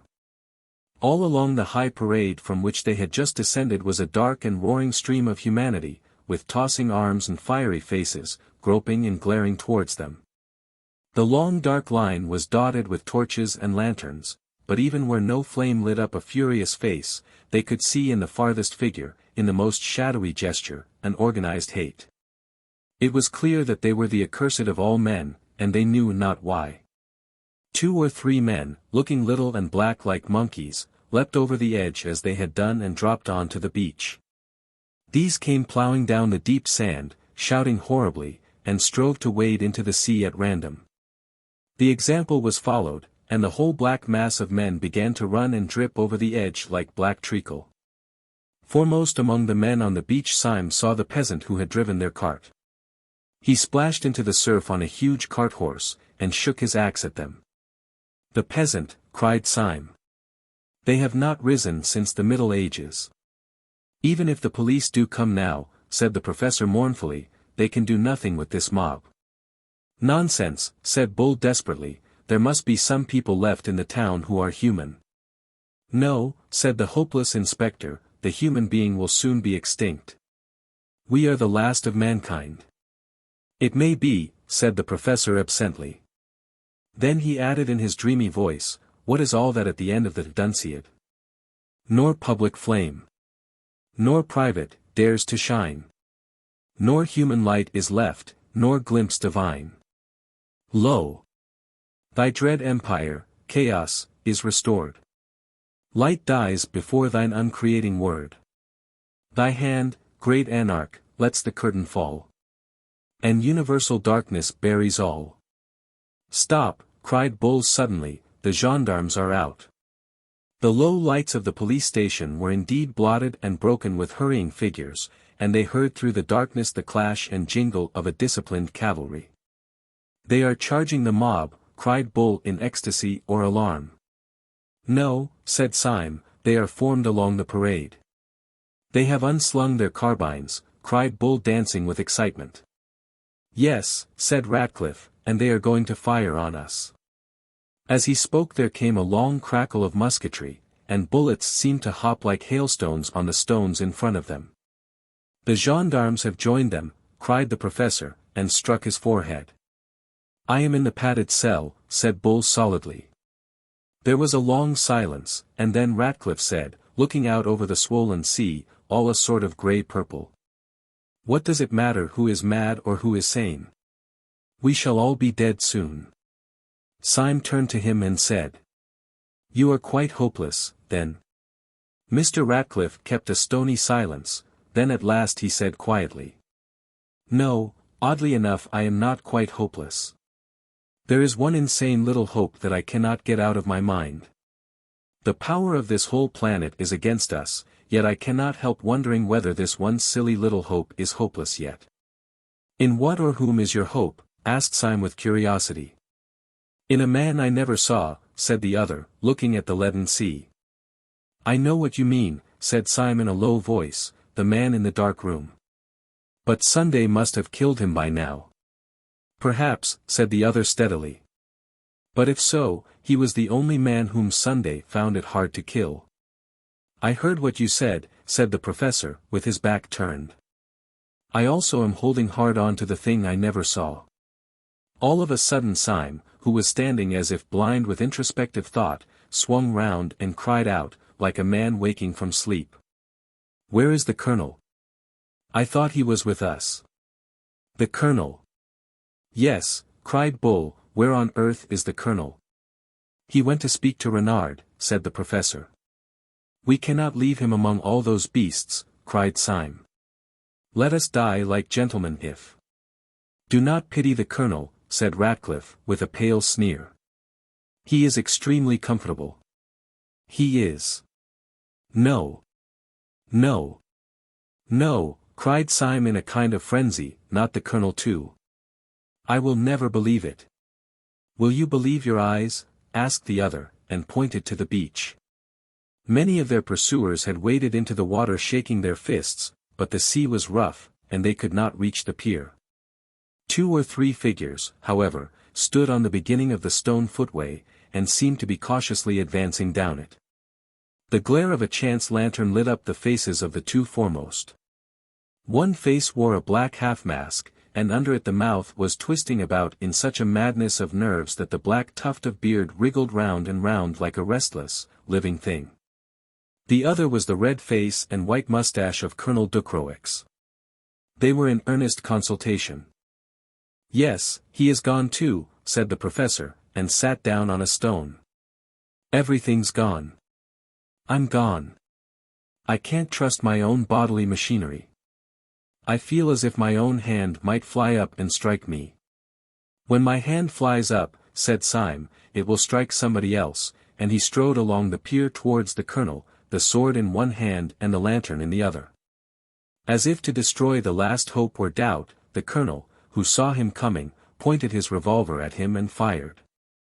The shot missed Syme, but struck his sword, breaking it short at the hilt. Syme rushed on, and swung the iron lantern above his head. Judas before Herod, he said, and struck the colonel down upon the stones. Then he turned to the secretary, whose frightful mouth was almost foaming now, and held the lamp high with so rigid and arresting a gesture, that the man was, as it were, frozen for a moment, and forced to hear. Do you see this lantern? Cried Syme in a terrible voice. Do you see the cross carved on it, and the flame inside? You did not make it. You did not light it. Better men than you, men who could believe and obey, twisted the entrails of iron and preserved the legend of fire. There is not a street you walk on, there is not a thread you wear, that was not made as this lantern was, by denying your philosophy of dirt and rats. You can make nothing. You can only destroy. You will destroy mankind, you will destroy the world. Let that suffice you. Yet this one old Christian lantern you shall not destroy. It shall go where your empire of apes will never have the wit to find it. He struck the secretary once with the lantern so that he staggered. And then, whirling it twice round his head, sent it flying far out to sea, where it flared like a roaring rocket and fell. Swords, shouted Syme, turning his flaming face to the three behind him. Let us charge these dogs, for our time has come to die. His three companions came after him sword in hand. Syme's sword was broken, but he rent a bludgeon from the fist of a fisherman, flinging him down. In a moment they would have flung themselves upon the face of the mob and perished, when an interruption came.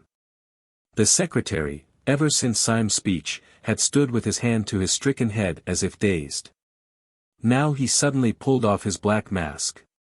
The pale face thus peeled in the lamplight revealed not so much rage as astonishment. He put up his hand with an anxious authority. There is some mistake, he said. Mr. Syme, I hardly think you understand your position. I arrest you in the name of the law. Of the law, said Syme, and dropped his stick. Certainly, said the secretary. I am a detective from Scotland Yard, and he took a small blue card from his pocket. And what do you suppose we are? Asked the professor, and threw up his arms. You, said the secretary stiffly, are, as I know for a fact, members of the Supreme Anarchist Council. Disguised as one of you, I. Dr. Bull tossed his sword into the sea. There never was any Supreme Anarchist Council, he said. We were all a lot of silly policemen looking at each other. And all these nice people who have been peppering us with shot thought we were the dynamiters. I knew I couldn't be wrong about the mob, he said, beaming over the enormous multitude, which stretched away to the distance on both sides. Vulgar people are never mad. I'm vulgar myself, and I know. I am now going on shore to stand a drink to everybody here. Chapter 13. The Pursuit of the President. Next morning 5 bewildered but hilarious people took the boat for Dover.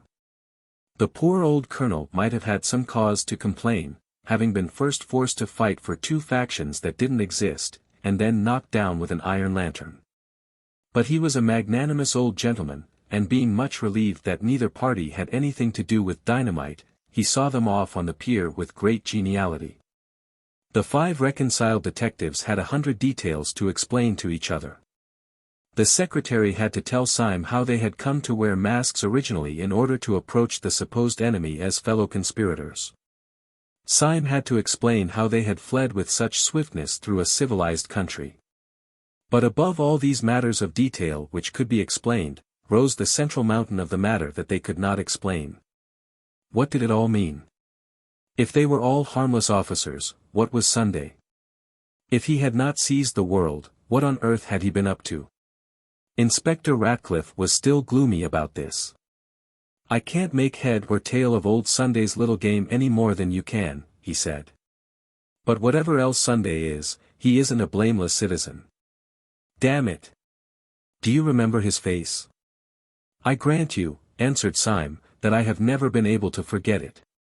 Well, said the secretary, I suppose we can find out soon, for tomorrow we have our next general meeting.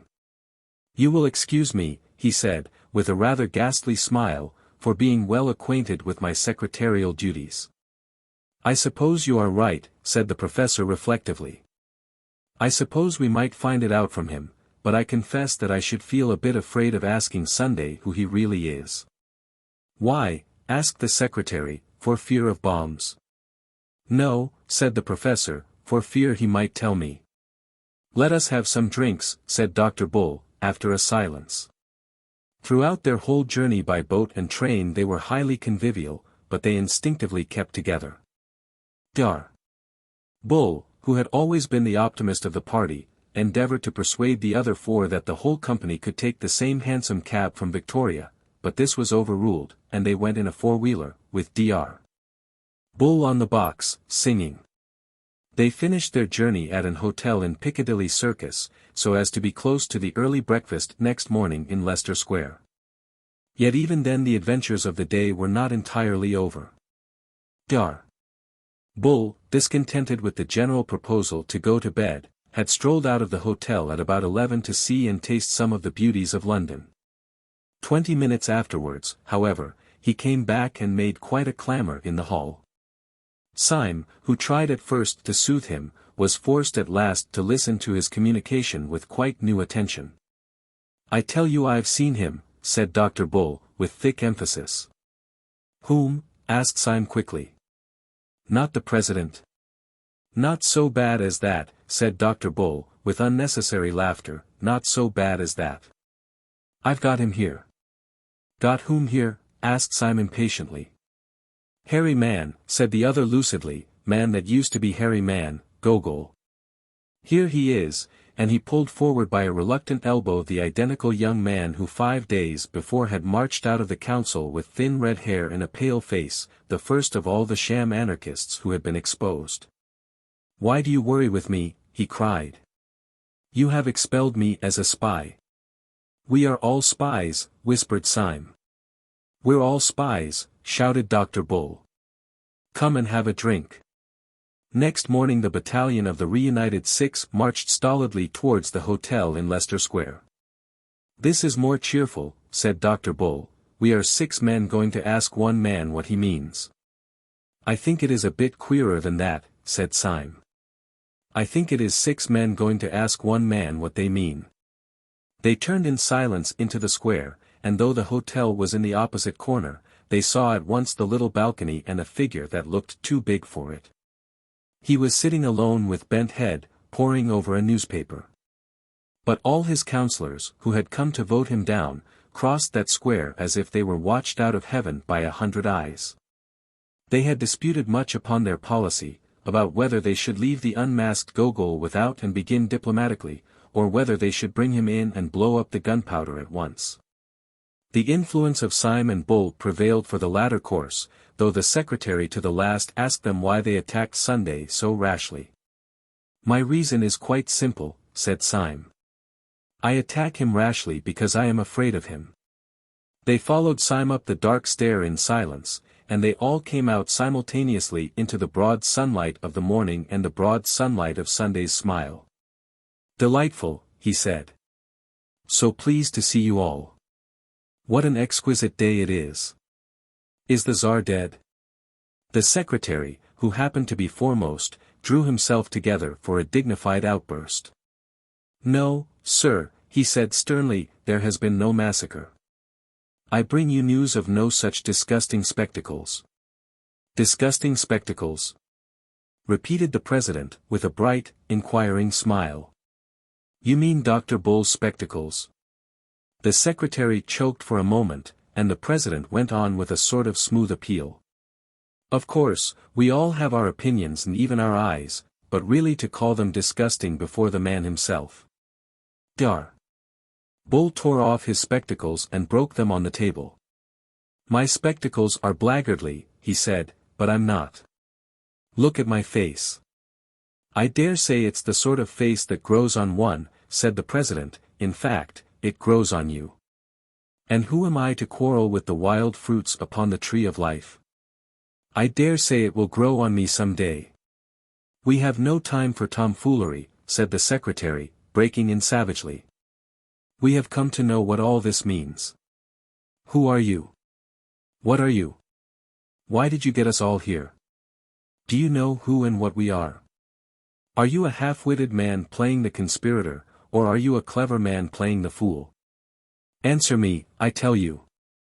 "Candidates," murmured Sunday, "are only required to answer 8 out of the 17 questions on the paper. As far as I can make out, you want me to tell you what I am, and what you are, and what this table is, and what this council is, and what this world is for all I know. Well, I will go so far as to rend the veil of one mystery. If you want to know what you are a set of highly well-intentioned young jackasses.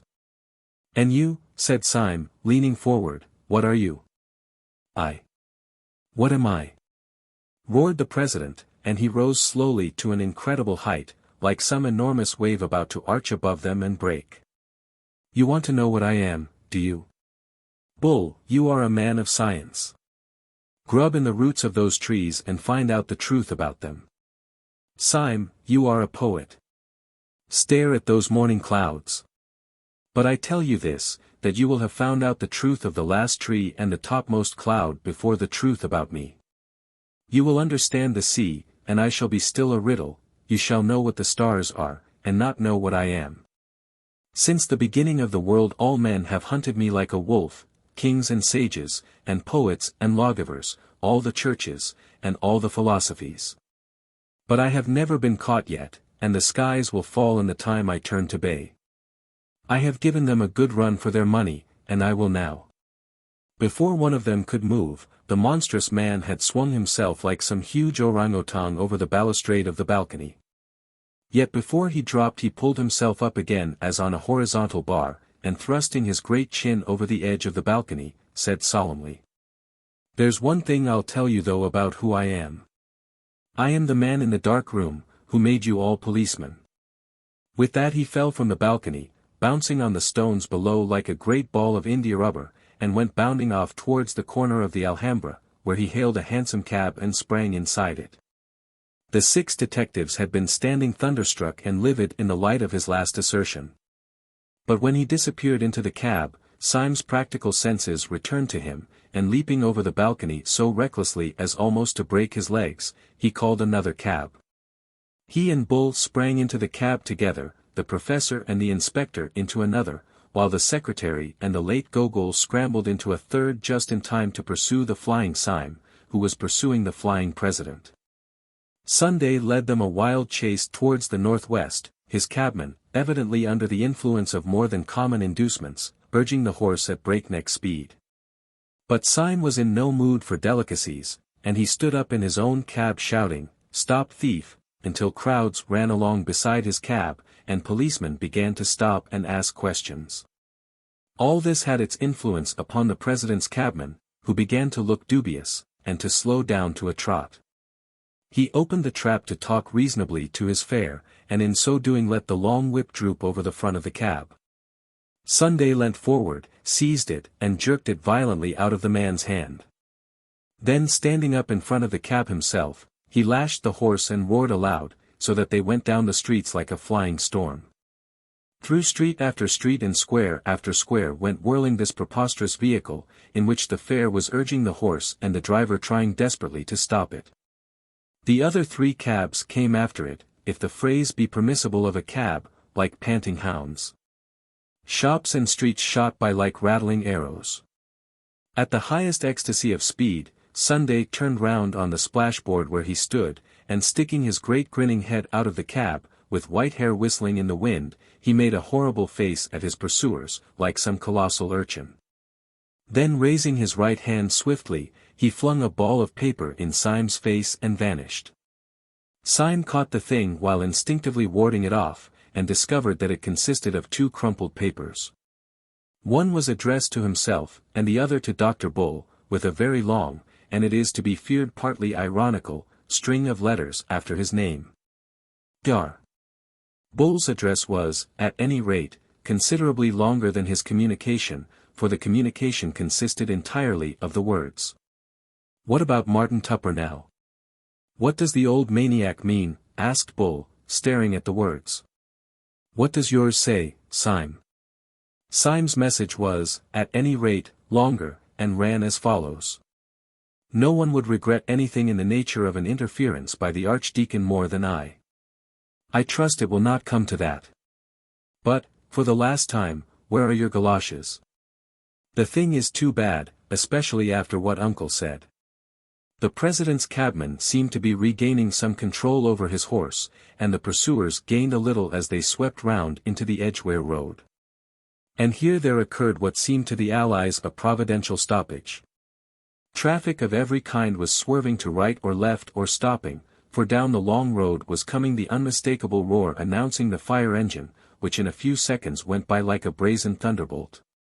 But quick as it went by, Sunday had bounded out of his cab, sprung at the fire engine, caught it, slung himself onto it, and was seen as he disappeared in the noisy distance talking to the astonished fireman with explanatory gestures.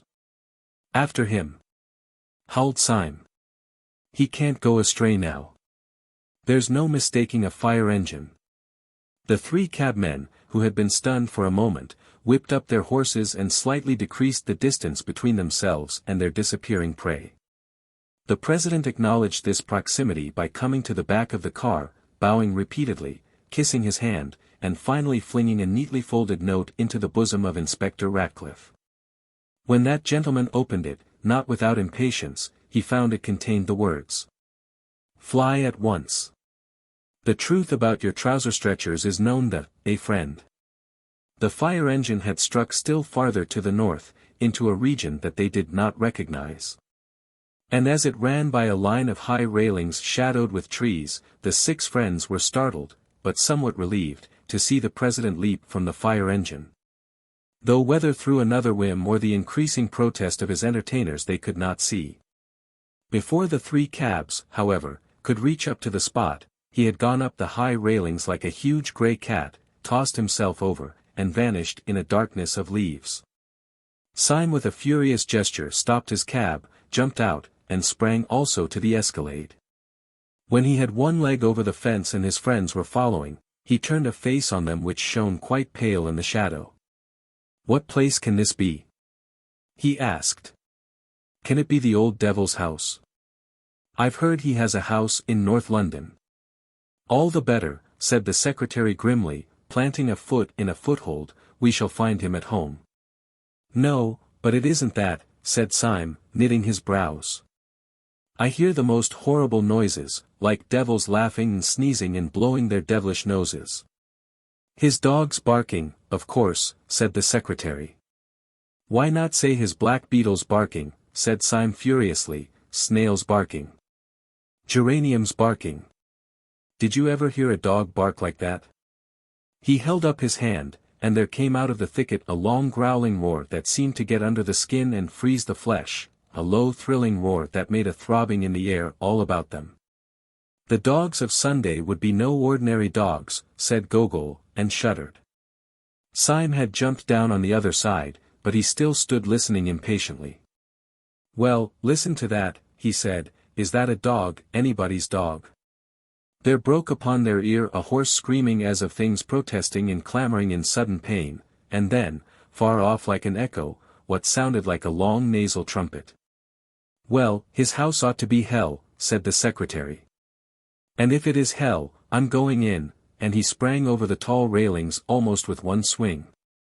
The others followed. They broke through a tangle of plants and shrubs, and came out on an open path. Nothing was in sight, but Dr.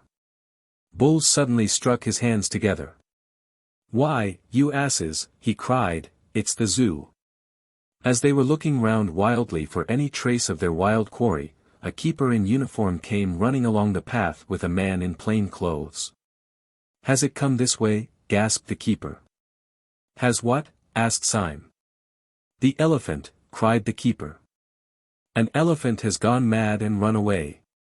"He has run away with an old gentleman," said the other stranger breathlessly, "a poor old gentleman with white hair." "What sort of old gentleman?" asked Syme, with great curiosity. "A very large and fat old gentleman in light grey clothes," said the keeper eagerly.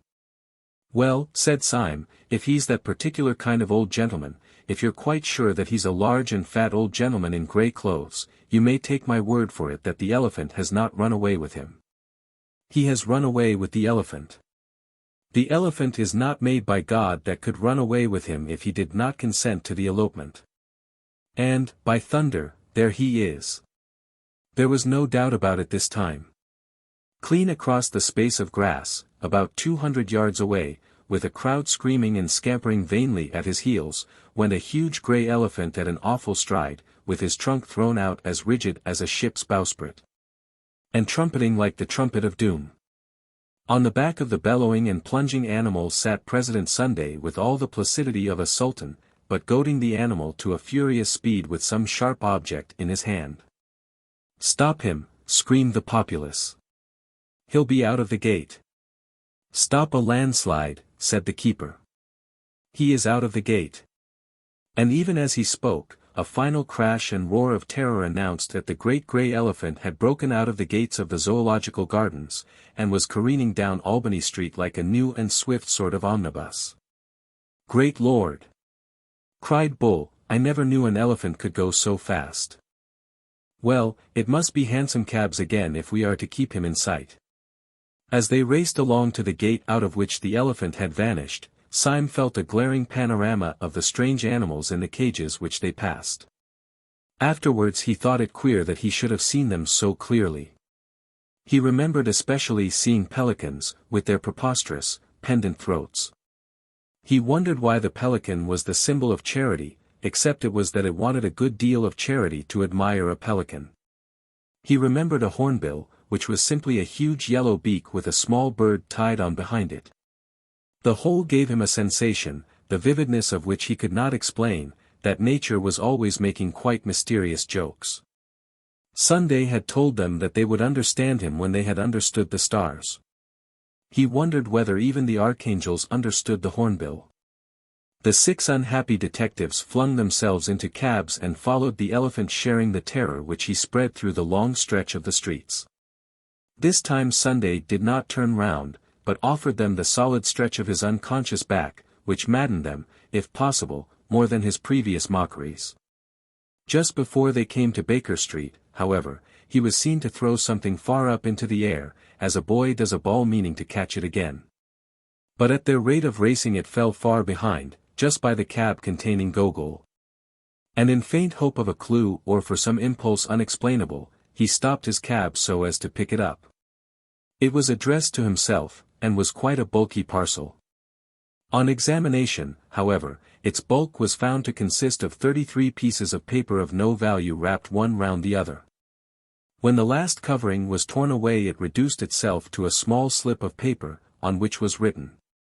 The word, I fancy, should be pink dot.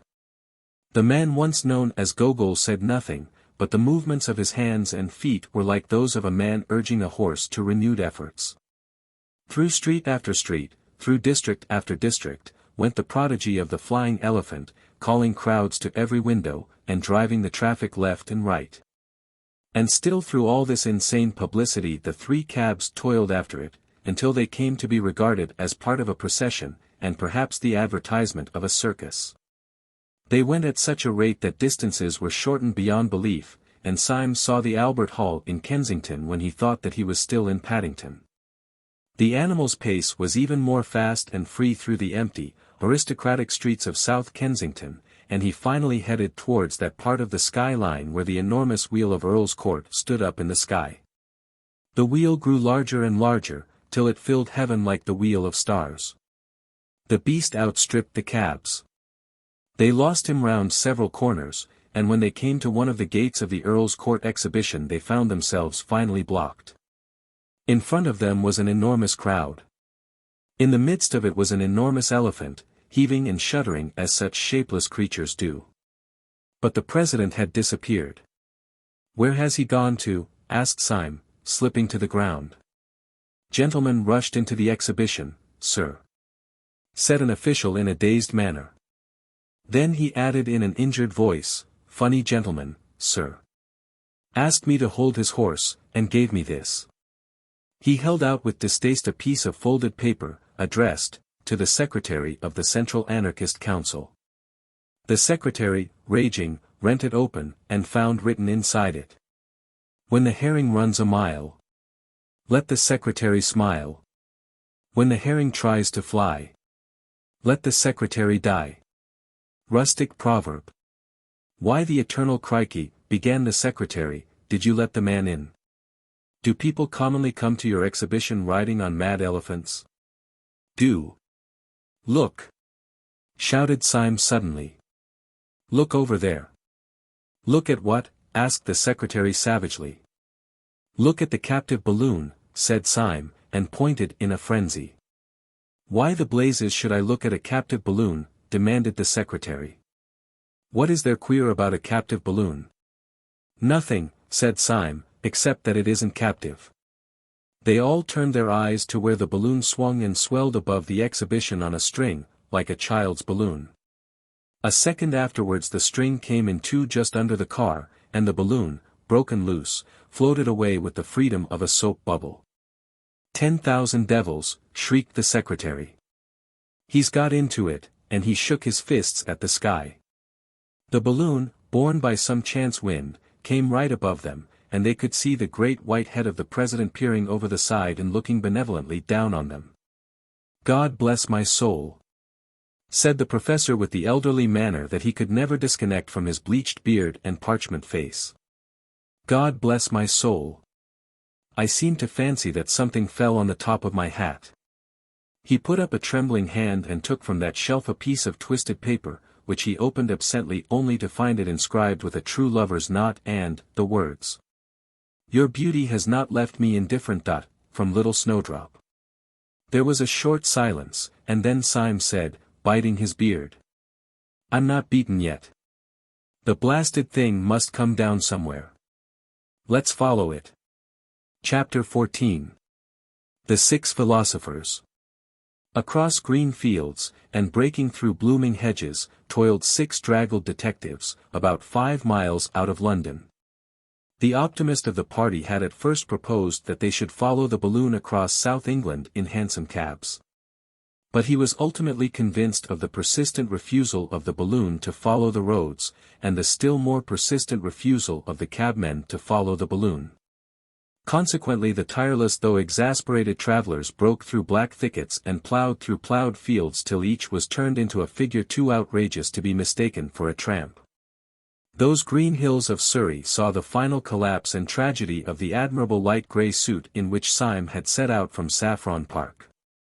His silk hat was broken over his nose by a swinging bough, his coat-tails were torn to the shoulder by arresting thorns, the clay of England was splashed up to his collar. But he still carried his yellow beard forward with a silent and furious determination, and his eyes were still fixed on that floating ball of gas, which in the full flush of sunset seemed colored like a sunset cloud. "After all," he said, "it is very beautiful." "It is singularly and strangely beautiful," said the professor. "I wish the beastly gas bag would burst." "No," said Dr. Bull, "I hope it won't. It might hurt the old boy." "Hurt him," said the vindictive professor, "hurt him. Not as much as I'd hurt him if I could get up with him. Little Snowdrop." "I don't want him hurt, somehow," said Dr. Bull. "What?" cried the secretary bitterly. "Do you believe all that tale about his being our man in the dark room? Sunday would say he was anybody." "I don't know whether I believe it or not," said Dr. Bull. "But it isn't that I mean. I can't wish old Sunday's balloon to burst because—" "Well," said Syme impatiently, "because—" "Well, because he's so jolly like a balloon himself," said Dr. Bull desperately. "I don't understand a word of all that idea of his being the same man who gave us all our blue cards. It seems to make everything nonsense. But I don't care who knows it, I always had a sympathy for old Sunday himself, wicked as he was. Just as if he was a great bouncing baby. How can I explain what my queer sympathy was? It didn't prevent my fighting him like hell. Shall I make it clear if I say that I liked him because he was so fat?" "You will not," said the secretary. "I've got it now," cried Bull, "it was because he was so fat and so light. Just like a balloon. We always think of fat people as heavy, but he could have danced against a sylph. I see now what I mean. Moderate strength is shown in violence, supreme strength is shown in levity. It was like the old speculations, what would happen if an elephant could leap up in the sky like a grasshopper? Our elephant," said Syme, looking upwards, "has leapt into the sky like a grasshopper.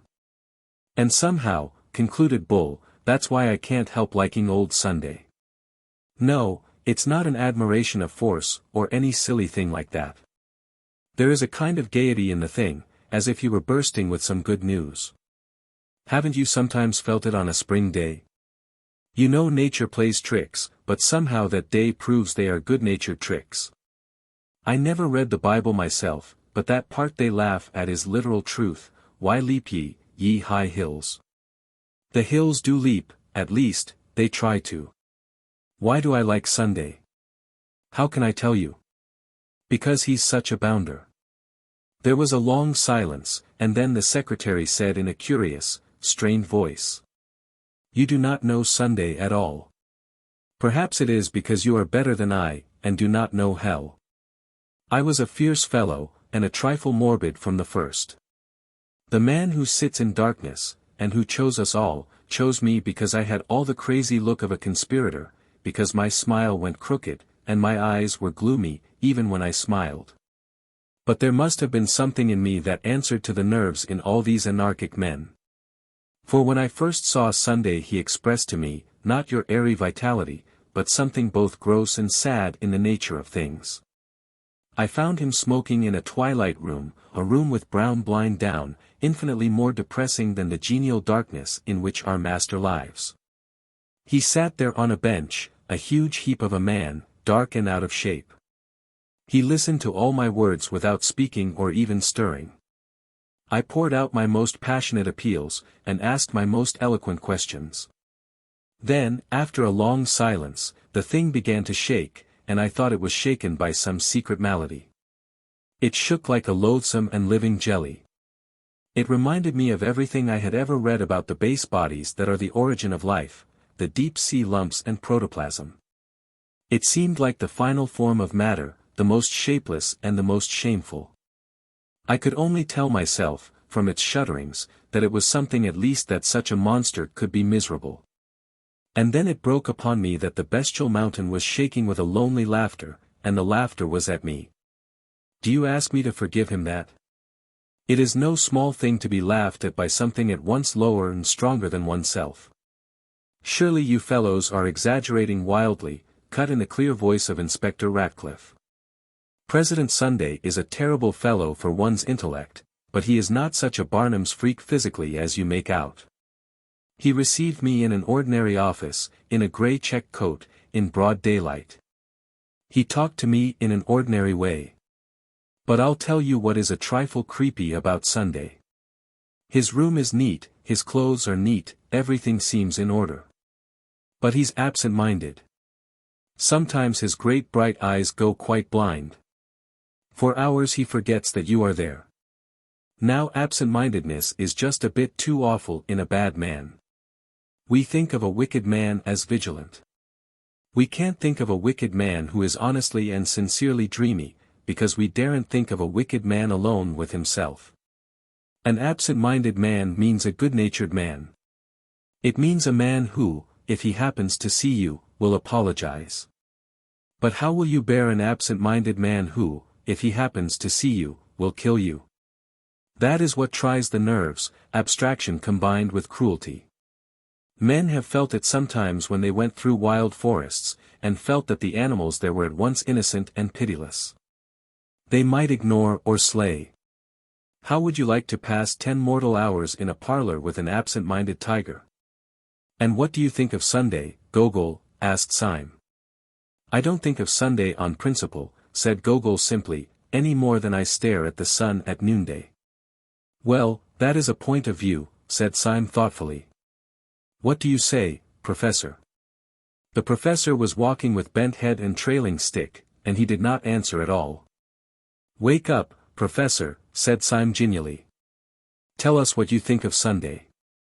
The professor spoke at last very slowly.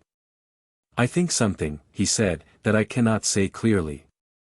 Or, rather, I think something that I cannot even think clearly. But it is something like this. My early life, as you know, was a bit too large and loose. Well, when I saw Sunday's face I thought it was too large, everybody does, but I also thought it was too loose. The face was so big, that one couldn't focus it or make it a face at all. The eye was so far away from the nose, that it wasn't an eye. The mouth was so much by itself, that one had to think of it by itself. The whole thing is too hard to explain. He paused for a little, still trailing his stick, and then went on. But put it this way. Walking up a road at night, I have seen a lamp and a lighted window and a cloud make together a most complete and unmistakable face. If anyone in heaven has that face, I shall know him again. Yet when I walked a little farther, I found that there was no face, that the window was 10 yards away, the lamp 10 yards, the cloud beyond the world. Well, Sunday's face escaped me. It ran away to right and left, as such chance pictures run away. And so his face has made me, somehow, doubt whether there are any faces. I don't know whether your face, Bull, is a face or a combination in perspective. Perhaps one black disk of your beastly glasses is quite close and another 50 miles away. Oh, the doubts of a materialist are not worth a dump. Sunday has taught me the last and the worst doubts, the doubts of a spiritualist. I am a Buddhist, I suppose, and Buddhism is not a creed, it is a doubt. My poor dear Bull, I do not believe that you really have a face. I have not faith enough to believe in matter. Syme's eyes were still fixed upon the errant orb, which, reddened in the evening light, looked like some rosier and more innocent world. Have you noticed an odd thing, he said, about all your descriptions? Each man of you finds Sunday quite different, yet each man of you can only find one thing to compare him to, the universe itself. Bull finds him like the earth in spring, Gogol like the sun at noonday. The secretary is reminded of the shapeless protoplasm, and the inspector of the carelessness of virgin forests. The professor says he is like a changing landscape. This is queer, but it is queerer still that I also have had my odd notion about the president, and I also find that I think of Sunday as I think of the whole world.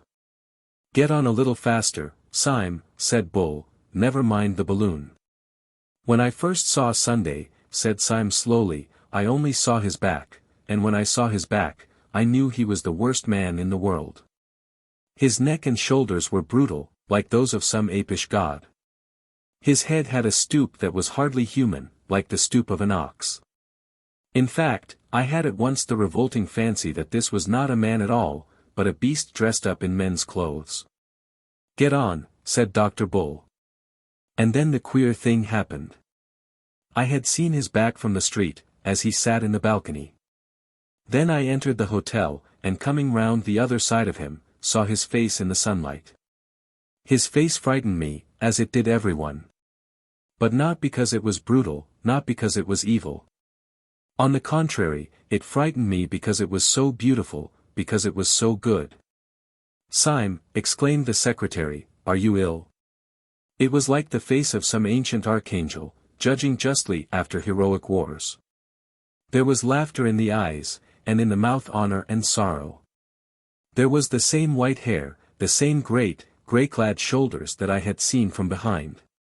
But when I saw him from behind I was certain he was an animal, and when I saw him in front I knew he was a god. Pan, said the professor dreamily, was a god and an animal. Then, and again and always, went on Syme like a man talking to himself, that has been for me the mystery of Sunday, and it is also the mystery of the world. When I see the horrible back, I am sure the noble face is but a mask.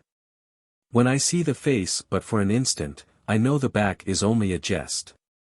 Bad is so bad, that we cannot but think good an accident, good is so good, that we feel certain that evil could be explained. But the whole came to a kind of crest yesterday when I raced Sunday for the cab, and was just behind him all the way. Had you time for thinking then? Asked Ratcliffe. Time, replied Syme, for one outrageous thought. I was suddenly possessed with the idea that the blind, blank back of his head really was his face, an awful, eyeless face staring at me. And I fancied that the figure running in front of me was really a figure running backwards, and dancing as he ran. Horrible, said Dr. Bull, and shuddered. Horrible is not the word, said Syme. It was exactly the worst instant of my life. And yet 10 minutes afterwards, when he put his head out of the cab and made a grimace like a gargoyle, I knew that he was only like a father playing hide-and-seek with his children. It is a long game, said the secretary, and frowned at his broken boots. Listen to me, cried Syme with extraordinary emphasis. Shall I tell you the secret of the whole world? It is that we have only known the back of the world. We see everything from behind, and it looks brutal. That is not a tree, but the back of a tree. That is not a cloud, but the back of a cloud. Cannot you see that everything is stooping and hiding a face? If we could only get round in front. Look! Cried out Bull clamorously, the balloon is coming down. There was no need to cry out to Syme, who had never taken his eyes off it. He saw the great luminous globe suddenly stagger in the sky, right itself, and then sink slowly behind the trees like a setting sun. The man called Gogol, who had hardly spoken through all their weary travels, suddenly threw up his hands like a lost spirit. "He is dead," he cried. "And now I know he was my friend in the dark." "Dead," snorted the secretary. "You will not find him dead easily. If he has been tipped out of the car, we shall find him rolling as a colt rolls in a field, kicking his legs for fun." "Clashing his hoofs," said the professor. "The colts do, and so did Pan." "Pan again," said Dr. Bull irritably. "You seem to think Pan is everything." "So he is," said the professor, in Greek. "He means everything." "Don't forget," said the secretary, looking down, "that he also means panic." Syme had stood without hearing any of the exclamations. "It fell over there," he said shortly. "Let us follow it." Then he added with an indescribable gesture. "Oh, if he has cheated us all by getting killed. It would be like one of his larks." He strode off towards the distant trees with a new energy, his rags and ribbons fluttering in the wind. The others followed him in a more footsore and dubious manner. And almost at the same moment all 6 men realized that they were not alone in the little field. Across the square of turf a tall man was advancing towards them, leaning on a strange long staff like a scepter. He was clad in a fine but old-fashioned suit with knee breeches. Its color was that shade between blue, violet and gray which can be seen in certain shadows of the woodland. His hair was whitish-gray, and at the first glance, taken along with his knee breeches, looked as if it was powdered. His advance was very quiet. But for the silver frost upon his head, he might have been one to the shadows of the wood. "Gentlemen," he said, "my master has a carriage waiting for you in the road just by." "Who is your master?" asked Syme, standing quite still. "I was told you knew his name," said the man respectfully. There was a silence, and then the secretary said, "Where is this carriage?" "It has been waiting only a few moments," said the stranger. "My master has only just come home." Syme looked left and right upon the patch of green field in which he found himself. The hedges were ordinary hedges, the trees seemed ordinary trees, yet he felt like a man entrapped in fairyland. He looked the mysterious ambassador up and down, but he could discover nothing except that the man's coat was the exact color of the purple shadows, and that the man's face was the exact color of the red and brown and golden sky. "Show us the place," Syme said briefly, and without a word the man in the violet coat turned his back and walked towards a gap in the hedge, which let in suddenly the light of a white road. As the 6 wanderers broke out upon this thoroughfare, they saw the white road blocked by what looked like a long row of carriages, such a row of carriages as might close the approach to some house in Park Lane. Along the side of these carriages stood a rank of splendid servants, all dressed in the grey-blue uniform, and all having a certain quality of stateliness and freedom which would not commonly belong to the servants of a gentleman, but rather to the officials and ambassadors of a great king. There were no less than 6 carriages waiting, one for each of the tattered and miserable band. All the attendants, as if in court dress, wore swords, and as each man crawled into his carriage they drew them, and saluted with a sudden blaze of steel. "What can it all mean?" asked Bull of Syme as they separated. "Is this another joke of Sundays?" "I don't know," said Syme as he sank wearily back in the cushions of his carriage, "but if it is, it's one of the jokes you talk about. It's a good-natured one." The 6 adventurers had passed through many adventures, but not one had carried them so utterly off their feet as this last adventure of comfort. They had all become inured to things going roughly, but things suddenly going smoothly swamped them.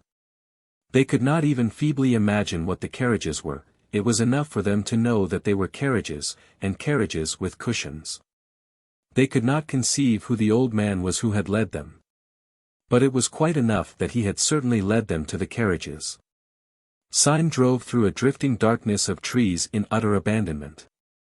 It was typical of him that while he had carried his bearded chin forward fiercely so long as anything could be done, when the whole business was taken out of his hands he fell back on the cushions in a frank collapse. Very gradually and very vaguely he realized into what rich roads the carriage was carrying him. He saw that they passed the stone gates of what might have been a park, that they began gradually to climb a hill which, while wooded on both sides, was somewhat more orderly than a forest. Then there began to grow upon him, as upon a man slowly waking from a healthy sleep, a pleasure in everything.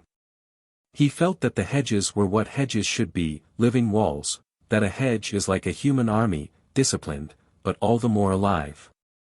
He saw high elms behind the hedges, and vaguely thought how happy boys would be climbing there. Then his carriage took a turn of the path, and he saw suddenly and quietly, like a long, low, sunset cloud, a long, low house, mellow in the mild light of sunset. All the 6 friends compared notes afterwards and quarreled. But they all agreed that in some unaccountable way the place reminded them of their boyhood. It was either this elm top or that crooked path, it was either this scrap of orchard or that shape of a window. But each man of them declared that he could remember this place before he could remember his mother. When the carriages eventually rolled up to a large, low, cavernous gateway, another man in the same uniform, but wearing a silver star on the grey breast of his coat, came out to meet them. This impressive person said to the bewildered Syme, "Refreshments are provided for you in your room." Syme, under the influence of the same mesmeric sleep of amazement, went up the large oaken stairs after the respectful attendant. He entered a splendid suite of apartments that seemed to be designed specially for him. He walked up to a long mirror with the ordinary instinct of his class, to pull his tie straight or to smooth his hair. And there he saw the frightful figure that he was, blood running down his face from where the bough had struck him, his hair standing out like yellow rags of rank grass, his clothes torn into long, wavering tatters. At once the whole enigma sprang up, simply as the question of how he had got there, and how he was to get out again. Exactly at the same moment a man in blue, who had been appointed as his valet, said very solemnly, "I have put out your clothes, sir." "Clothes," said Syme sardonically. "I have no clothes except these," and he lifted 2 long strips of his frock coat in fascinating festoons, and made a movement as if to twirl like a ballet girl. "My master asks me to say," said the attendant, "that there is a fancy dress ball tonight, and that he desires you to put on the costume that I have laid out. Meanwhile, sir, there is a bottle of Burgundy and some cold pheasant, which he hopes you will not refuse, as it is some hours before supper." "Cold pheasant is a good thing," said Syme reflectively, "and Burgundy is a spanking good thing. But really I do not want either of them so much as I want to know what the devil all this means, and what sort of costume you have got laid out for me. Where is it?"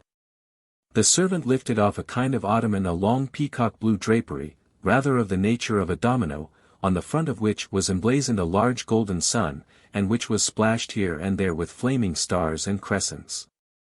"You're to be dressed as Thursday, sir," said the valet somewhat affably. "Dressed as Thursday," said Syme in meditation. "It doesn't sound a warm costume." "Oh, yes, sir," said the other eagerly, "the Thursday costume is quite warm, sir. It fastens up to the chin." "Well, I don't understand anything," said Syme, sighing. "I have been used so long to uncomfortable adventures that comfortable adventures knock me out. Still, I may be allowed to ask why I should be particularly like Thursday in a green frock spotted all over with the sun and moon. Those orbs, I think, shine on other days. I once saw the moon on Tuesday, I remember." "Beg pardon, sir," said the valet, "Bible also provided for you," and with a respectful and rigid finger he pointed out a passage in the 1st chapter of Genesis. Syme read it wondering. It was that in which the fourth day of the week is associated with the creation of the sun and moon. Here, however, they reckon from a Christian Sunday. "This is getting wilder and wilder," said Syme, as he sat down in a chair. "Who are these people who provide cold pheasant and burgundy, and green clothes and Bibles? Do they provide everything?" "Yes, sir, everything," said the attendant gravely. "Shall I help you on with your costume?" "Oh, hitch the bally thing on," said Syme impatiently. But though he affected to despise the mummery, he felt a curious freedom and naturalness in his movements as the blue and gold garment fell about him, and when he found that he had to wear a sword, it stirred a boyish dream. As he passed out of the room he flung the folds across his shoulder with a gesture, his sword stood out at an angle, and he had all the swagger of a troubadour. For these disguises did not disguise, but reveal. Chapter 15. The Accuser. As Syme strode along the corridor he saw the secretary standing at the top of a great flight of stairs. The man had never looked so noble. He was draped in a long robe of starless black, down the center of which fell a band or broad stripe of pure white, like a single shaft of light. The whole looked like some very severe ecclesiastical vestment. There was no need for Syme to search his memory or the Bible in order to remember that the first day of creation marked the mere creation of light out of darkness. The vestment itself would alone have suggested the symbol. And Syme felt also how perfectly this pattern of pure white and black expressed the soul of the pale and austere secretary, with his inhuman veracity and his cold frenzy, which made him so easily make war on the anarchists. And yet so easily pass for one of them.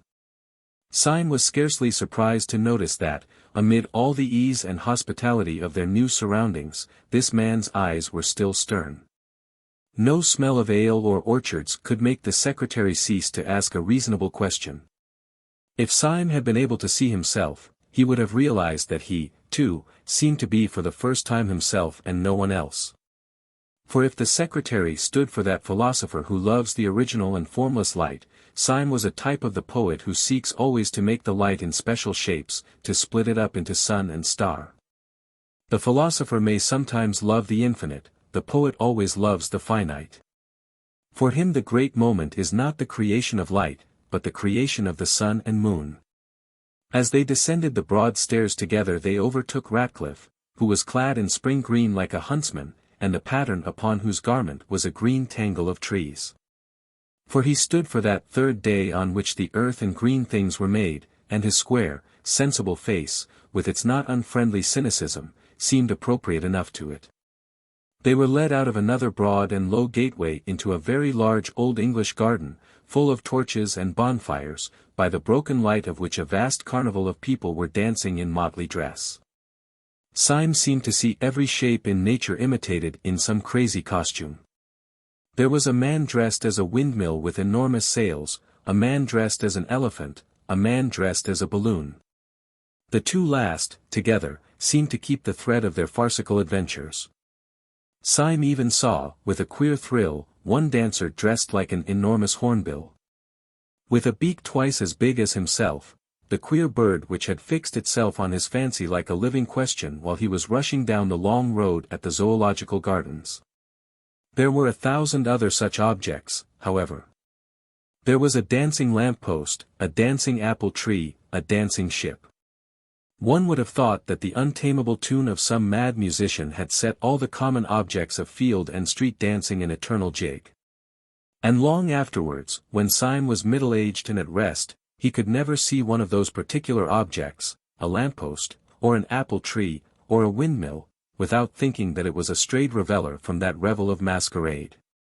On one side of this lawn, alive with dancers, was a sort of green bank, like the terrace in such old-fashioned gardens. Along this, in a kind of crescent, stood 7 great chairs, the thrones of the 7 days. Gogol and Djar. Bull were already in their seats, the professor was just mounting to his. Gogol, or Tuesday, had his simplicity well symbolized by a dress designed upon the division of the waters, a dress that separated upon his forehead and fell to his feet, grey and silver, like a sheet of rain. The professor, whose day was that on which the birds and fishes, the ruder forms of life, were created, had a dress of dim purple, over which sprawled goggle-eyed fishes and outrageous tropical birds. The union in him of unfathomable fancy and of doubt. Dr. Bull, the last day of creation, wore a coat covered with heraldic animals in red and gold, and on his crest a man rampant. He lay back in his chair with a broad smile, the picture of an optimist in his element. One by one the wanderers ascended the bank and sat in their strange seats. As each of them sat down a roar of enthusiasm rose from the carnival, such as that with which crowds receive kings. Cups were clashed and torches shaken, and feathered hats flung in the air. The men for whom these thrones were reserved were men crowned with some extraordinary laurels. But the central chair was empty. Syme was on the left hand of it and the secretary on the right. The secretary looked across the empty throne at Syme, and said, compressing his lips, "We do not know yet that he is not dead in a field." Almost as Syme heard the words, he saw on the sea of human faces in front of him a frightful and beautiful alteration, as if heaven had opened behind his head. But Sunday had only passed silently along the front like a shadow, and had sat in the central seat. He was draped plainly, in a pure and terrible white, and his hair was like a silver flame on his forehead. For a long time, it seemed for hours, that huge masquerade of mankind swayed and stamped in front of them to marching and exultant music. Every couple dancing seemed a separate romance. It might be a fairy dancing with a pillar box, or a peasant girl dancing with the moon, but in each case it was, somehow, as absurd as Alice in Wonderland, yet as grave and kind as a love story. At last, however, the thick crowd began to thin itself. Couples strolled away into the garden walks, or began to drift towards that end of the building where stood smoking, in huge pots like fish kettles, some hot and scented mixtures of old ale or wine. Above all these, upon a sort of black framework on the roof of the house, roared in its iron basket a gigantic bonfire, which lit up the land for miles. It flung the homely effect of firelight over the face of vast forests of grey or brown, and it seemed to fill with warmth even the emptiness of upper night. Yet this also, after a time, was allowed to grow fainter. The dim groups gathered more and more round the great cauldrons, or passed, laughing and clattering, into the inner passages of that ancient house. Soon there were only some 10 loiterers in the garden, soon only 4.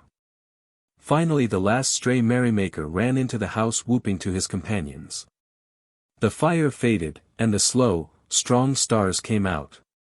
And the 7 strange men were left alone, like 7 stone statues on their chairs of stone. Not one of them had spoken a word. They seemed in no haste to do so, but heard in silence the hum of insects and the distant song of one bird.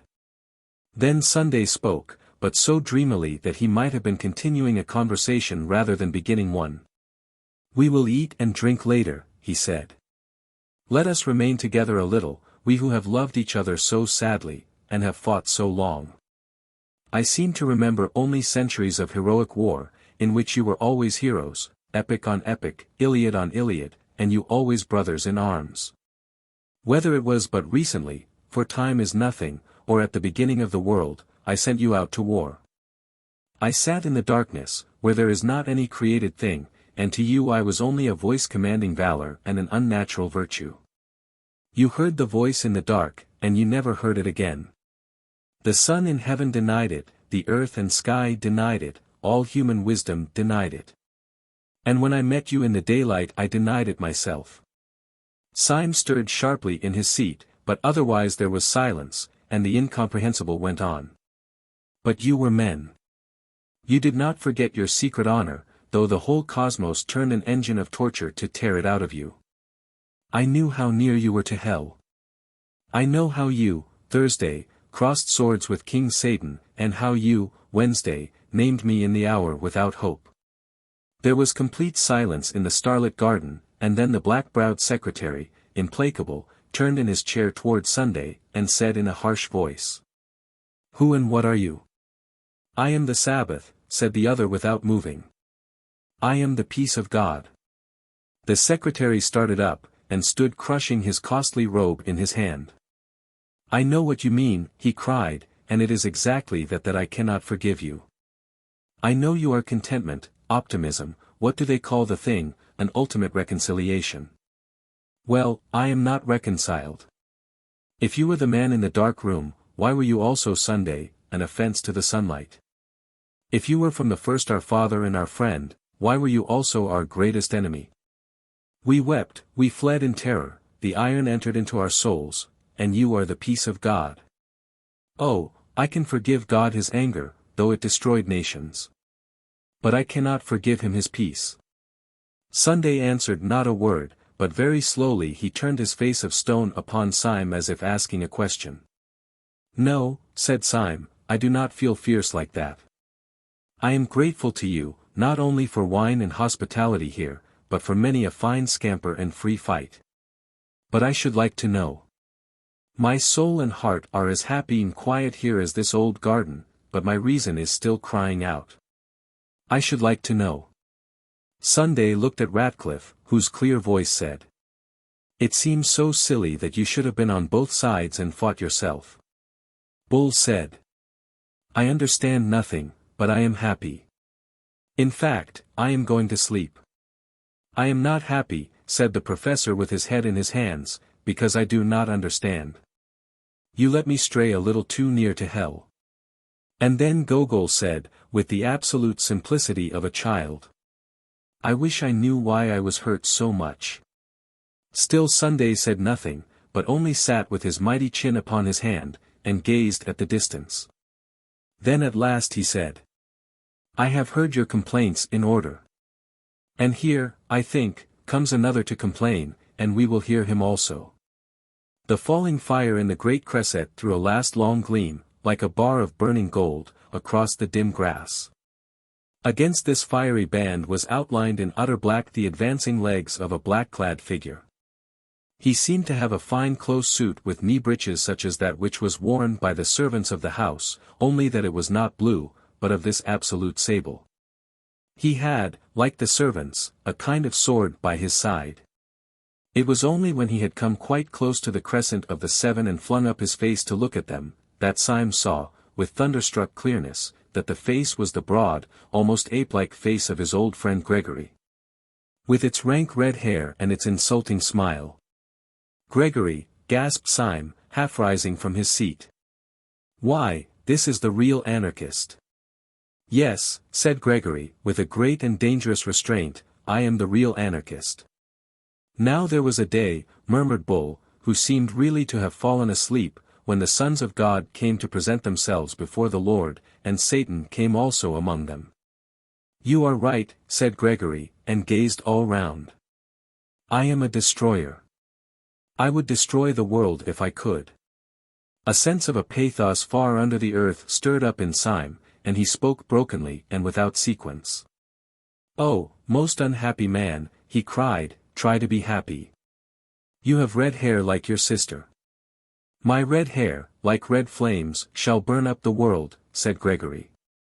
I thought I hated everything more than common men can hate anything, but I find that I do not hate everything so much as I hate you. I never hated you, said Syme very sadly.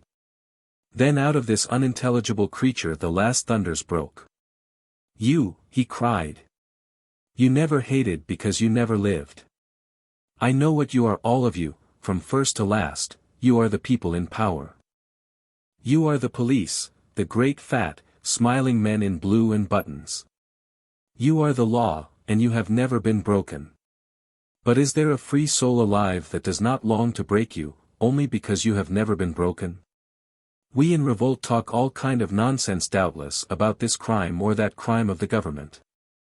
It is all folly. The only crime of the government is that it governs. The unpardonable sin of the supreme power is that it is supreme. I do not curse you for being cruel. I do not curse you, though I might, for being kind. I curse you for being safe. You sit in your chairs of stone, and have never come down from them. You are the 7 angels of heaven, and you have had no troubles.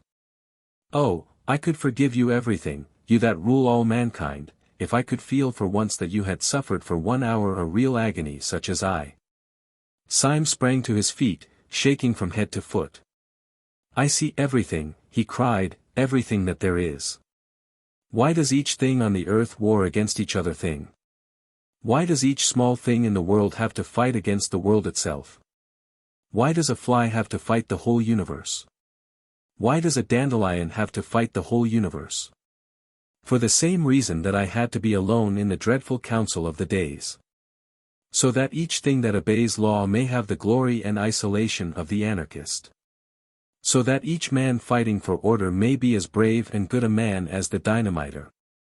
So that the real lie of Satan may be flung back in the face of this blasphemer, so that by tears and torture we may earn the right to say to this man, 'You lie.'